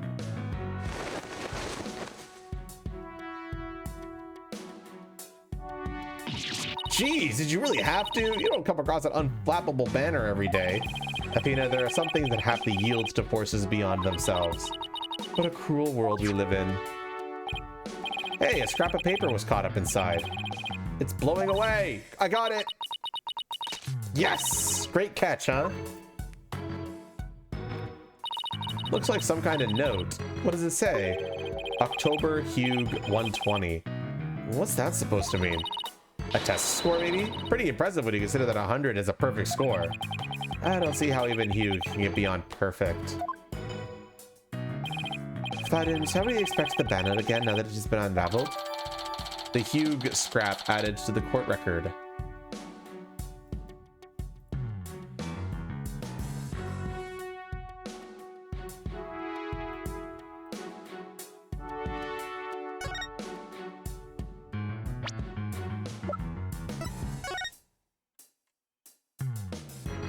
Gotta make sure that you guys got a picture in the court record.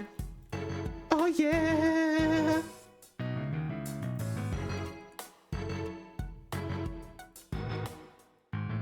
Bada boom, bada bing.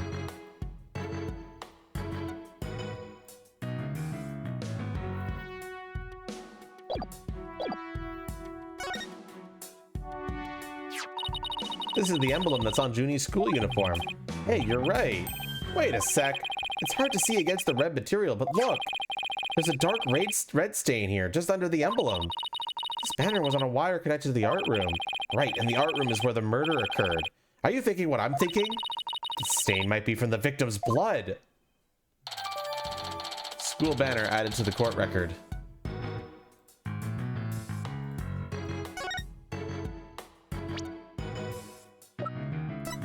Okay, no examine on that. Wait, you don't think this weird box here is... Hands off! I knew it. I know that voice anywhere. Let's just ignore it. I mean, it's made its wishes loud and clear. So this is the future cardboard box technology has afforded us, huh?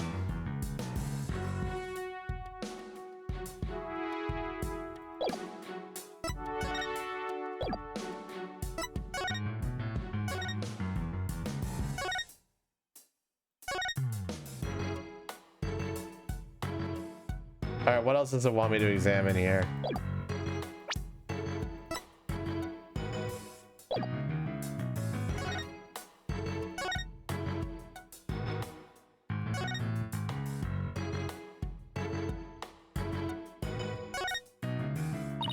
The body's gone. All that's left is a white outline. I never knew Professor Court personally, but seeing her reduced to a white outline leaves me cold inside. But in a way, she lives on in the messages she leaves behind. Like the strange way her body was posed and the signs of her wrists being bound. You're right, let's use her final messages to catch her killer.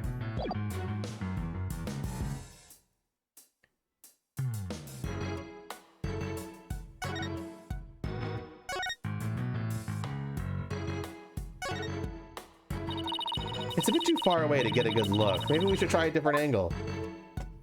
Wow, gee, thanks. There's even a prosecutor's bench here on this stage. Ah, the memory is fragile. As a former rock star and prosecutor, the prosecutor's bench has taught me much about human emotions, passion, and fight. I can picture it now, you with your silvery singing voice and Apollo sweating bullets. Hey, how about picturing me winning once in a while?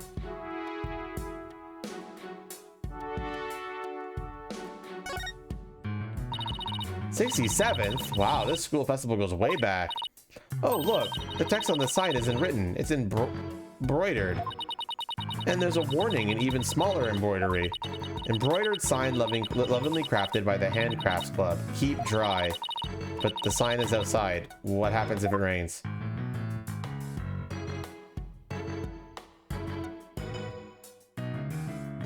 What am I missing?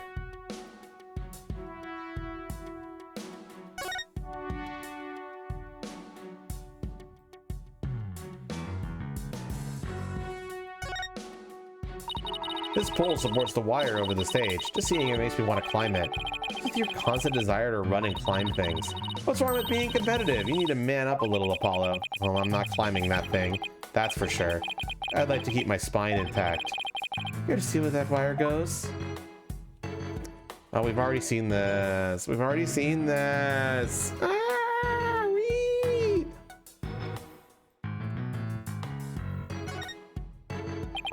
An impressive building fit for an impressive school. Yeah, and these beautiful walls are like a big blank canvas. See, my shoe prints leave really distinct marks. Hey, cut that out before you get us in trouble.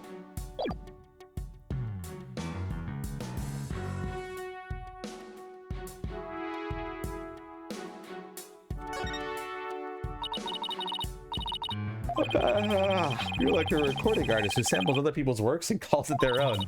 You know what they say, imitation is the sincerest form of flattery. In any case, we have a statue smasher in addition to a killer to catch now. And I suspect they might be one and the same.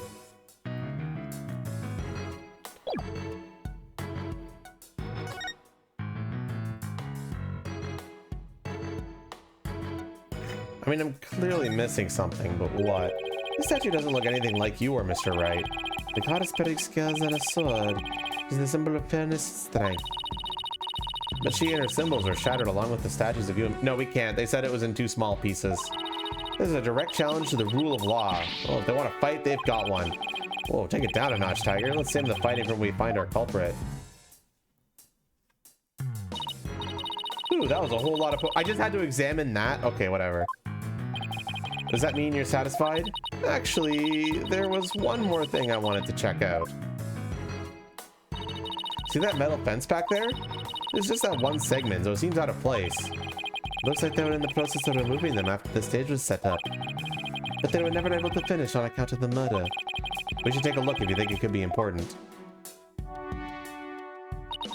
This track looks man-made. Hey, you're right, and it looks like it starts from behind the backdrop. Maybe a big, muddy pro wrestler was hiding back? What? Well, that was totally random, but we'll never know until we take a look. Looks like something was being dragged through here, and this is where it started. Yeah, but whatever it was, it's long gone. Must have been pretty heavy. Perhaps it was used in setting up the school festival. Aw, then I guess it wasn't a pro wrestler. Still, this could be something important.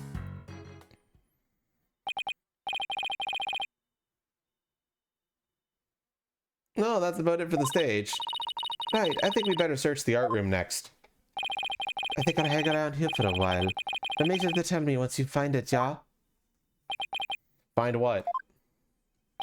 What else? The Gaviner's banner that disappeared from the stage. You never know, it just might be connected to the case at hand. Really? Or does he just want his banner back? Don't tell me. So in short, that's... Hey.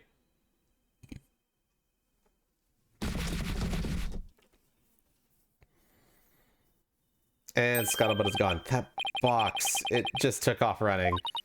I have a pretty idea who that was, as I suspect you do too. Come on, we can't afford to have any weird articles written about us.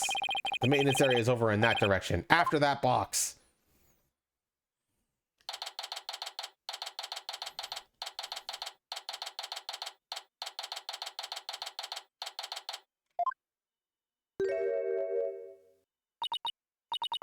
Miriam, you're liable to get tossed in the garbage truck if you hang around here. I'm just an empty box, and that's what you do with them. You throw them away. Hey, did you change boxes? I like the new look.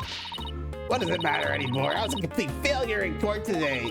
My work, my pride, my dreams, everything I've worked so hard for. God. Sorry, Miss Scuttlebutt, but doesn't believing you had a scoop when you really didn't make you a failure as a reporter? A failure as a reporter? Yeah! Ah!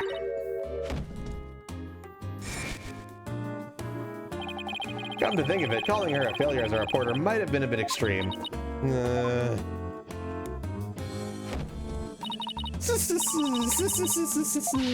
Scold me, despise me, pack me away where I'll never see the light of day. I've been cast aside to waste away in a big pile of mushy paper mache. Kind of feel responsible for this, but now's our chance to prod her for information while she's vulnerable. I bet that's what you were just thinking. What kind of person do you think I am? He read me like a book.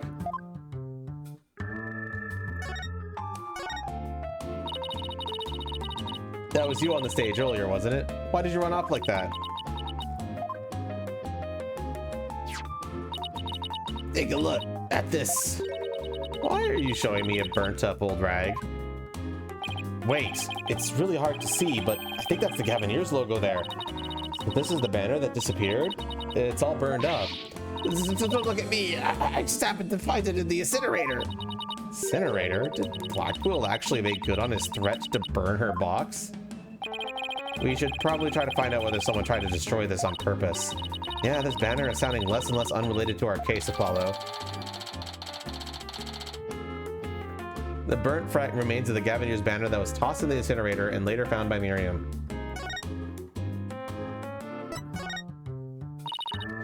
Miriam, I owe you an apology. I shouldn't have said you were a failure as a reporter. Too late. I already decided journalism isn't for me. The last step is to erase all the photos on my PC. I'm really gonna do it. Here goes. 5%, 10%.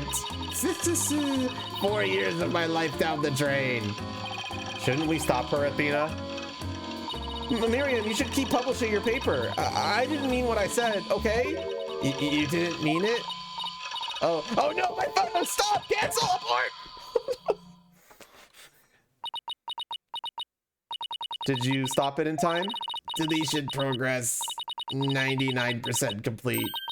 There are only 2 pictures left. What are you gonna do now, Athena? You owe her to make this right. I know. To be fair, if you're just deleting them, you could probably get them back. It's not like me where I formatted my SSD and it would cost me $1,000 to bring it back. You could probably get those pictures back pretty easily. But whatever. Don't worry, Miriam. Your photos may be gone, but the memory of your photographic genius will live on forever in all our hearts. Oh, Athena, that was cringeworthy. Hey, Miriam, check this out. You took some amazing photos of the 3 of them. I'm sure they really appreciated it. Obviously, I'm the ace member of the newspaper club. The only member, in fact. I know this won't make up for the photos you lost, but here are your newspapers back. Themis Herald and Themis Herald Extra returns to Miriam.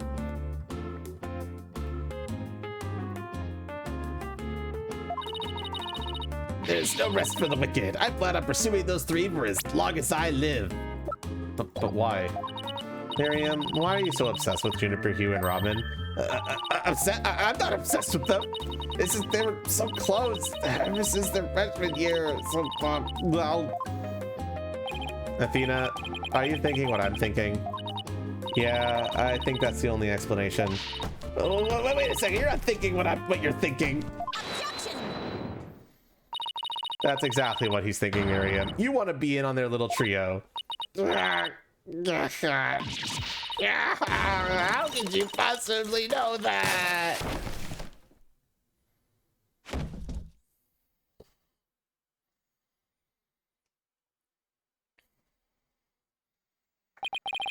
That's one abused laptop. My laptop won't turn on. Never thought my life would end so soon. I'm here 17 years. Now I really feel bad. Oh, I know. Miriam, we have a laptop at the office. We'd be happy to lend it to you. Huh? You have a laptop I can use? Sure, but on one condition. I want you to ask Junie, Hugh, and Robin if you can hang out with them. What? Like I could never do that. Sorry, but that's the deal if you want to borrow our laptop. You scare me sometimes, Athena. You're like good cop, bad cop all rolled into one. Fine, I'll do it. If that's all you want. Yay, I'll be later to bring you the laptop. Wait, it's not like I owe you or anything, but here.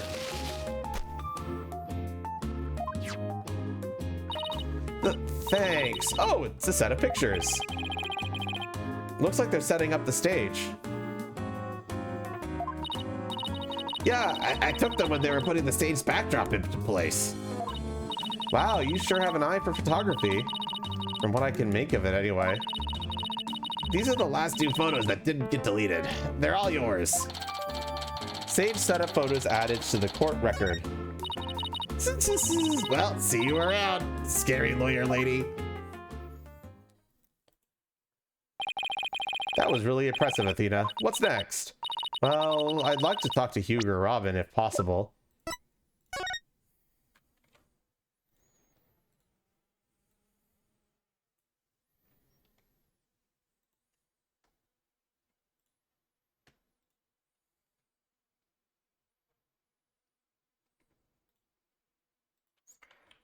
Get these pictures into the court record.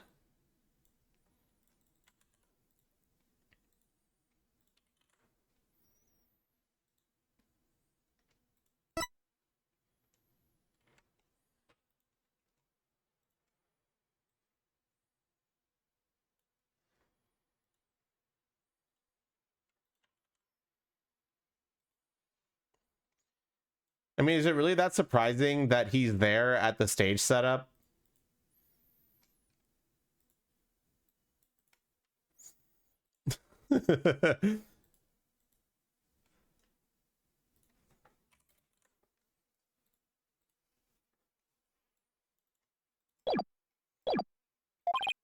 Okay, let's walk around and see if we can find them. I gotta go to the bathroom again, chat, so I'll be right back.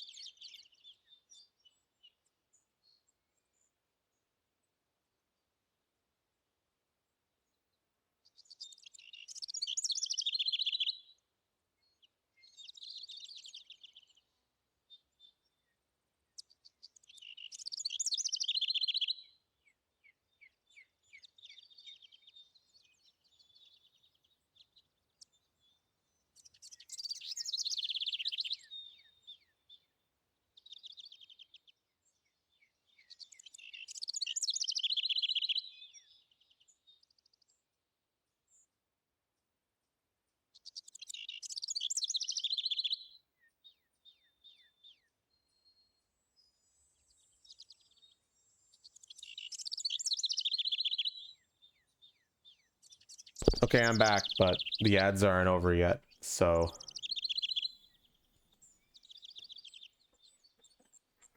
we wait.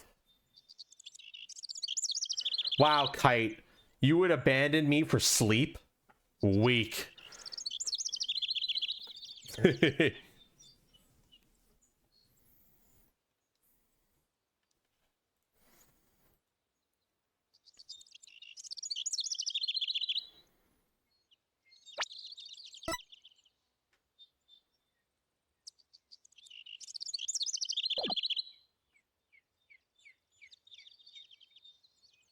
You'll do the same in 13 minutes? Wow. Everyone's abandoning me.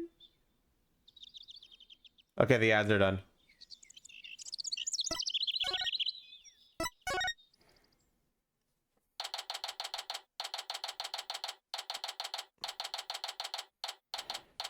Finally, the art room. Well, here it is. The art room where the grisly crime occurred. Let's start looking.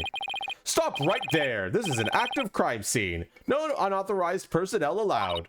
What? Can't you make an exception? You won't even notice where... Freeze! I don't think so. No exceptions. Now move along. Nothing to see here. Let's try again later. Guess I can't do anything in the art room. That's kind of fucked up, not gonna lie.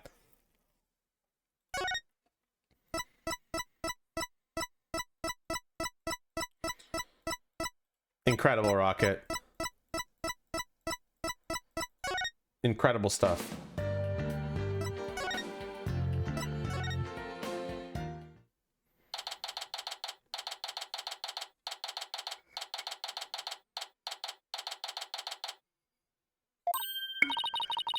Hey, that's Hugh over there. Hugh, we wanted a word with you, if you don't mind.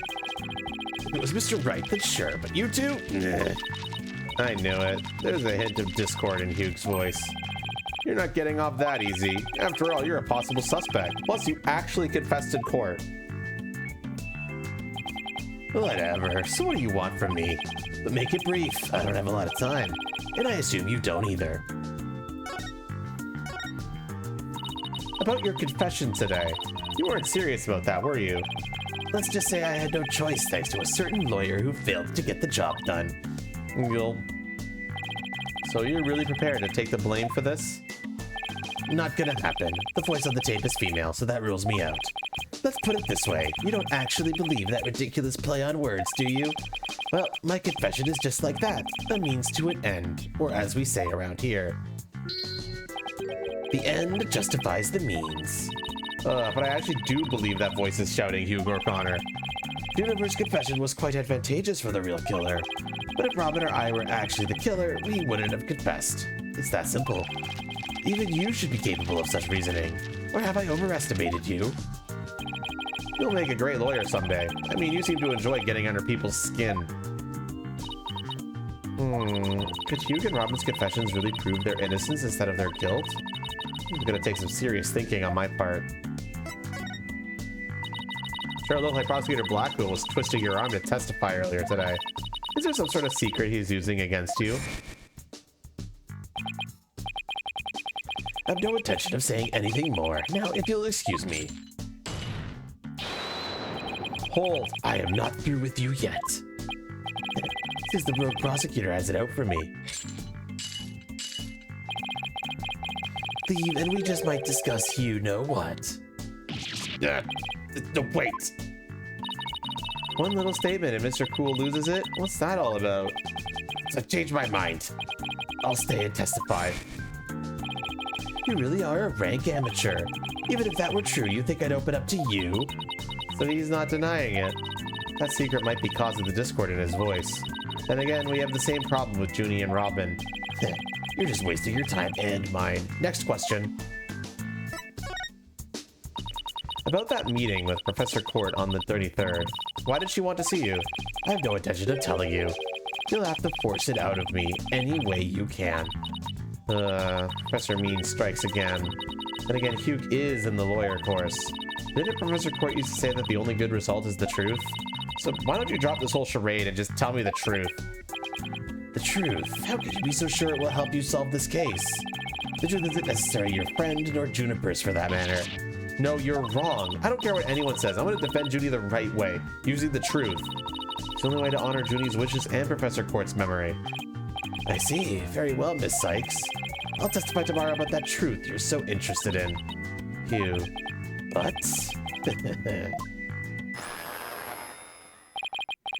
don't look to me if something happens to Juniper because of it. Understand? What's that supposed to mean? What a terrible thing to say. I thought you guys were friends. Yes, we were. But just recently, actually. Were? I already told Juniper, so I might as well tell you. I don't really care about her anymore. What? Why? Just as I have my secrets, she has a side you've never seen. Juniper's not all sunshine and rainbows like you think she is. What are you saying? This conversation's over. I said I don't have a lot of time, and I mean it. Hugh, wait! He's gone. He doesn't care about her anymore? Why would he say that? That didn't go so well. I guess we just have to pin our hopes on his testimony tomorrow. Athena, what do you say we head over to the art room? Might be a nice change of pace. Hopefully the police have completed their investigation. Alright, we don't really have much time left anyway.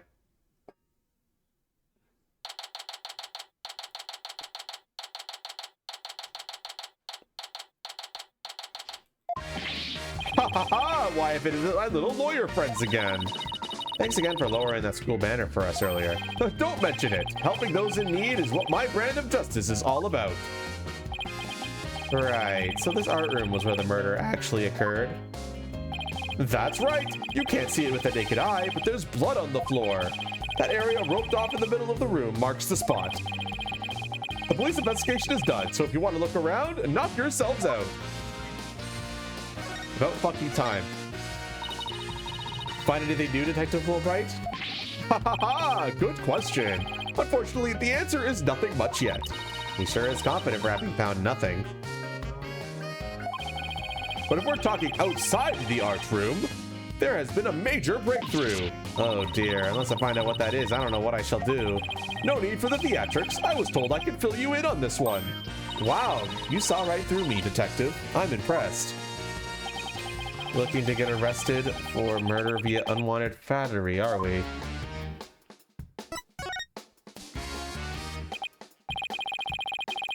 So, what's the major breakthrough you mentioned? You want to know? You really want to know? You really... Come on, just tell us already. Aw, you're no fun. Anywho, we got the results of the voice print analysis back. Voice print? Oh, you mean for this tape recorder? Exactly. The voice belongs to the suspect, Miss Woods, beyond a shadow of a doubt. See right here? They analyzed the voice on the tape inside and out. Voice print analysis added to the court record.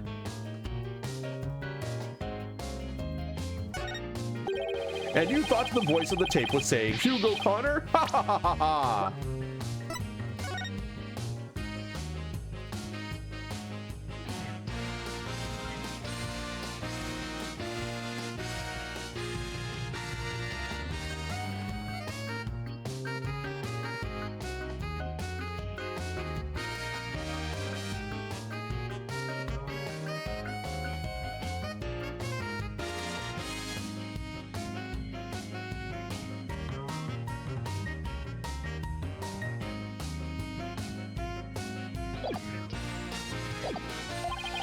Thanks for the good laugh, Miss Sykes.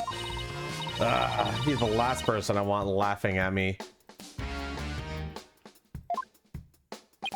So now there's evidence of Juniper shouting, "You're a goner," around the time of death. If we were to take this as truth, how are we supposed to make sense of it? I don't know. I can't think of any reason why Junie would shout that in the first place.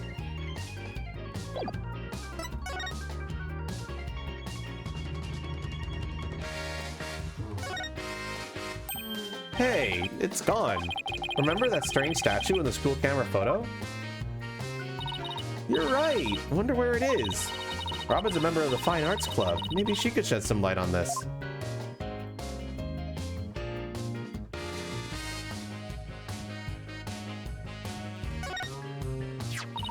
A mock trial script on the floor and nearby an envelope marked to use.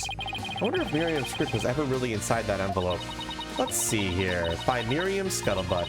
And the title is Rogue et Noir, Crimson Blood and Dark Judgment.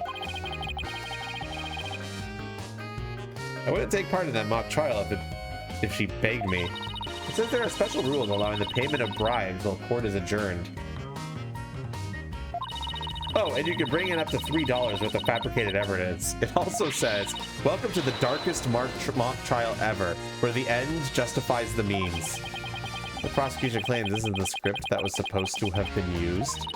But the scripts were selected by Professor Court, considering how much she valued the truth. I seriously doubt she picked a script entitled Crimson Blood and Dark Judgment. Wow, you have that title memorized already?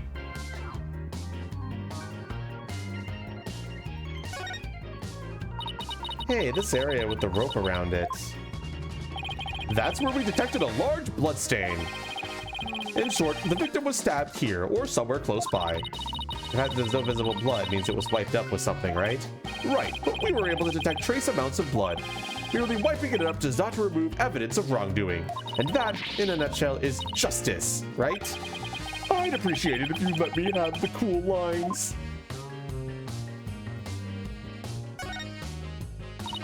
This is the clock that created that major problem for Junie. Let's take a closer look.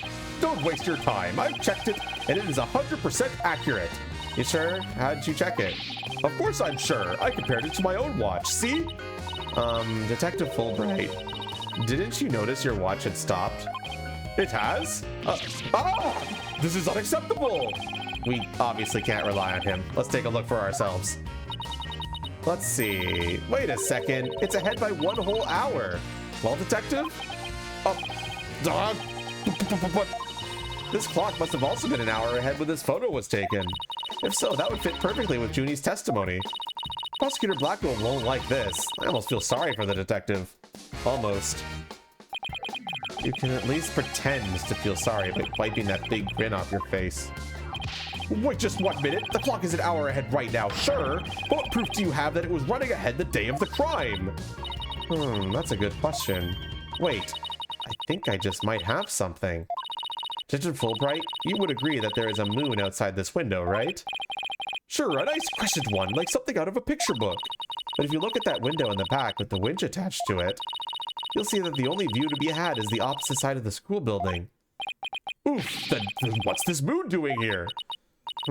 I wonder. Prosecutor Gavin, you were scheduled to perform at the school festival, weren't you? That's right, but I hadn't seen the stage up till yesterday. That backdrop with the starry sky and big crescent moon isn't half bad. Isn't this the same as the one painted on the stage backdrop? The proof's right here, detective. This shows it was 6 p.m. when the photo was taken.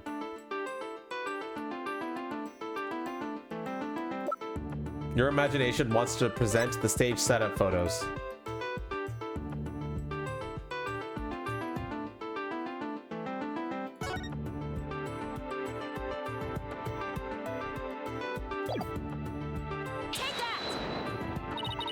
I know this is what this moon really is, and if you look at this photo, you'll know too. This shows where the moon in the photo came from and the truth of Junie's testimony. What? Where? Where does it show that? If you look right here, it will all become crystal clear.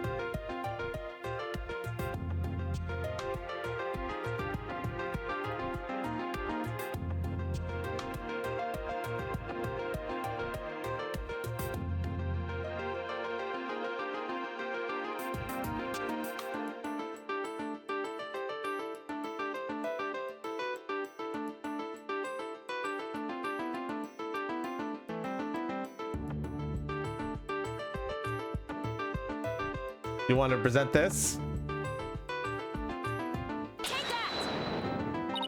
They were still prepping the stage, so its backdrop wasn't in place yet. This photo shows them in the process of moving the backdrop into position. I can see that, and that's the big board hanging here. The size matches too. But there's no picture. That's a crucial detail. It is, but I believe what we're seeing in this photo is the back of the board. The back of the...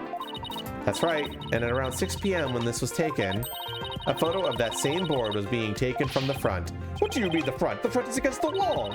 That's where you're wrong. What about the window? Remember how we said the moon shouldn't even exist in this photo? Take a good look. Are you suggesting that the moon is the one on the backdrop? Exactly. In short, this photo was taken while the backdrop was being moved. And as you can see here, it was around 6 p.m. when the backdrop was being set in place. So the art room clock was running fast at least as far back as the day of the murder. How could I ever face Prosecutor Blackwell now? I just blew a hole in a piece of the prosecution's evidence.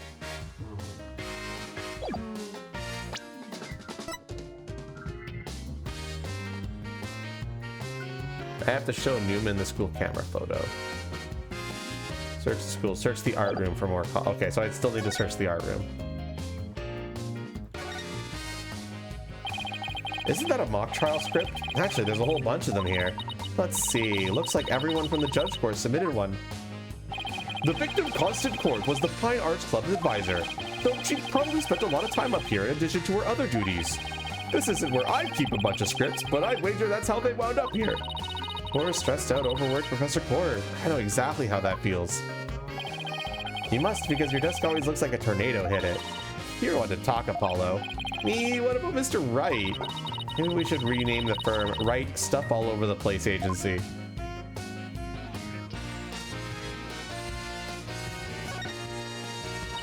A picture of a girl wearing a floral hat. Oh, it has the artist's name right here. C. Court. Wow, Professor Court must have painted this. So is this what they consider art? I really don't get it. I swear I've seen this girl before. There's an air of fragility about her, and those pity-inducing eyes. Who is this again? The name's on the tip of my tongue.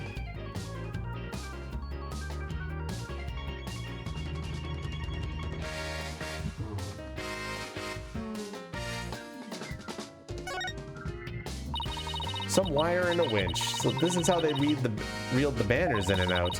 There's a nice view of the stage from here. Prosecutor Gavin is still standing in front of that broken statue. So it really wasn't you, Apollo? Don't worry, you could tell me. I won't tell anyone.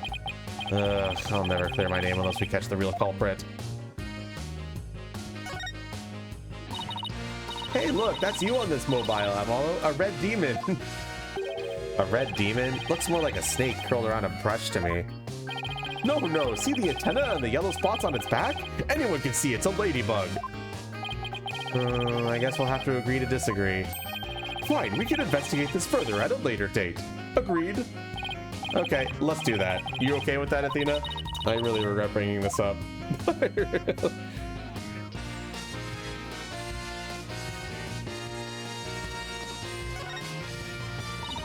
A picture of a girl wearing a floral hat. Oh, it has the artist's name right here. R. Newman. Wow, Robin must have painted this. Is this Juniper? The clothes are different, but... Oh, look, there's a piece of paper stuck to the back. Let's see what it says. Completely lacks Professor Court's artistry. Must keep practicing. Robin. I think this is plenty good myself. I wonder what it would have looked like if Professor Court had painted Juniper. I bet it would have been really artistic looking. She did. It's right here. It's right fucking here. Aw, your imagination. Alright, good night. 3 busts sitting on a shelf. A judge, a defendant, and either a lawyer or prosecutor. The bearded one must be the judge, and the bummed out one, the defendant. Look, there's another one that's fallen off the floor. I wonder which one fell, the lawyer or the prosecutor. Think, Apollo, think. This could tell us how tomorrow's trial will go. I'll just wait for tomorrow horoscopes, thanks.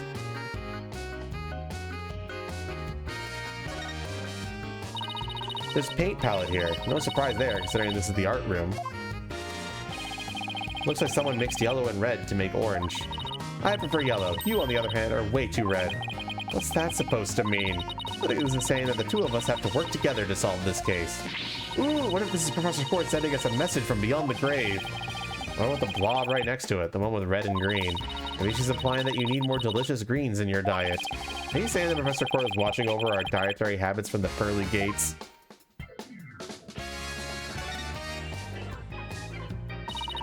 Look, a piece of pottery. Looks like it's already been fired. I bet Robin made it. I bet it won't last long, not with the way she deals with her own work anyway. Yeah, it seems like such a waste. I mean, this one already has some color on it. It looks just like bloodstains, the way the glaze was dribbled onto it. Just like... bloodstains? In justice we trust. That does look like bloodstains. We better examine it at once. I get it. The victim was stabbed in the middle of the room where the big bloodstain is. and then brought over here, at which point some of her blood dripped onto these pieces. That means the body very well could have been dropped from this window. In the mock trial script, the body was dropped onto a mat, then a ball cart was used to move it over to the stage.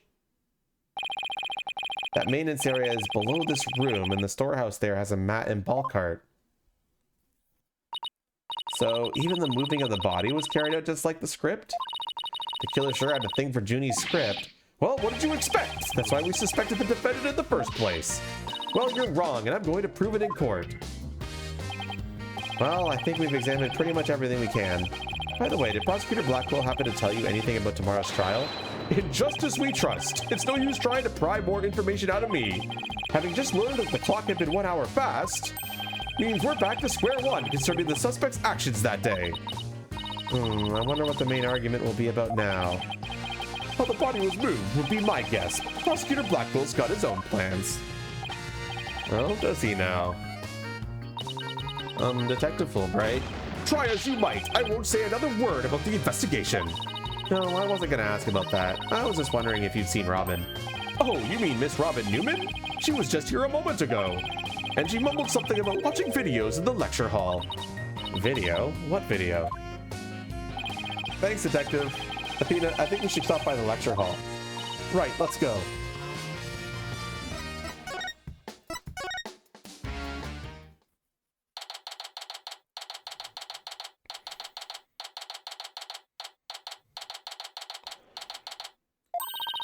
There she is, Robin. Hey, Robin. Oh, Athena, Apollo. What are you watching there?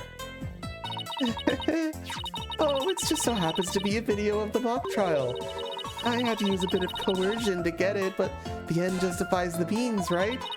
There it is again. Professor Means sure has a lot of influence around here. Care to look into the true connection between the murder and the mock trial with me? Sounds great, but do you mind if we ask you some questions first? Sure, I'll tell you anything, you W-A-N-T. How about your confession today? Why'd you do it? Because Juniper hasn't done anything wrong. I had to stop the trial by any means possible. Right. The end justifies the means. So you're a follower of Professor Means too? Professor Means is a wonderful teacher, as was Professor Court. I like them. B-O-T-H. She brushed that one off like a pro. We're giving them therapy in court. Don't worry about it. But with that style of justice, you run the risk of breaking the law. Well, I'm prepared to quit school because of this case. What? Why? I want to be an artist. That's what I really want, man. But no, my parents forced me to study to become a prosecutor. In the trial itself, you'd have to drop out and give up on being a prosecutor. That's what you're really after, isn't it? Talk about someone who literally changes at the bat of an eyelash. I guess she's been dealing with her own problems too. That totally makes sense. Yeah, I suppose so, but that doesn't make what she did right.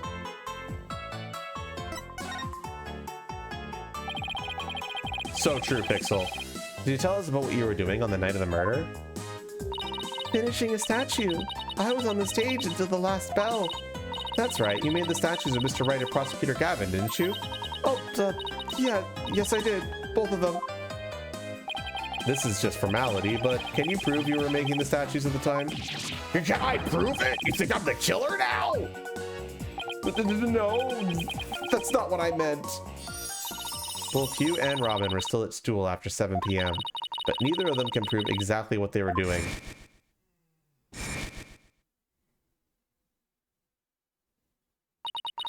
Could one of them really have murdered Professor Court? Have there been any problems now that everyone here knows you're a girl? No worries there. I discussed the matter with Professor Court some time ago. I told her I wanted to let everyone know I was really a girl. And just today I found out that she spoke with the school administration on my behalf. Wow, they must really like you. I know, right? But now I can finally be myself here at school. I don't have to hide the fact that I love girly clothes. That's why, Athena, I simply must have this and this by any means possible. What? But this is evidence we need for the trial. Sorry, but no can do. Oh, don't be a party pooper, Athena. Come on, please, pretty please. Stage costume related evidence taken in classic ends justify the means style.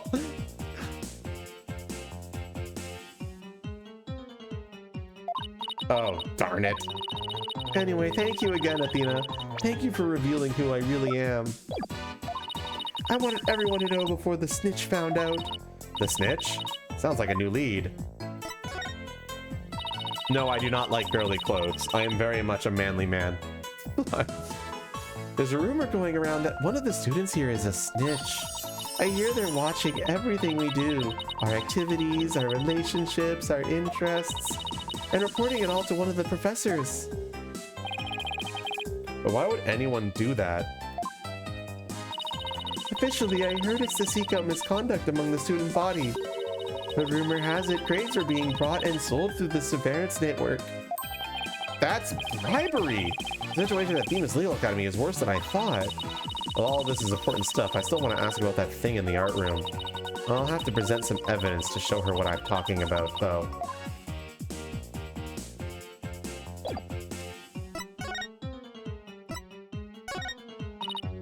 Robin, I just remembered something I wanted to ask you. This photo shows a piece of art on the table. Do you know what it is? Whoa. Look at that unique artistic sense! That has to be one of Professor Quart's creations, man! Professor Quart's artistic sense?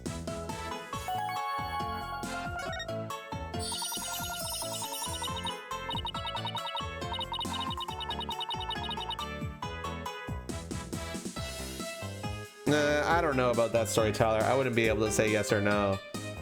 That's something you gotta figure out yourself. No one else can help you with that. Don't jump to conclusions, but don't deny it either, if you know what I mean. Make sure you really think it out. Professor Quart's artistic sense. That's a tough one. I'd say it's avant-garde and very electric.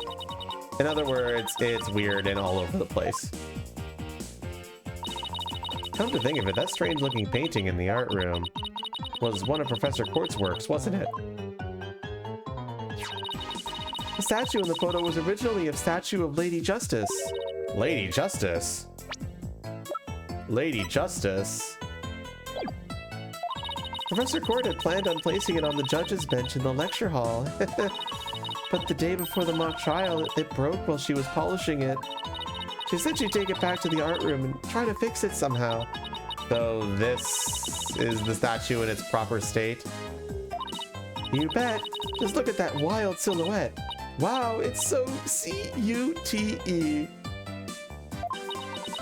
I don't get it. Do you have to be an artist to appreciate stuff like this? Athena? The Lady Justice that you put back together on that stage. Oh right, I didn't realize it before because it was in pieces, but before it was smashed. Maybe it didn't look like Lady Justice, but more like it does in the photo. But what in the world was it doing on the stage?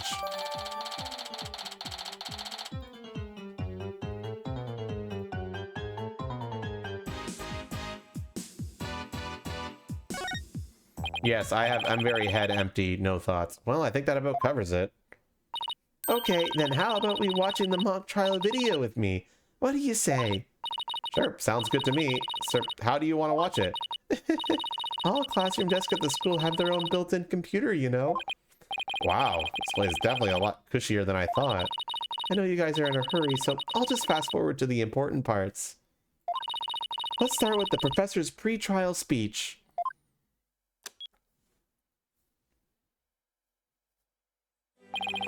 Good afternoon. I would like to start by thanking you for coming here today. Oh, that sounds like Professor Means. The mock trial, a crown jewel event of the school festival, will begin shortly. Is the camera like this the whole time? Yeah, it's in a fixed position in front of the stage. When I was a student, I too could hardly wait for this day to come. How come teachers' speeches always make me so sleepy? Let's just skip to the end of his speech. Now, let the mock trial begin. Hey, what's the deal here? Why, Junie's so large in this shot. Looks to me like she cut right in front of the camera. Juniper was also in charge of the audio. Even though she was already playing a part in the mock trial itself, she had to do it to keep the script details secret. She was all over the place that day. But she wasn't in the trial, she was in the audio control room dealing with the music. Oh, so this is what the lecture hall looks like. Looks like there's a judge's bench back by the screen and a witness stand up front. What about those balconies with the professors' names on them? Those are the faculty seats. Professor Means and Professor Court were in charge of scoring the mock trial. The lecture hall diagram added to the court record. Okay, let's fast forward this a bit.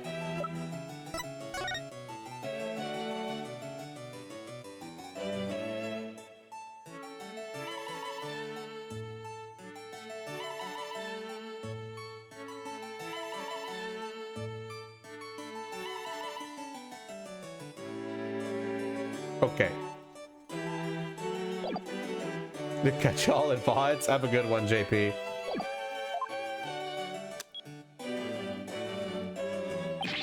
And that's why the defendant is definitely guilty!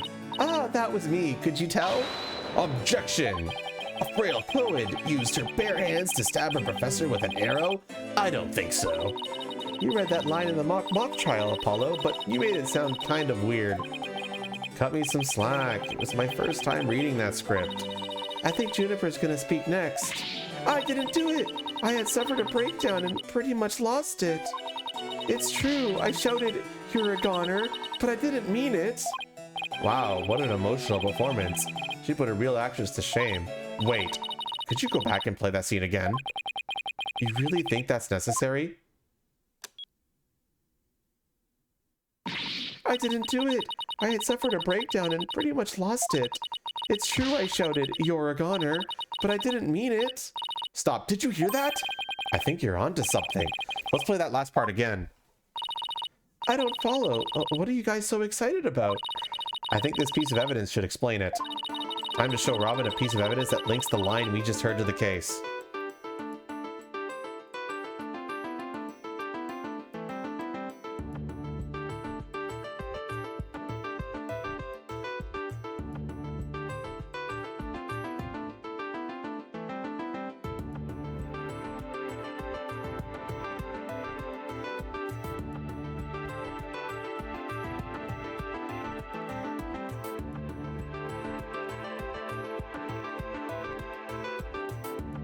Stevish wants to present the tape recorder.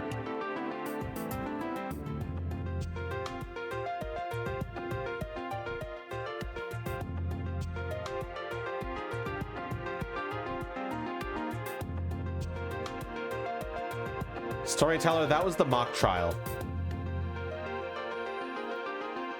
She was just saying that as part of the mock trial.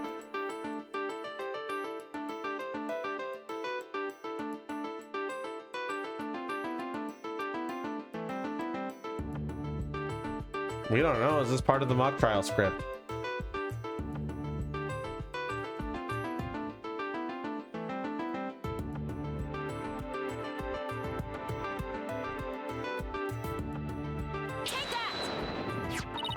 I'm sure you remember this. It contains a female shouting a violent threat.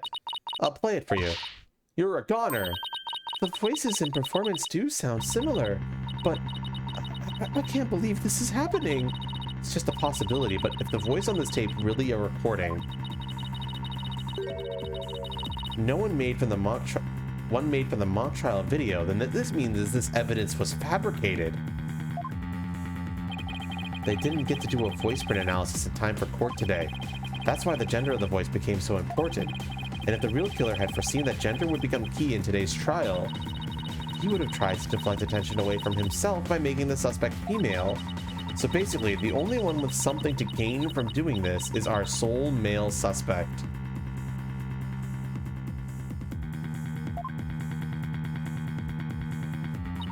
Wait a second.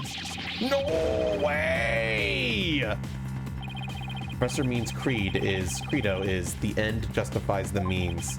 So it makes perfect sense that a student who took those words to heart would fabricate evidence. We need to get that tape analyzed as soon as possible.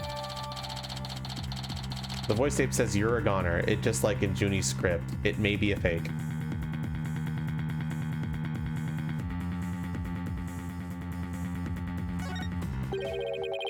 Allow me to assist you with that. Oh, that was Gavin. Prosecutor Gavin! At least make some kind of noise so we know you're there.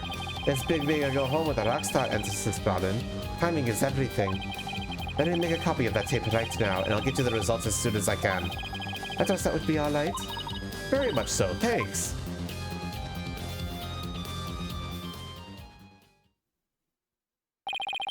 Well, Althea, it's almost sundown.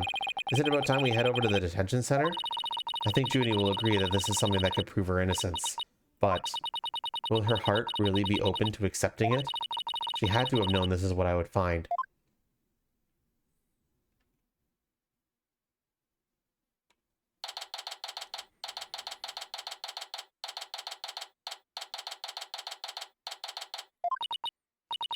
And that about covers the main gist of our investigation. I see. Very interesting. You've been quite the busy beaver today. Thank you for all your hard work, Athena. Well, my time's about up, and it'll be getting dark soon, so... Junie, you must be tired after being on your feet all day. You should go home and... No, wait! You have to listen to me! I don't want to hear anymore. I know what you're going to say, Athena. Junie, you promised. We're going to discover the truth behind this murder mystery, and we're going to bring you solid evidence showing just what that truth is.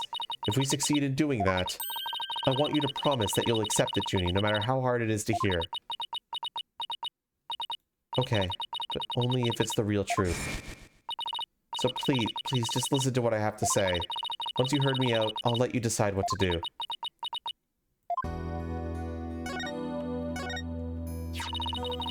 The voice of this recording has been proven to be yours, Athena. And in the mock trial video, we could hear you reading a line from the script. We're having both of them analyzed now, but from what I could tell, the voices are the same. And the only one who'd benefit from faking the voice recording would be Hugh. But that doesn't make any sense. I mean, Hugh confessed in order to protect me. This may sound strange, but his confession is a ploy to make himself look less suspicious. In other words, he was just pretending to protect you. Besides, his confession came after you and Robin had already confessed. If he hadn't confessed right then as well, wouldn't that have seemed a little suspicious? Say what you will, Athena, but none of us would hurt a fly, let alone kill someone. Hugh is a gifted student. He gets outstanding grades and never causes trouble. Wait, Athena. My bracelet reacted just now. It did? But why? Junie, can you look me in the eye and repeat what you just said? Oh, none of us would hurt a fly, let alone kill someone. Hugh is a gifted student. He gets astounding grades and never causes trouble. Now I'm sure of it. She's lying.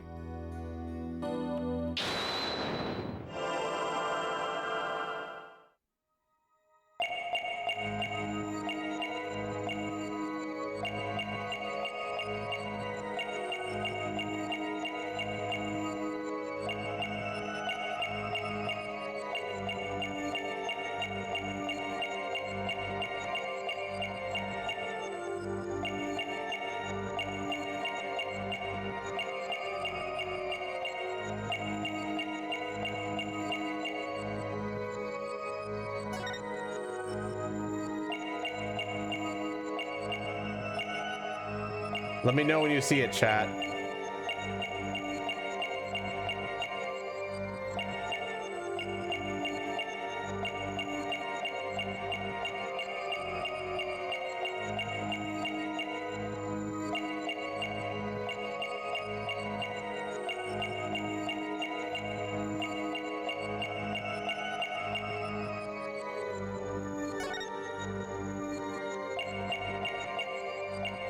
Or if you tell me if you want to focus in on something.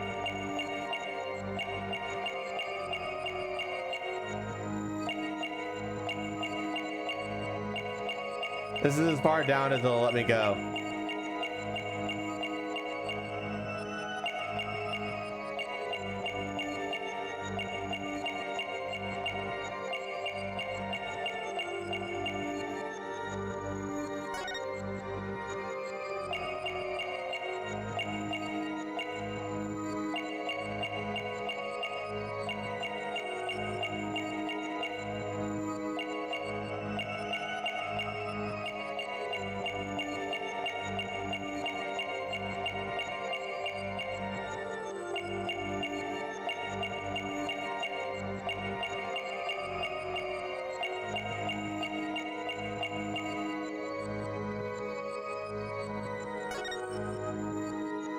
Anyone seeing it?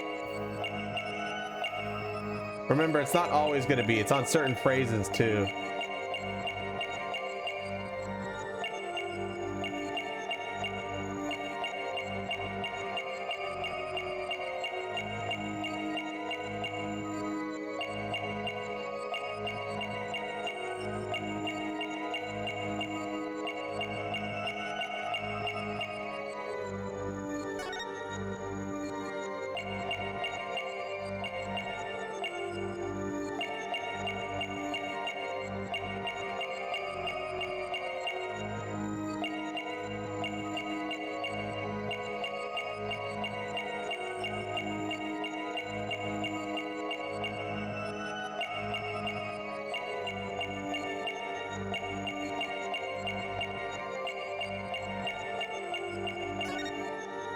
Stevish found it.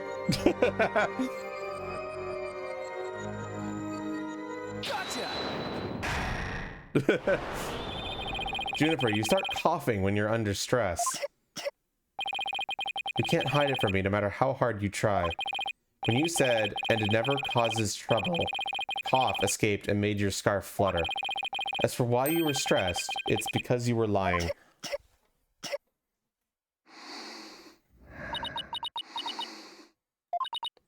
Junie, you're trying to hide Hugh's connection to this case, aren't you? And I believe that also ties into a secret about yourself. A secret? About me? I don't understand. I already told Juniper, so I might as well tell you. I don't really care about her anymore. What? Why? Juniper's not all sunshine and rainbows like you think she is. He ended their friendship after he found out about Junie's secret. Which means Hugh must have felt betrayed by Junie, making her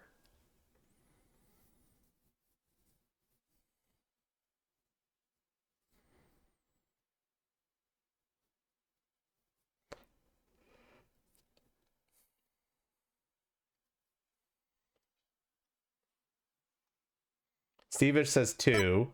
Storytelling says 3.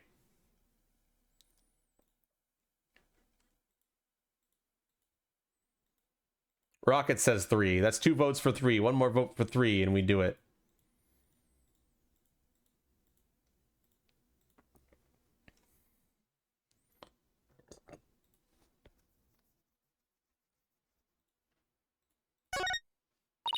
You were Professor Court's snitch, weren't you? There's a rumor going around that one of the students here is a snitch. I hear they're watching everything we do. Our activities, our relationships, our interests. And reporting it all to one of the professors. And while fulfilling that role, you learned something about Hugh you'd rather forget. I don't know what you're talking about. Junie, please, stop hiding things from me. I hate having to force things out of you like this. Looks like we're going to have to do this the hard way. Time to review the evidence and see if I can't prove my hypothesis. I must have something that proves Junie is the snitch and Hugh's connection to the case.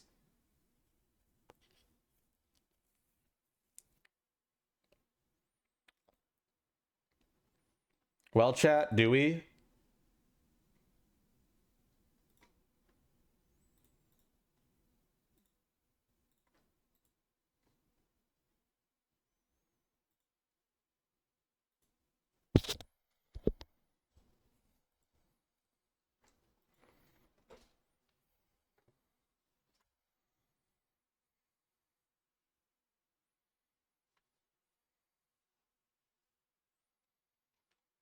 Chat.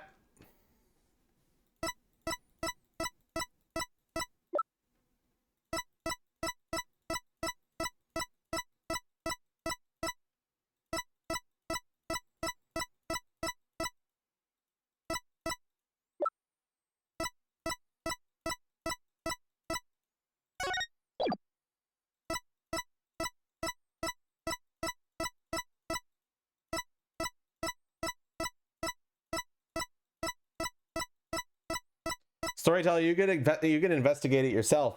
All the pictures are in the evidence list. If you want to confirm it or check it yourself, you can.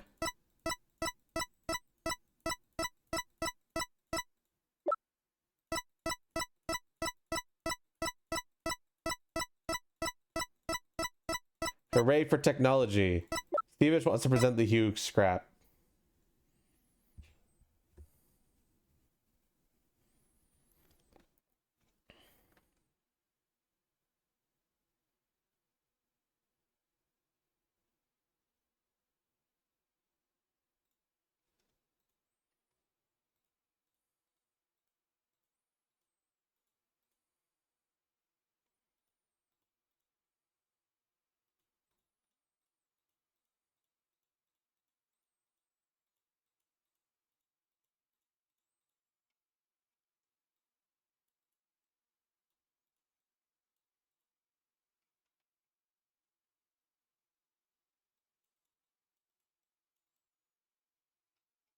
One more person.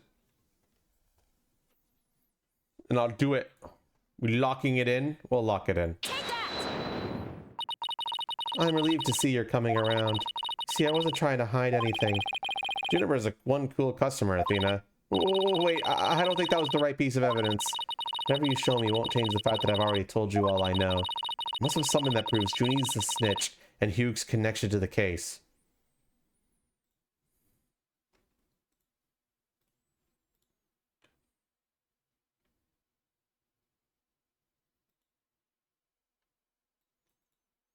Stevish now wants to present the planner.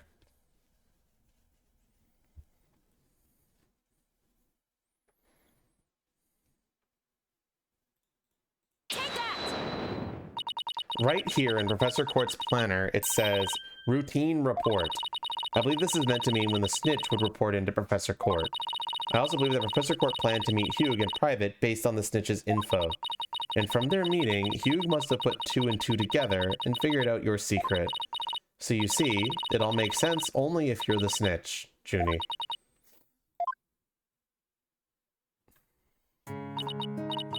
Well, Stevish is the one who made it, Rocket Man.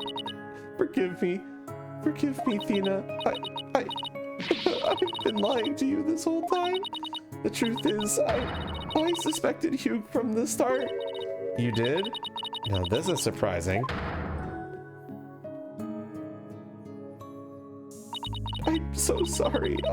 I've talked about friendship so much, but I've been a terrible friend. Juniper, I don't have that special kind of hearing like Athena does, but I don't need it to sense the pain you're feeling inside, and its intensity is directly proportional to how you feel about your friend. Am I right? Apollo? Please, Junie, tell me why you suspected Hugh.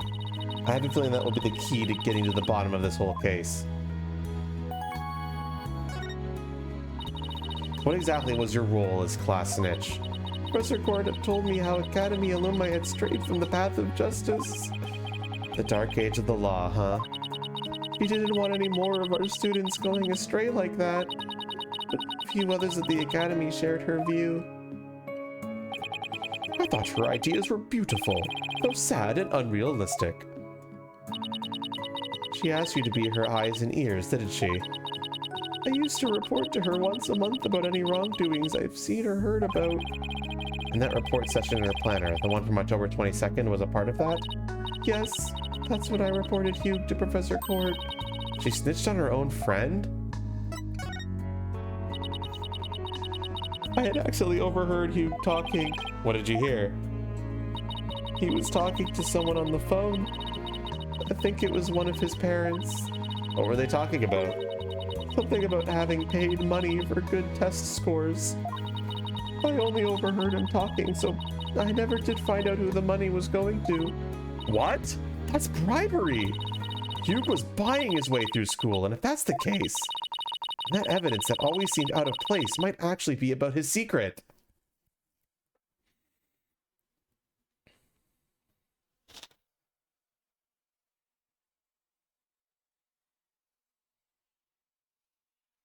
What are we presenting, chat?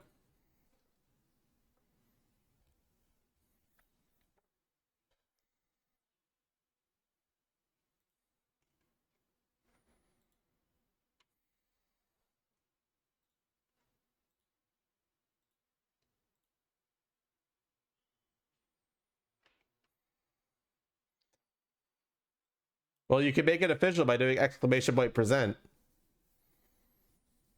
Exclamation point present, statement number, which is 0 in this case, and then the evidence you want to present. Everybody could do that command. Make it official. It's not like we could lose health here.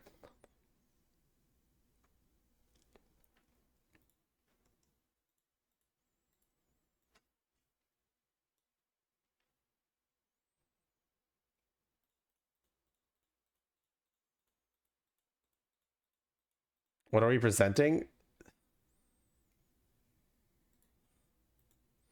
Natsara wants to present the huge scrap.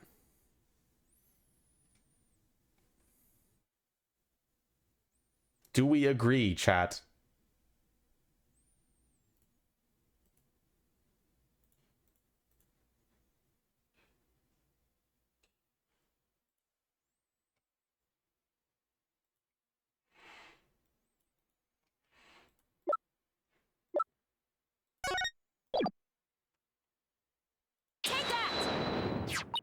We found this while we were investigating the stage. It's got Hugh's name on it.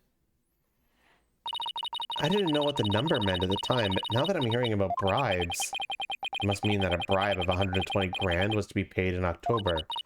What's more, take a look at this mark.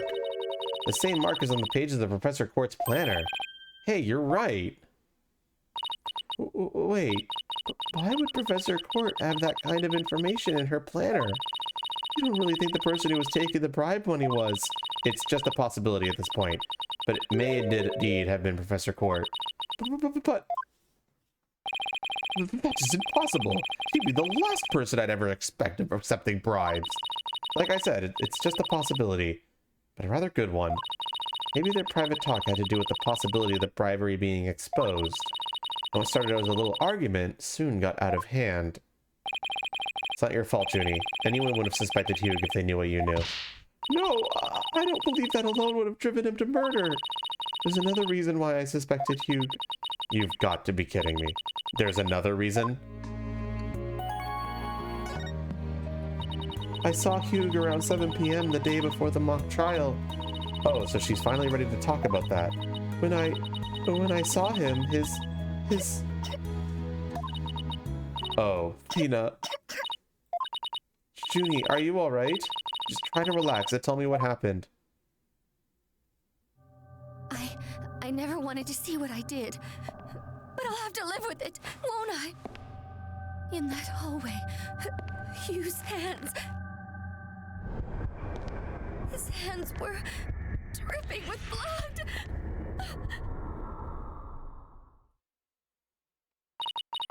His hands were dripping with blood.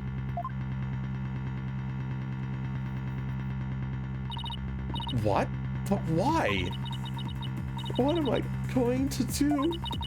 Deep down, I know you can't be the killer, but my mind keeps telling me he is, no matter how hard I try to convince myself he isn't. Oh, what am I going to do? Hugh, he's... I can't take this anymore. Tina. So she hid the fact that she had seen Hugh and said she went home at 6 because she wanted to avoid talking about what she saw. Junie, it must have been terrible holding all of that in. But it's going to be okay. I'll get to the bottom of this. And that's my promise from one good friend to another.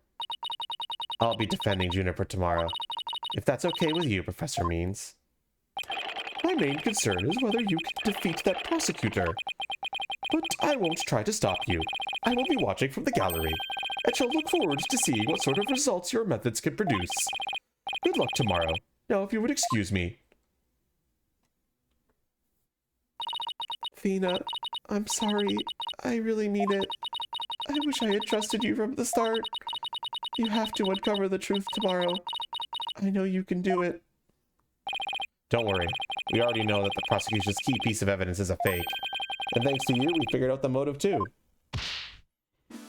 Let's give this our best shot, Athena. Let's tomorrow be the Juniper walks free. I wouldn't have it any other way.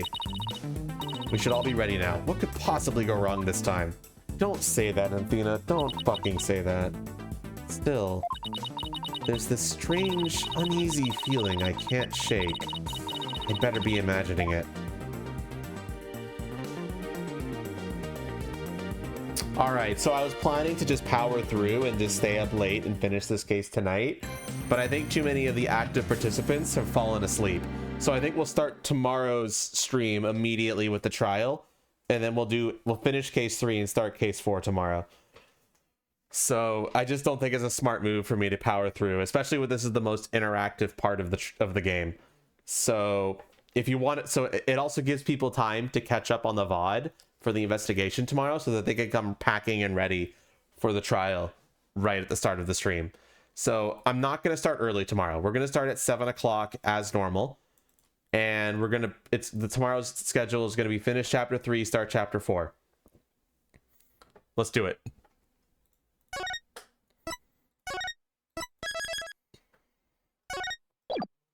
Your end stream soon. Yeah, I'm ending now. I've already gone late, so time to end it. Time to go eat.